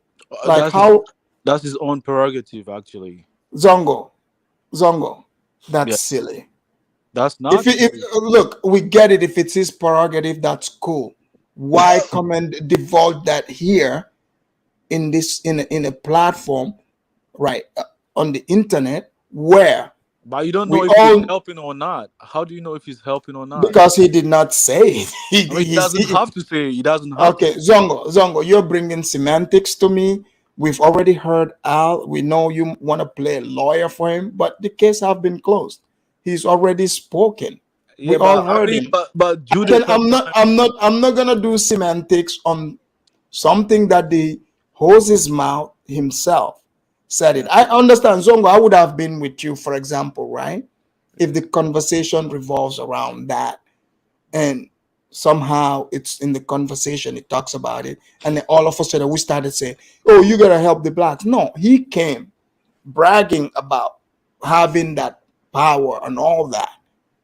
You see what I'm saying? It's in, Yeah. you have to look at it in the context of the conversation. It's not like we were the ones that brought it up, or he came saying this and how he can help feed all of us. He's the one saying this. We did not say it. Yeah, None but of us brought this up. Judah started an aspect of that too as well. He started it. Judah was the one who started actually. Zongo, I heard that actually. Zongo, did Judah talk about his family? No, but he did say. I mean, he can take care of him. I mean, he did say that. But why did Judah say that? I mean, he was speaking. How was that open? I mean, How he did was that? speaking in the brother Dash's way. I mean, he No, was no, no, no, bragging no, too. no. Zongo. I think you're doing selective hearing. No, Judah was responding. Was responding to what Al said. Okay, you have to remember. Go back and rewind this and see when Al came on here. He went straight at attacking Judah and myself. But Judah was responding to him Yeah. as to what he said. Judah wasn't the one that brought up his family, because you know, Al was the one just bragging about his family. He kept bringing up his family. Nobody, we don't know him. We don't know his family, even though you are here saying he's a good person. I don't know if you don't know him. I don't know him. I cannot say if he's good or not good. That's not why I'm here. But if you say anything on this platform, why would you be shocked if I ask you a question on a topic that you yourself brought up? You see my point? Yeah, you're absolutely right, actually. Yeah, it's nothing personal, just a conversation, sir. Yeah, but actually, I called to just not you personally, but I was just trying to tell Julie, you gotta calm down, man. You from Cameroon, man. Like, cause I mean, Cameroon, nobody even gives a damn about Cameroon. You guys fight over. Oh, you're starting another war again. Yeah, Here we go. Like, what's going on? What's going on with you guys? with You guys all fight this? over like the colonizers' language, like French and English. Cause like I remember back when I was in college, we used to protest on Cameroon's behalf with the Cameroonian students, right? So for me to see a Cameroonian guy speaking that way on other tribes, I think that's very I mean it's unnecessary. Every nation in Africa have their own problems, right? And then even here too, people have their own problems. You cannot speak like in a way that you have like upper hand Oh, over. here we go with scared Mike. He's like, Afridamus, you guys were talking about him. Yes, we were. So, but it's within the topic. I don't know. Michael, he acts like one of those scared, touchy kids. Yes, we did talk about him. That's what we do over here. You see? Yeah, you say he was kissing ass, the Black American on the channels, and that's true. Yeah, what? And that is true. I mean, he has his own reasons why. If you want to, I don't care about his reasons. I just care about the results of what I saw. That's all. Yeah, but the thing is, sometimes when you guys speak to, you kind of justify as if all Africans are like that. Who says that? I mean, like Judy, when he speaks, he kind of like. But I'm not Judy. I'm talking about me. You get what I'm saying? He kind of projects that narrative, like, and like you said earlier, like no, you don't know him, like neither. I don't know him. All of us know all Africans, right? So if you met some few Africans, and a lot of people say, "Oh, they're docile," doesn't mean all Africans are like that. Nobody knows anybody, right? So right. Sometimes we gotta be careful with like our selective generality that we do impose on other people. Zongo, I think you have been biased towards Zongo. So you see, man, the last time me and you got on a panel and went head to head, I don't want to bring stuff, I don't want to talk. Guys, can we save this one for tomorrow? Please. Okay, we can save it for tomorrow. I'm gonna respect LA weeks. I'm gonna respect. Let's allow our light skinned cousin here, all the way from America. Right. So go ahead, my light skinned cousin. I'd like to apologize for my cousin Judah creating trouble on your channel once again. I tell Judah to stop, but Judah, every time I take my eyes off of you, sir, you come over here with these Africans, faking an accent, and you starting tribal wars. Shame on you, sir. LA week, man. We gonna talk on the back channel, bro. You can't come here and disrespect brothers, man. For real. No, but Judah, I'm not gonna lie though. Like, even though Al is very super sensitive, I mean, like you do trigger him. Like somebody, you just when somebody brings up Fuller's, the way you respond, I'm just observing the dynamic, right? But Afrodemus, but he's been no, I know he's bringing old wars, but it's like I'm like, okay, this is weird, but I'm letting you guys go at it because you're both grown men. This is none of my business. But he is mad at me. He is mad at me for letting you talk. Right. That's the whole thing, for letting you talk. That's my crime, and I let him talk too. Exactly. As he talks on your partner day long. He can talk for hours. Right. And he doesn't he's got talk time here. Exactly. So as a pure Bantu, right? This is the thing out in Africa. Most Fulanis are jealous of Bantu people. Pure Bantu. Judah, can you leave that for tomorrow? Okay. Okay. That's fine. Afrodamus, I got a rule. I'm starting the show. Go ahead, LA. I got to talk about how Black Americans, men, are soft because they care about this white girl talking about slavery. So I got the one from I got to cuss all the black men out. Is it the white lady from the UK? Yes, they all upset over this white girl. So I got to. What did she say? Like, what are they mad about this time? I don't know, but you know what? I at this point, I think I'm gonna just go ahead and embrace my Nigerian blood because I can't take this. Well, you know, I was talking about outrage, and you're gonna go do another outrage. They are outraged about. Go ahead. Oh my God, Afrodamus! They've been talking about this shit for 3 days now. I'm over this stuff. I can't deal with it. They soft. Man, is that the Just Pearl guy, the Yes, British guy, yes, they the act one like that they said she hires Africans? Look, you know, white people don't know this, right? You know, before this FBA used to be, if you talk about white, like compare them with white, you know, and talk about white good stuff, they get mad. But this Just Pearl made the mistake. She doesn't realize. Now the new trigger thing is for them white people to pick African and openly say it. That's not crime.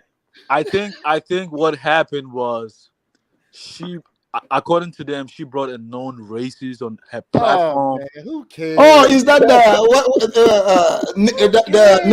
Is that Nick Fuentes guy? So wait, they are pissed off. They are pissed off. Yeah. I think they're just jealous. Like, You know what? It's just like how Al and some of these foolers in the chat are pissed at me for bringing a known racist, which is Judah. You Bantu guy. They are mad because you are aligning with you Bantu from Cameroon. So wait, so Judah is like the Nick Fuentes, the African Nick Fuentes. He's the racist. He's the tribalist. Afrodamus. I mean, LA Wicks is really right though, because I mean, they were claiming that okay, she used the black agenda to rise her platform to a different level, and now she's drifting to a different, Wait, doesn't she talk about like relationship? Yeah, like Red Pill. Like, I mean, they're so Red Pill is black now. I mean, that's what nobody owns it. I know. But black people think we do because they made her. What happened was they made her their god. Now that she's exactly, I think a LA, 27-year-old white virgin, everybody act like they care. I would have seen it. So now all the black men are upset. So now I got to go on my show and cut out all the black men. Okay, LA. Let me. I think I know what happened now. Okay, so they supported her. In the back of their mind, now this is our girl. Yeah. And then she veers off and chooses Africans, and now the usual. They would go and dig in and say, you know what? Remember in 1945, your grandma said such and such. So now they are going back and digging in the files. Yeah. No, I don't think they are mad because she chose Africans. I think they are pretty much mad because the white guy who came on that platform. Zongo, you must not know the blacks, do you? I know Zongo. Zongo, how did that change any black people's life that he went on that show? No, I mean when I saw O'Shea's take on that particular video. Oh, O'Shea talked about it. O'Shea doesn't talk about white women, does he? He talked about her. He was saying that black people are so, they help her to grow the channel, and now she had a lot of subscribers. I'm giving back my black card. I'm coming right to Africa. I can't deal with this. We are not going to take you in. We are not going to take you in. No, I have no choice. LA is Nigerian, Judah. So you don't have us. He doesn't want to go to Cameroon. No, I'm not starting that shit. Don't have me on this show. I think O'Shea's a little jealous. He's a little jealous because he feels later, like. y'all. I get what you, Judah. I'll see you, LA. All right, y'all. All right, peace. All right, man. So Zongo, you said O'Shea did a video about it? Yeah, he did a video about her that the blacks help her to elevate her channel, and now that she has grown to a different level, she's now really revealing her real identity and promoting what she feels. How old is she? Her. I think she's probably less than 30, if I'm not mistaken. Okay, so she's white, right? Yeah, she's white from Illinois. And she brought a white person to her show. Yes. And the blacks are upset because a white person brought a white person to her show. No, a white person and a white man and another white girl, right? And then I think she was but what I'm saying, she was dating a black guy, and I think the white guy spoke negatively about the black person, and they got kind of like, you know. Yeah, but what I'm saying is, then what does that have to do with this? All these other simps that are talking about this situation. For You know, me, Zongo, me, one thing about me, Mhm. anybody that watches here, they know one thing about me. I don't talk about snow bunnies. That's Yeah. not a thing over here. talking about snow bunnies. I get it sometimes, every now and again, you get somebody like Jude. Kidola speaks about nobody. Yeah. But you know, here's the thing. But that's weird. So wait. So they are pissed off Yeah. because, but she's white. This is a white show. If she brings a white person there, Uh-huh. you know, like, I don't see what they should be outraged by. If I they mean, don't I like wasn't it, just outraged. don't watch. I wasn't outraged, but I Just was don't shocked watch. how like they were outraged. I mean, if that person doesn't Oh, like, you were welcome to America, sir. I said You know, I wasn't. Zongo, Hold I on, get it. Sometimes when hold you on, see hold on, me talk about certain things, you hold think on, I'm crazy, but you will hold on, see. hold on. I said I wasn't outraged though. If he doesn't like black people, I don't give a damn about that. I think the reason why they are shocked is that when she came into the scene, she used the red pill. I mean, presumably it's a black narrative, right? On No, the no. land. Red pill is not the red pill is not a black narrative. I The mean, white that's what. people are, in fact, the blacks came into this red pill talking spaces late. Okay, this has been going on. You know, they had people like Tom Likas. I'm Mm-hmm. talking since in the 90s. You have Howard Stern. This is white people talking about, you know, like they're the ones that make a lot of money out of it. You know, you have, even in this internet space, you have people like that. Mm-hmm. Rolo Tomasi, you know, there's all this red pill stuff is like the white guys dominate this. Exactly. You know, like you're beginning to learn. You would see like black people, they would, if they start coming in it, like for example, basketball, right? Mm-hmm. Now, who, you know, nobody even, you know, if you say white people invented it, they would fight you over it. But it's the truth. Just because they came in it, now it is, guess what? Is black, right? This lady, she got talking points. They go there, they listen to what she's talking about. I don't know what, even if it's about red pill. Red pill. You want to be red pilled? First of all, any man that goes to get their red pill information from a woman, not only any woman, some 20-something-year-old woman, Mm-hmm. you are a simp. You are the simp of all simps. That's like if you're a fisherman, Mm-hmm. you know, you want to go to the fish and ask the fish how to catch a fish.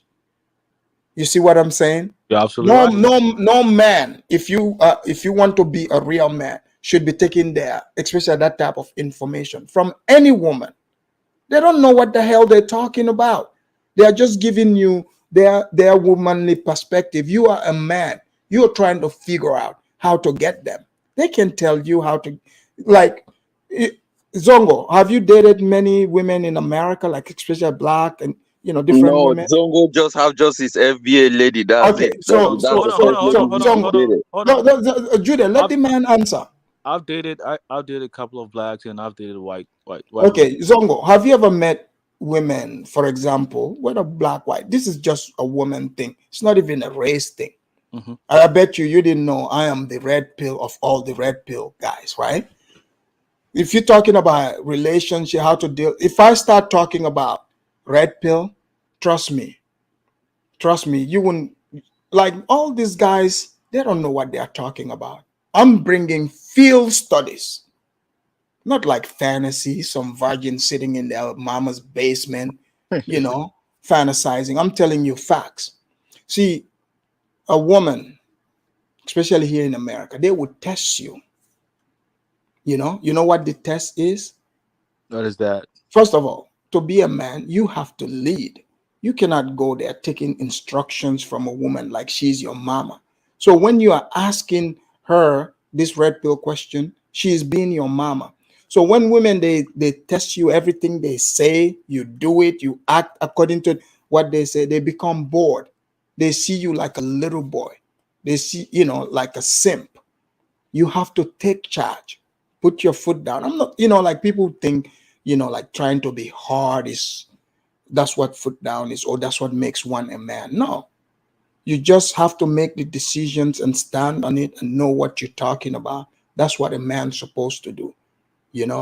Like women and all this mumbo jumbo talking point. My thing, you put your foot down, you tell them you don't need to see them wearing those stupid eyelashes or putting those bird claws on their hands. So long you with me, that's not gonna happen. You start right then and there. You lay the law down, But how are you gonna be a red pill? A lot of these guys, they show pictures of their girlfriend. She's for the streets, man. She's dressed, naked. Like look at, Russell Wilson and Sierra. Russell Wilson. Sierra showed up naked. That's naked, right? Pretty much now, all of us are in bed with Sierra. I didn't see it, but I was told she looked naked. All right. Sierra used to be the girlfriend of Future, right? Exactly. So I'm just giving you an example what a simp really looks like. He was right there with her, while this woman is naked, for instance. So here in America, people, that's the conflicting information they are getting. Like there's no longer this, like for example, Sierra.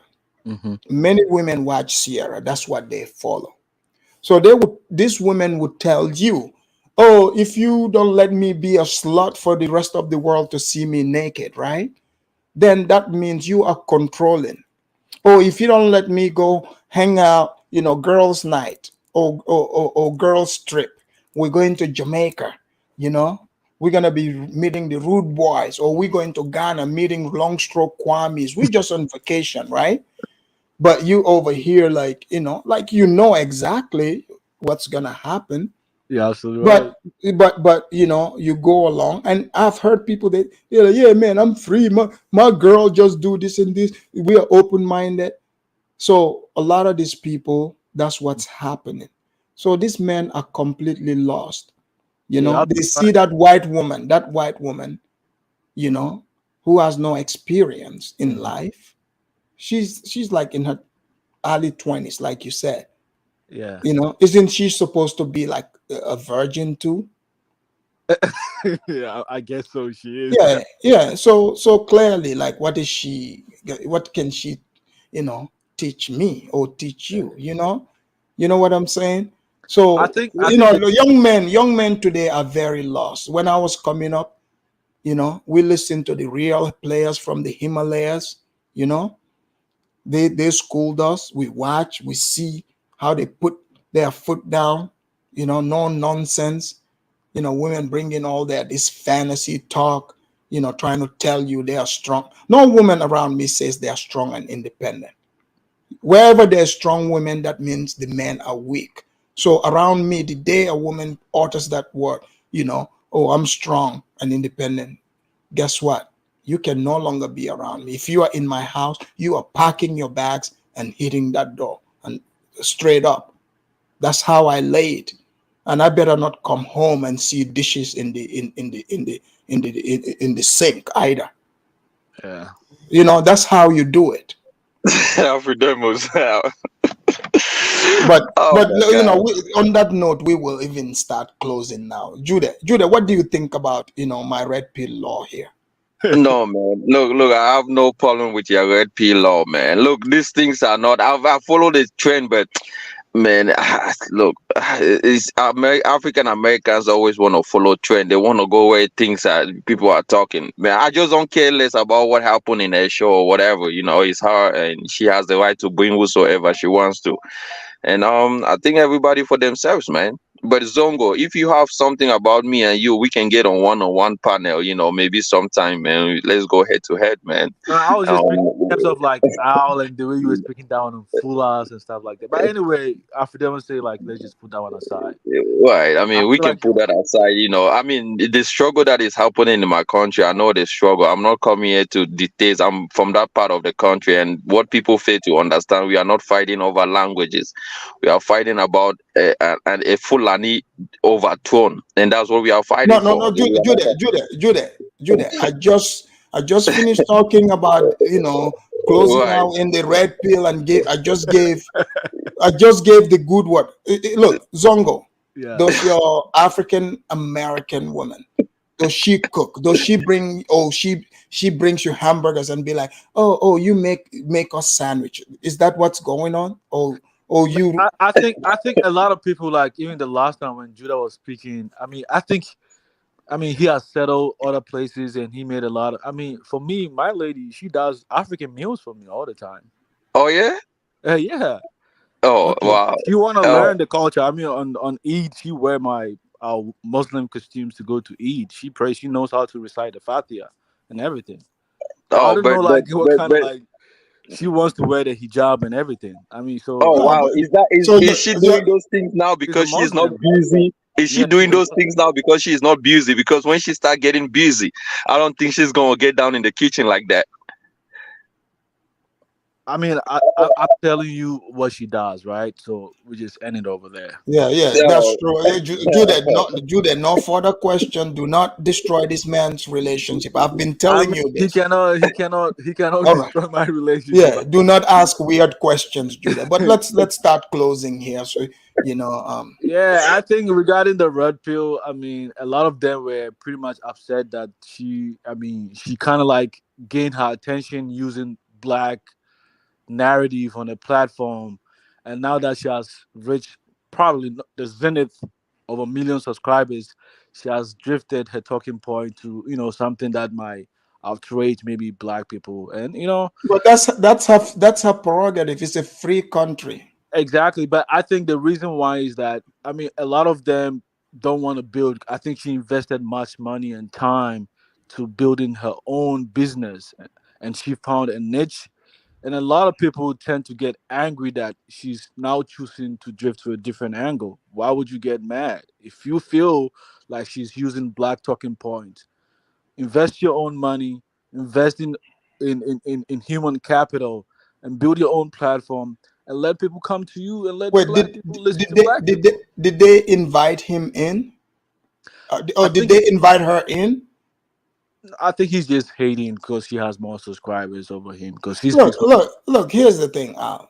YouTube, for instance, like my YouTube here, is like if I switch genre, you know, like let's say I start talking with the Chinese. I'm doing Chinese shows, and the Africans and the blacks get mad because they're not getting the Afridamus attention anymore. Do you guys have the right to be upset? Oh, you can choose to come and watch my Chinese show. Which one is it? I have the right to switch to the Chinese genre, right? You're absolutely right. Actually, you're It's a absolutely right. free country. I'm just giving an example. Zongo, you can answer. I'm not gonna go to the Chinese side. I'm just asking. I'm not going there. But I just want to. It's like our tribe who wanted you to stay on their own side, to do their channel, but now you are now open to all Africans, so they get pissed off. Yeah, but I mean, me personally, Afrodemus, because a lot of you guys, when you come on not you particularly, a lot of people when they come, they speak about, they want to stick to their own people. I don't come Right. from that background. I don't think that way. Our family are kind of mixed. We marry. So I'm not like I don't stick to one particular. Hey, I deal with everybody. Exactly. All humans. Like that's why even okay. At first, to be honest, like even the the tribal talk joking. Like I thought, it's like they were joking, whatever. But look like he got tense. And like between like in Africa, like some tribes, right? There's like relationship, some kin relationship with them where they joke with each other. They have that relationship. You're absolutely right. So that's why you notice I was saying a lot of crazy stuff about me and my tribe. I didn't respond because what he doesn't understand is his tribe, the Fuller. When he say I don't like them and disrespect, he doesn't understand. We have that relationship with the Fuller people. We do not talk bad about them. In Gambia, right? Wherever, even in Sierra Leone, if you go to like my village, my original village, you know, like villages, you would see like one tribe is the one in like when you go to that tribe, like the Zongos would be in a village, right? But wherever you go, you know, like next to them, there's another tribe that they would be neighbors with. Oh, okay. So they are always like that. We're like that with them.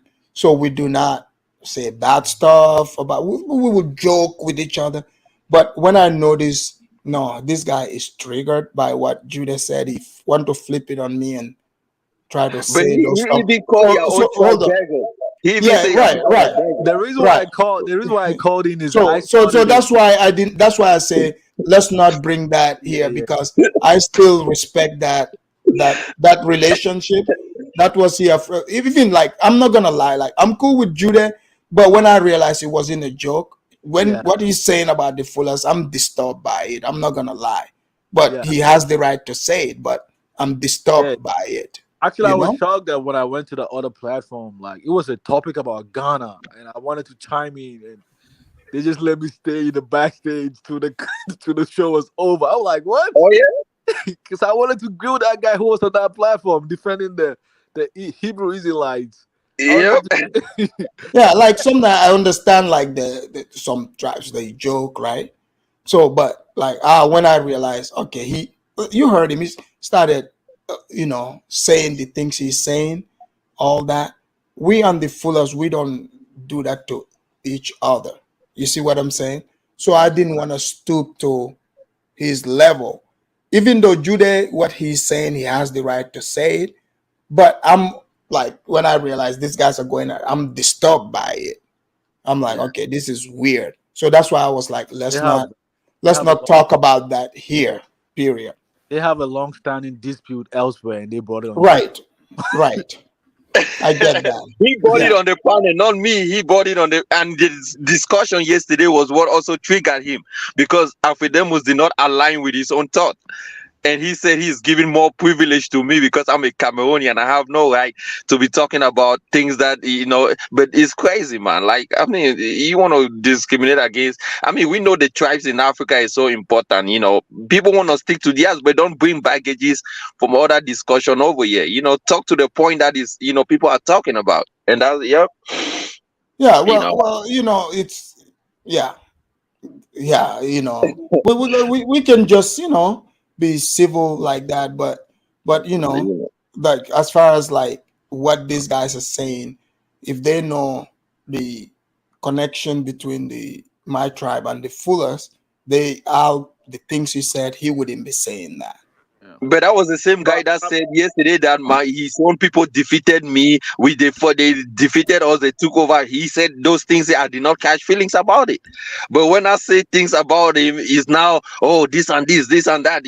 Come on, man. Like we all grown men. If he got the money, he should go back home and spend it on his people. That's It's okay. I think once everybody sits down, chill. You understand.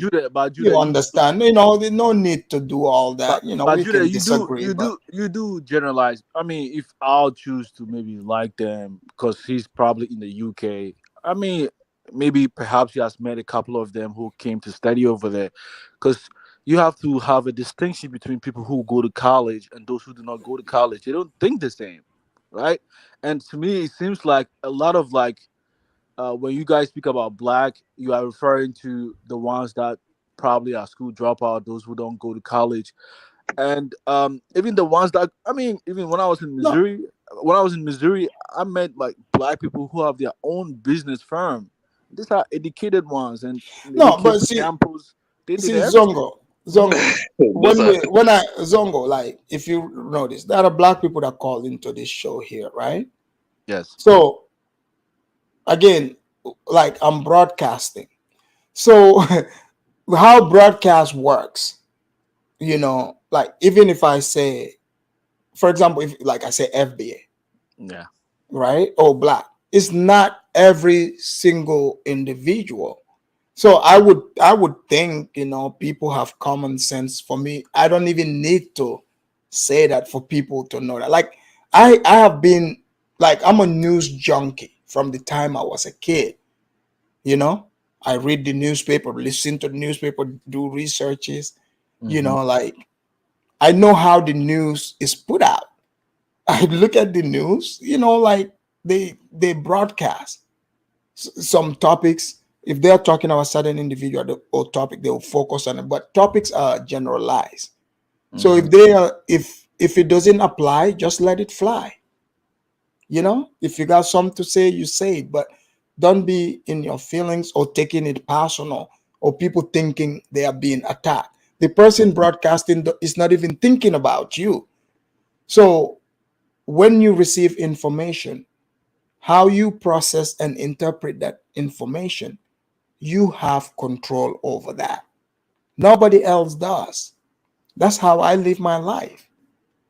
Like, they've even stopped it before. Here, these people that will come in, oh man, your poor country, Gambia, you guys are dusty, blah blah. Now they are tired, they don't do it, right? Yeah. Because you know, it's like, yeah, they're saying it to trigger me. Like, what you're tell me something I don't already know. You see what I'm saying? Yeah, absolutely Tell me right. something I don't already know. Or when they describe, like if you're talking about a country saying, you know, it's poor. Sure, the economy might be, but it doesn't mean every person in that country is poor. But I get what they are saying. You see what I'm saying? So some people, they get triggered by that. You know, like if somebody like in America speaking in terms of that, I've lived here long enough. I understand what they are saying. You see what the guy on the panel is Like saying. He say I if I was in understand the what they are UK, saying. You know, he I say get what they are Afrobeats, saying. so have you been here? Were you here before 9/11? Oh, Yes. oh wow, that's a long time. you see what the guy on the panel is saying. He say if I was in the UK, I would have been Jom. I mean, that's crazy, man. Like, I mean, you take things serious, so serious. Like, come on, man. Like, even this guy, we know that in Africa, when a Cameroonian even step feet, see, well, come on, Al, you know, stop all these things, man. I mean, It's you're a okay. guy, you It's can come on okay. the panel and we speak So Creole, yeah, it's you okay. know. So Zongo, you understand? I'm like speaking from ancient America. Oh yeah. Yeah, that America, and you know, like all, you know, like yeah, it wasn't like this. You know, things change. It changed drastically after Obama came into. Now I would say George Bush when they started doing, I remember a time you can fly in the airport, they didn't have all this TSA searching you and stuff like that. Exactly, I agree, You and you just, are right. Yep. Yeah, I was a kid by then. I was probably playing ball by the beachside by that time. oh, you are one of those kids on the beach there, yeah. Yeah. I played Right near the beach, boy. Yeah. Yeah. Yeah, So then yeah, times change, times absolutely change. But tomorrow we're going to do another show here. Guys, do you know what's gonna be the show? The tell us show is about it.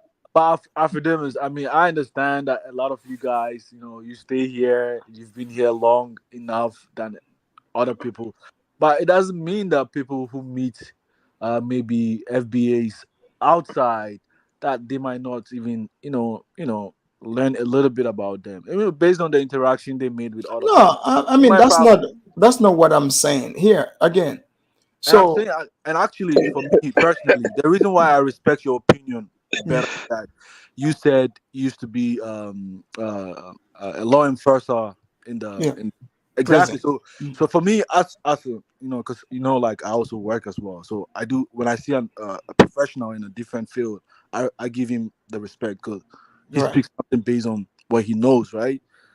But then, I mean, some other folks come, they just speak based on their own personal experience. They don't have, the broader understanding of the greater society. The fact that you've been here a longer time doesn't mean you know everything about every state, right? Right. So it Absolutely. doesn't make sense. I Oh can yeah. probably, You cannot know everything. You know what I'm saying? So that's why sometimes, Yeah, people do come on here, especially Africans who some would imply that since because they've been here long, so they know everything. You didn't live in every state. You didn't ever met everyone. Yeah, you can speak in general terms if you don't have, the full, you know, Picture. picture, right? For example, like I worked in a state prison before for Yeah. years, right? Okay, I might not work in the state of New York, but the procedures are the same. I'll be able to tell you, like if you drop me in there, yeah, like the policy, everything would be, I wouldn't be stranger to it. Just maybe the way they do things, and it would take me maybe a week or two, and I would be fully integrated into that system because I already have that foundation. So that people can speak, based in that, and that's what experience is. But I also allow people who, everything is anecdotal. So You're absolutely right. mostly you would see that conflict there, because if you notice, they are coming at me with their personal feelings, Yeah. right? Yep. Instead of attacking, the topic itself, what I'm saying, you know, just because the way I'm telling this, explaining this topic, the words I'm using, or you don't like my title whatsoever, it still doesn't mean I'm wrong or right about what I'm saying. Leave your personal morality out there. Stop playing God. Participate in the conversation. If you think you're smart, come up here and have a decent conversation. Get out of your personal feelings and come to the conversation. But I don't take it personal either, because when I speak, I'm speaking to humans. I know that they're gonna see themselves in these topics that Yeah. I bring, right? You should have seen when I did the Muslim debate here. I'm using videos just like here, the same videos. You should have seen. In fact, I'm going to bring another Muslim debate again. Nigerians again versus this Arab guy. Mind you, this is an entire debate of other people Yeah, playing but it, analyzing it. They are mad at me, yeah, but even though everybody's hearing. I'm not the one that recorded this. I'm not the one saying this. Two people are disagreeing. They're having a debate like adults. That's what I think most Africans lack. but To hold have a on. civil debate for the most part. I did The watch it. moment they don't like it, they go off. I did watch it before on your platform, right? I mean, Mhm. I think the Nigerian guy you're referring to. I mean, as a Muslim from West Africa, I don't know much about like Senegal, because we know like Senegalese too. They have good knowledge about Islam, but usually from Ghana, Nigeria, and those places, when we're speaking about Islam, it's usually the Hausa people. They have more knowledge about Islam. They are the ones teaching the other tribes about Islam. And the person who was debating with an Arabic person was even a Yoruba person, right? I mean, even in Nigeria, So a lot of yeah, people go there. but again, you're putting a limitation to it. Yes, maybe you might see houses do it for the most. That doesn't mean a Yoruba person doesn't have the brain to study and know the No, religion no, no, like everyone else. no, that's not what I mean. That's not what I mean that they've been in the religion long enough to know more about the religion than the incoming tribes, right? Yeah, They but have but they but have if like if someone, most Africans are in religions, right? Whether Mhm. Christianity or Islam, because they were born in it. Exactly. They say they don't study the book, they don't know anything about it. Those are the Africans who come and get triggered when they hear educated Oh, okay. conversation. Absolutely Things right. that are things that are things. For example, if you come, you are all in your feelings. Hmm. Just because you've never heard people talk a certain way Hmm. about certain things, a smart individual, Yeah. right, would Yeah. kick back and listen. Like, hey, look, I'll tell you right now, Zongo. Now they've even tamed it down. When I first came to the United States, on TV, right? Mhm. On TV, man, when some of the programs you watch, if they're talking about like Africa, right? You would want to, pull your hair. You would want to lose it. But I was curious because you know what? Just because you see yourself a certain way and know things about you, right? Because see, you would never respect yourself until you know yourself, right? You cannot outsource that to other people. But like I don't lose it. I'm listening, right? I want to know what these people, their perception is of Africans, so I can counter that, Yeah. right? But if the people are speaking, you just come getting mad, trying to shut them down, right? Okay, already here, this person there using general information. You can hear what general information they think they have about you or people like you, right? And you can take that and compare it to what you already know to be true. That's where true knowledge comes from. It's not just to go sit in classroom and say I got a degree, blah blah blah. No, the teaching doesn't only end there. You take those information, you compare it, and see what is what. You would be surprised by what you find. Like I'm very curious. I'm into knowing about human behavior, how people act. So that if you're in your feelings, you would never know other people. You wouldn't even know yourself. Speaking of that, have you read Thomas Sowell's book? I think what is the name of the book? Wealth, Poverty, and Politics. Have you read it? Yes.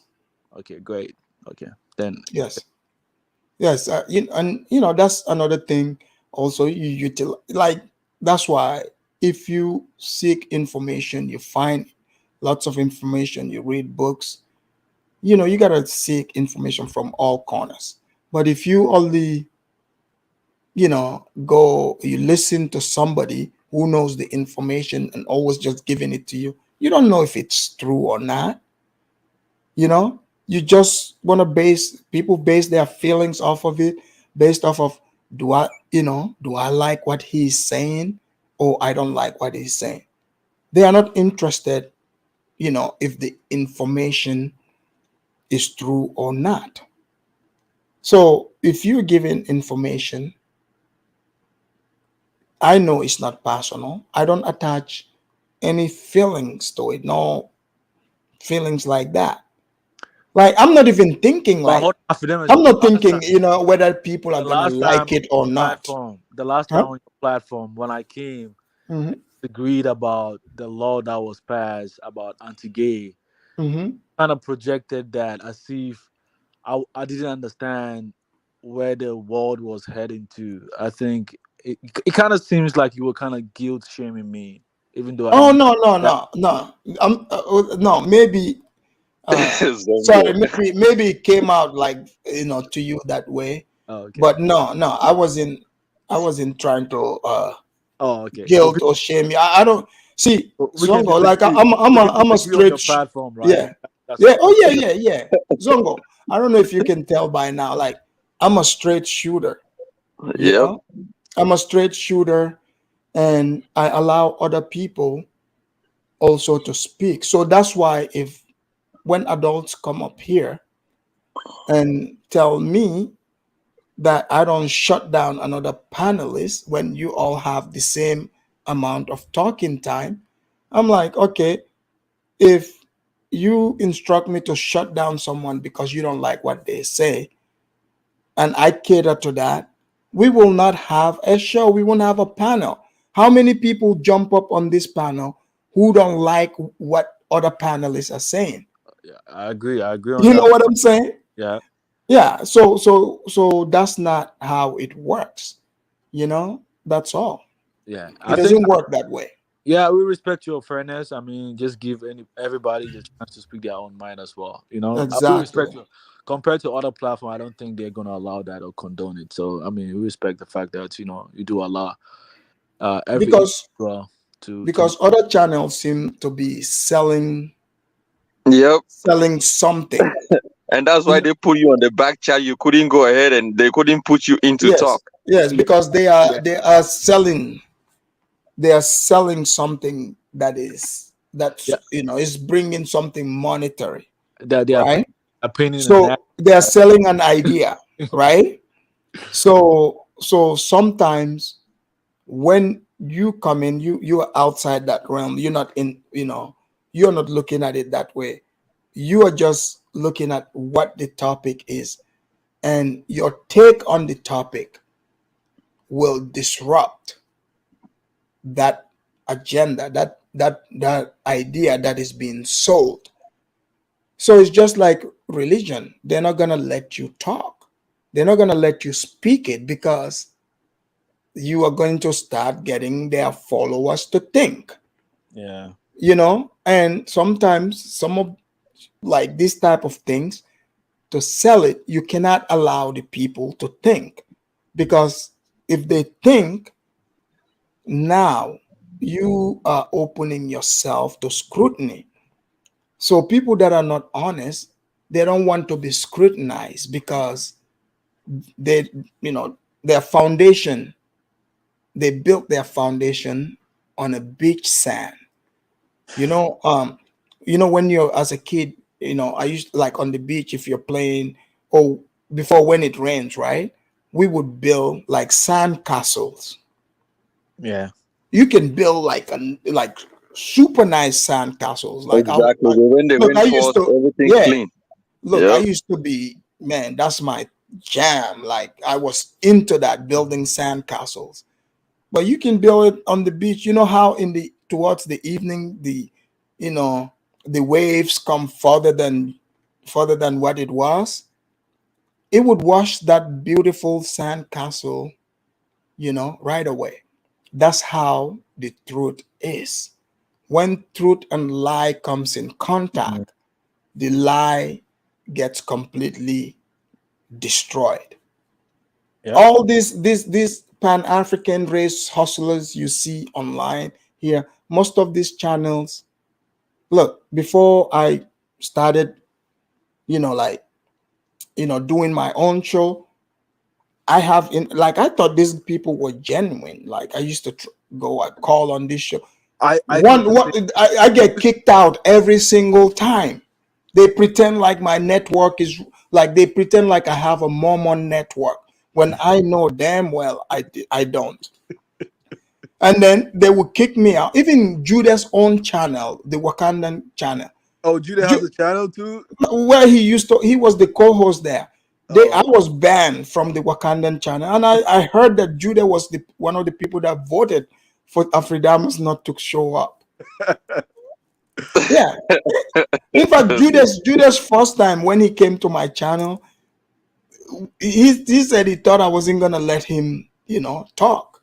Exactly. I mean, yep, you're right. Yeah, Zongo, that's how I was treated in these streets. Yeah, wow, Yeah, but I don't take it personal. I understand. I understand where these people are coming from. I totally get it, because he's like, like you see, Audrey said it. Franklin, the Nigerian guy, Franklin, he lives in the UK. Of course. Yeah, Franklin, Franklin, he does his show. He has some really good shows. I agree with a lot of the stuff he was saying, right? But Franklin was trying to sell the white supremacy talking point, and he opened up the mic. I called in, because you got to let everyone call in, even if they disagree with you. That's what even makes a show, because people want to hear, another perspective. But on that day, Franklin cannot allow me to say what I was saying. I wasn't didn't use profanity and none of that. But I was speaking too much sense. All of a sudden, Franklin He kicked me out. Some of the people in the chat, they were like, let that man in. That man was saying something very interesting. And Franklin lied to his audience and said, oh no, he dropped. And guess what? When I hit the link to come back, it said you're blocked. You see, Mimi even confirmed this. He said Afridamus was always kicked out of in all Pan-African channels. Yeah.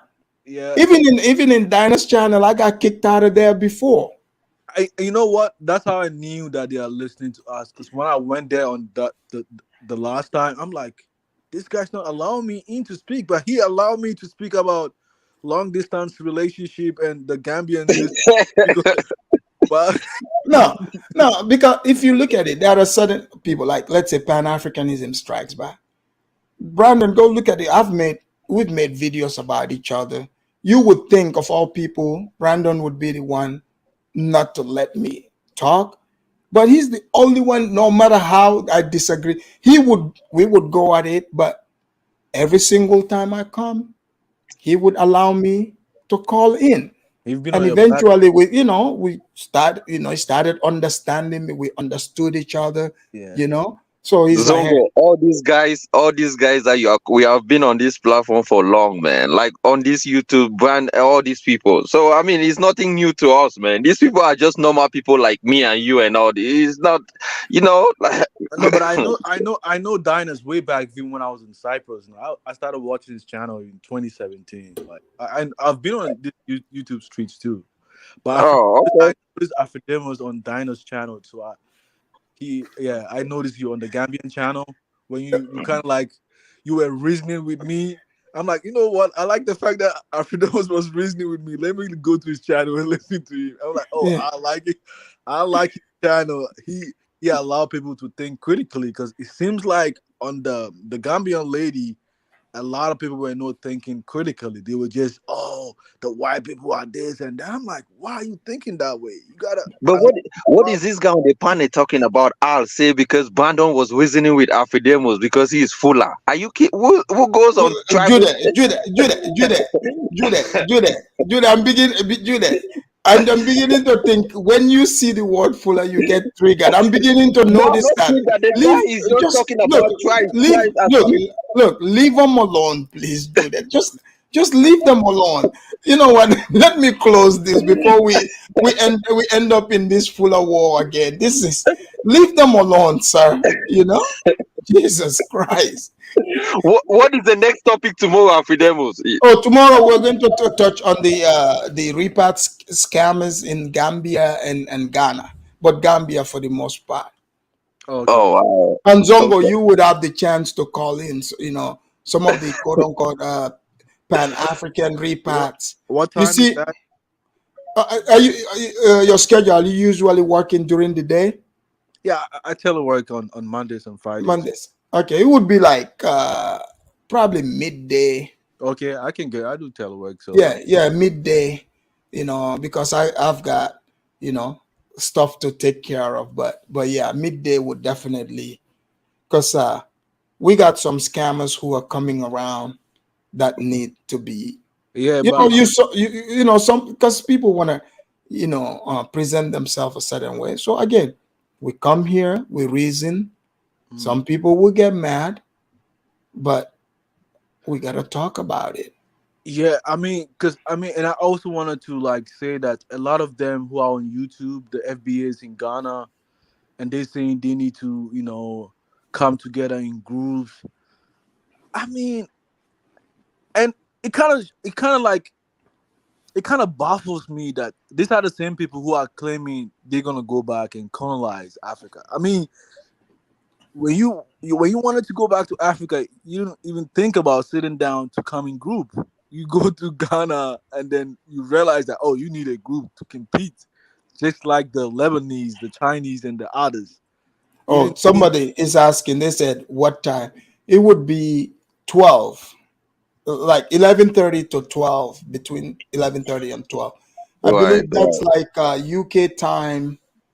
I'm in Pacific zone. I think that would be around evening in the UK. In the UK, right? Yeah, if you are in the East Coast, it would be around like three, around 3. Central time, 2 hours. Yeah, Central Time. Yeah, 2 hours different. yeah, it would be around that time. You know, Afridamus, but at the end of the day, it's all about like people. They're not used to different perspective. That's why I said me. I have been battle tested. You know, experience because I go to these panels, even though I know like they're like, oh shit, here comes Afridamus again. He's gonna bring, but it's like, dude, you running a show. It's an internet show. People are acting like, I'm just showing up in their compound without me being invited. I'm invited. The moment you put the show up, and you drop the link, that means you invited, just like you invited everybody else. I'm invited the same way. Just like when I drop the link, everybody is invited as long as you keeping through the, you following the rules, we're fine. Like, I don't have to like what you're saying. I don't have to like it. Yeah, but it's a public platform. As long as you're within the rules whatsoever, you're not here disrupting the show or using profanity, you're welcome. You can call in. You're absolutely right. Yeah. And then you were right about those so-called fake Pan-Africanists, right? I remember one time I went to Dynasty's show and I was telling Kala that, hey, man, none of you guys fought for us to come over here. Because when I was in Ghana, you guys have your embassy over there. And there you go. You bring your representatives from various institutions in America to come and recruit students from Ghana. There you go. And for them to tell me that they fought for us to come, you gotta be crazy because we paid our. There you go. Now you are talking. We had to study and get our own job, and now you telling me you fought for us to bring over here. So I had to disagree. And Kala just went. Oh yeah, Kala is another crazy one. That was Pan-African, right? And I was no, again, you see, Zongo. So this is Zongo. Have you ever heard of the antidote?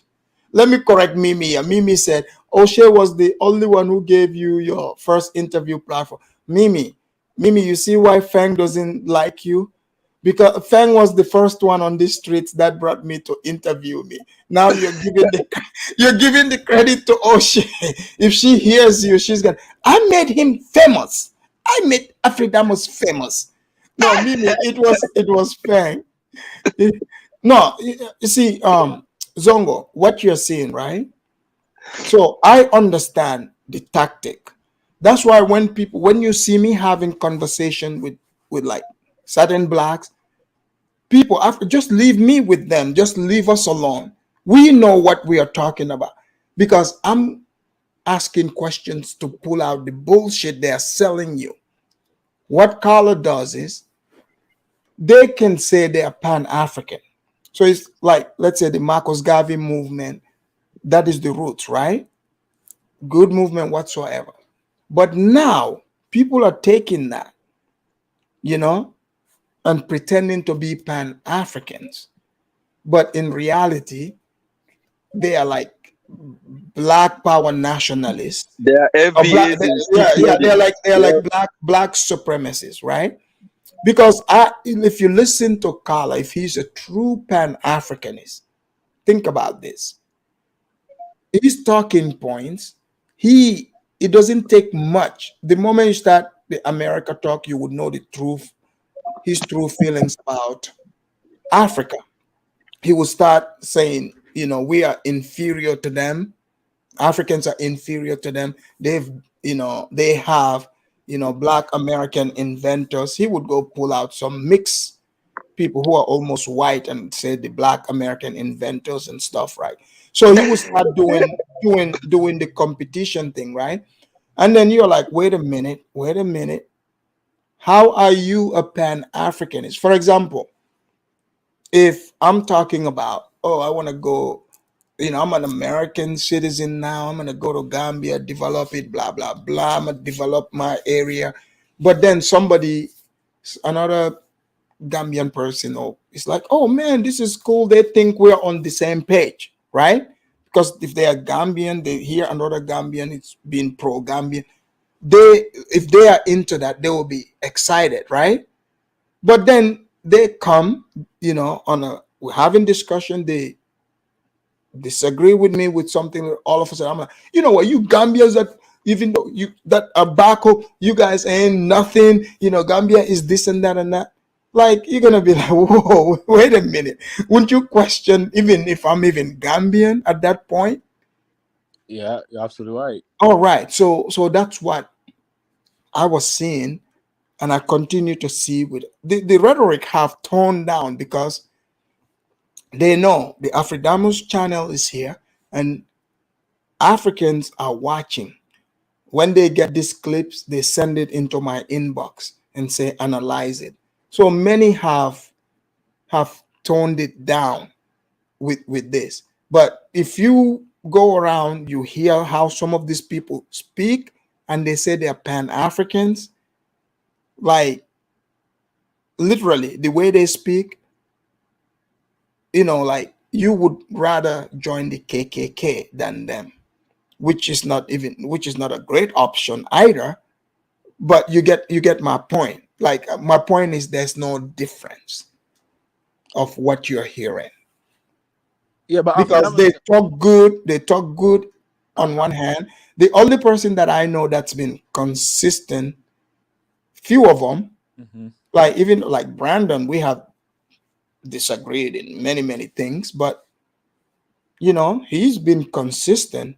He goes to African channels, fight with Africans, like he's not doing like the sneaky stuff, like just because he's on one platform, he talks one way, then he go. No, that's just he's been consistent, and yeah.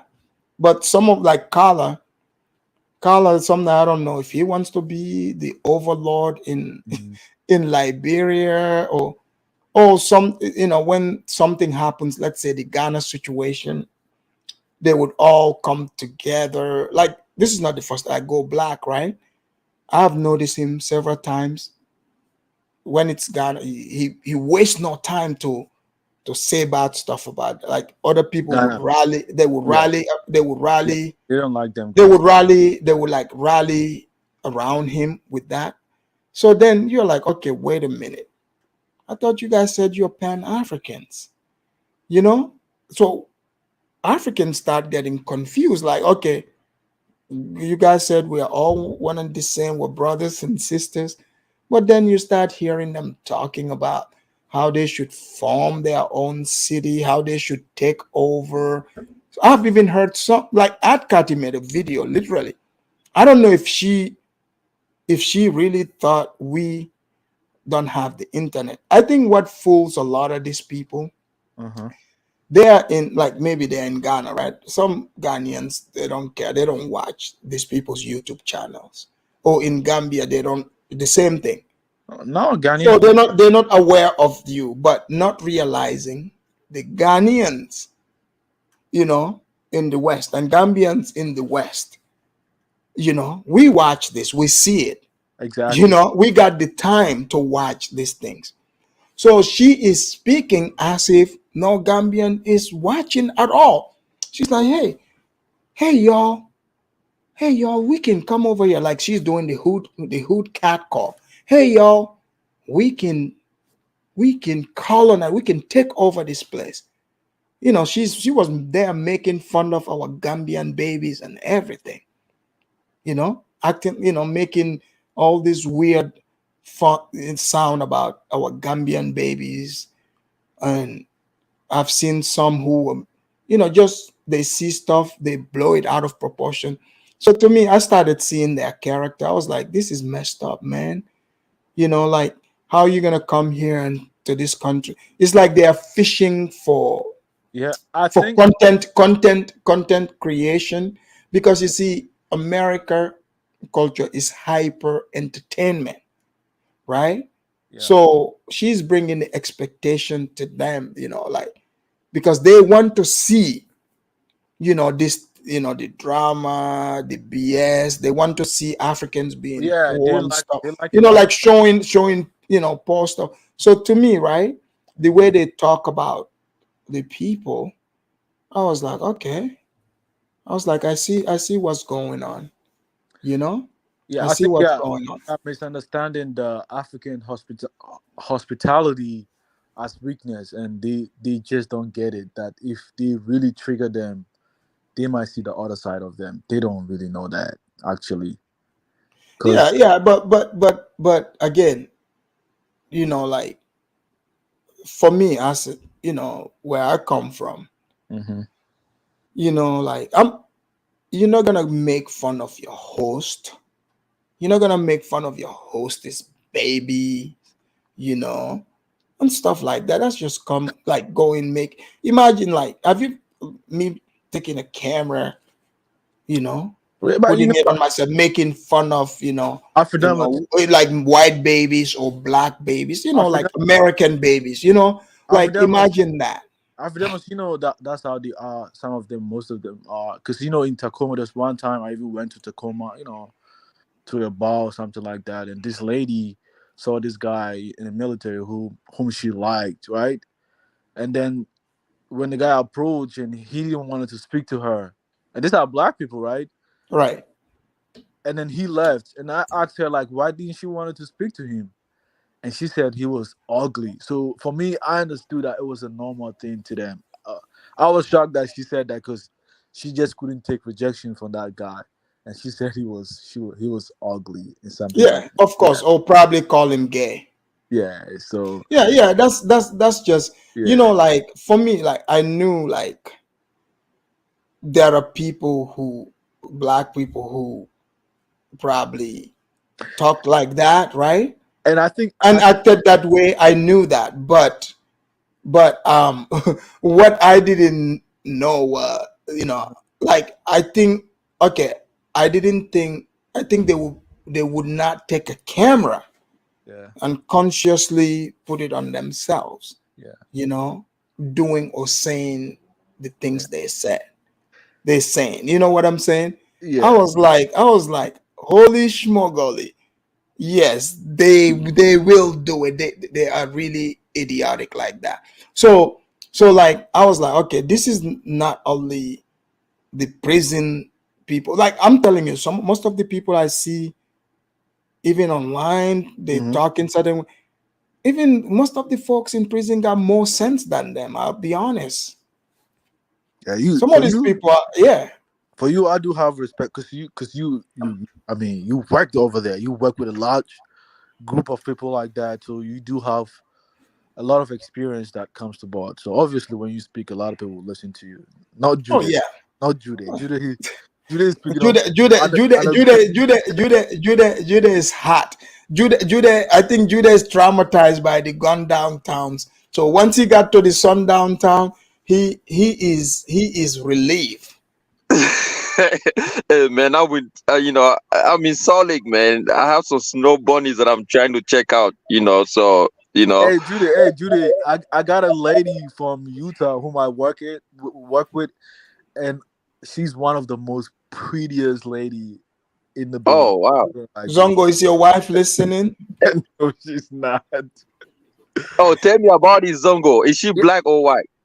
I mean, from Utah, man. Come on. Oh, okay. Wow. So is she Zongo, you should have told them she's black. Okay, but I'm a Muslim. I can marry up to 4, man. Okay, so Judah, you're wasting your time. He's not gonna tell you, Judah. She is, in fact, Zongo is plain. She is black. So Zongo, is she in Washington State or she's in Utah? Does she work remotely? No, she works over here with us over here. Oh, okay, but she's from Utah. Yeah, she's from Utah. Man, you gonna make me take a drive from Salt Lake to Seattle, man, to find out, Man, just start saying nice stuff about Al.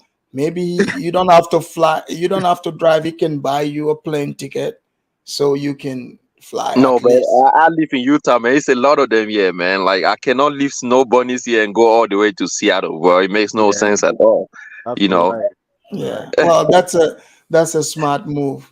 Ladies and gentlemen, that brings us to the end of the Afridamus report. You guys heard it. The conversation was all over. you know, I have my co-host here. He's gonna stick with me till I close out here. It's been a great conversation, you know, to be honest. You know, you guys know it goes up and down, you know. Sometimes people get all up in their feelings, but hey, you know, you're always welcome here at the show. Kick back, you know, drink some English tea and crumpet, you know, come back, you know, tomorrow. We would have a great conversation, all right? And Judah, please be nice to Al. Do you promise to be nice to him? Oh, come on, man. Al is a brother, man. Al is a brother. You know, I respect Al, you know, the way he talks, you know, the way he carry his points. You know, I respect him as a person, you know, but I mean, when you want to, you know, use your tribe and just, you know, say, oh, nobody can say this to me, it just make no sense, man. Come on, bro. Yeah. Like, that's what I did. That's what I don't like. But he's a brother, man. I mean, we are open, man. We are all Africans, you know, we are open to everybody, you know. We are not discriminating. I mean, come on, man. We are all brothers. I mean, he said he want to attack me if I was in the UK. Come on, this is not something that leads to attack. Well, you know, we are just make sure you don't go to Peckham. You know, they like to stab people over there. I'm not going over there, so you know.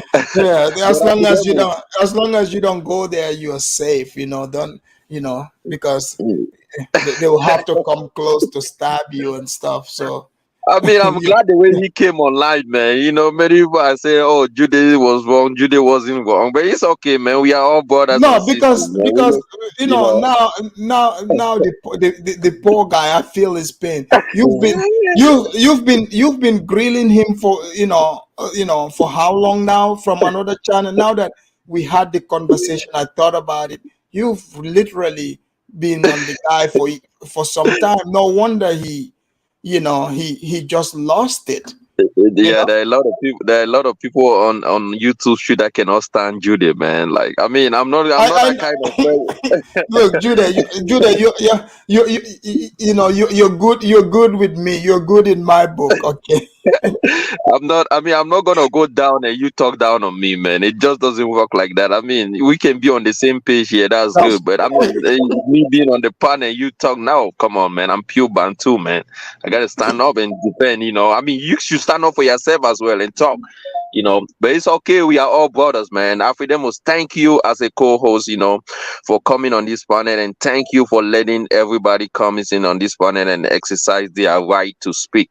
And I like that, and that's what makes you great. You know, we look up to you as African Afridamus report. You know, we want to come out and air our opinion, and that's a great thing. And I want to thank people on the chat, you know, and keep coming in for tomorrow. We have a good topic that is coming up. And thank you, Afridamus. Thank you, Judah. Guys, that was Judah, my co-host. And Judah, take care out there in Utah, you know, because you know, those moments, you know, snow bunnies can be detrimental to your health. So be careful out there. All right, guys, that was Judah, you know, out there in, you know, sundown town in Mormontville.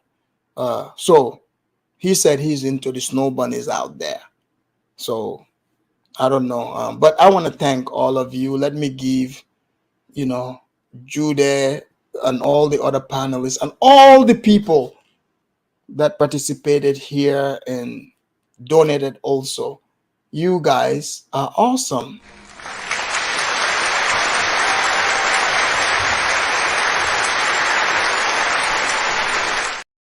All right. You guys have been awesome. Even the bear, you know, the smooth bear came and gave you guys the awesome clap. But I want to close out with the thank you, the golden thank you. That's for all the people that donated to the channel and all of you that contributed through, you know, hitting the likes. And if you're coming in, hit the like as well. Already, we out.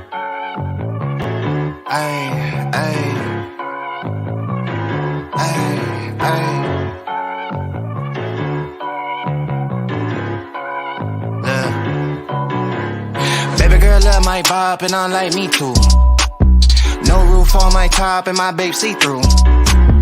Hating on the pen, don't stop, shit ain't gon' feed you. I've been all on my grind, so why I need you. Baby girl love my bop and I like me too. No roof on my top and my babe see through. Hating on the pen, don't stop, shit ain't gon' feed you. I've been all on my grind, so why I need you? Big flex, my swole up, double cup and I'm pulled up. Niggas hate.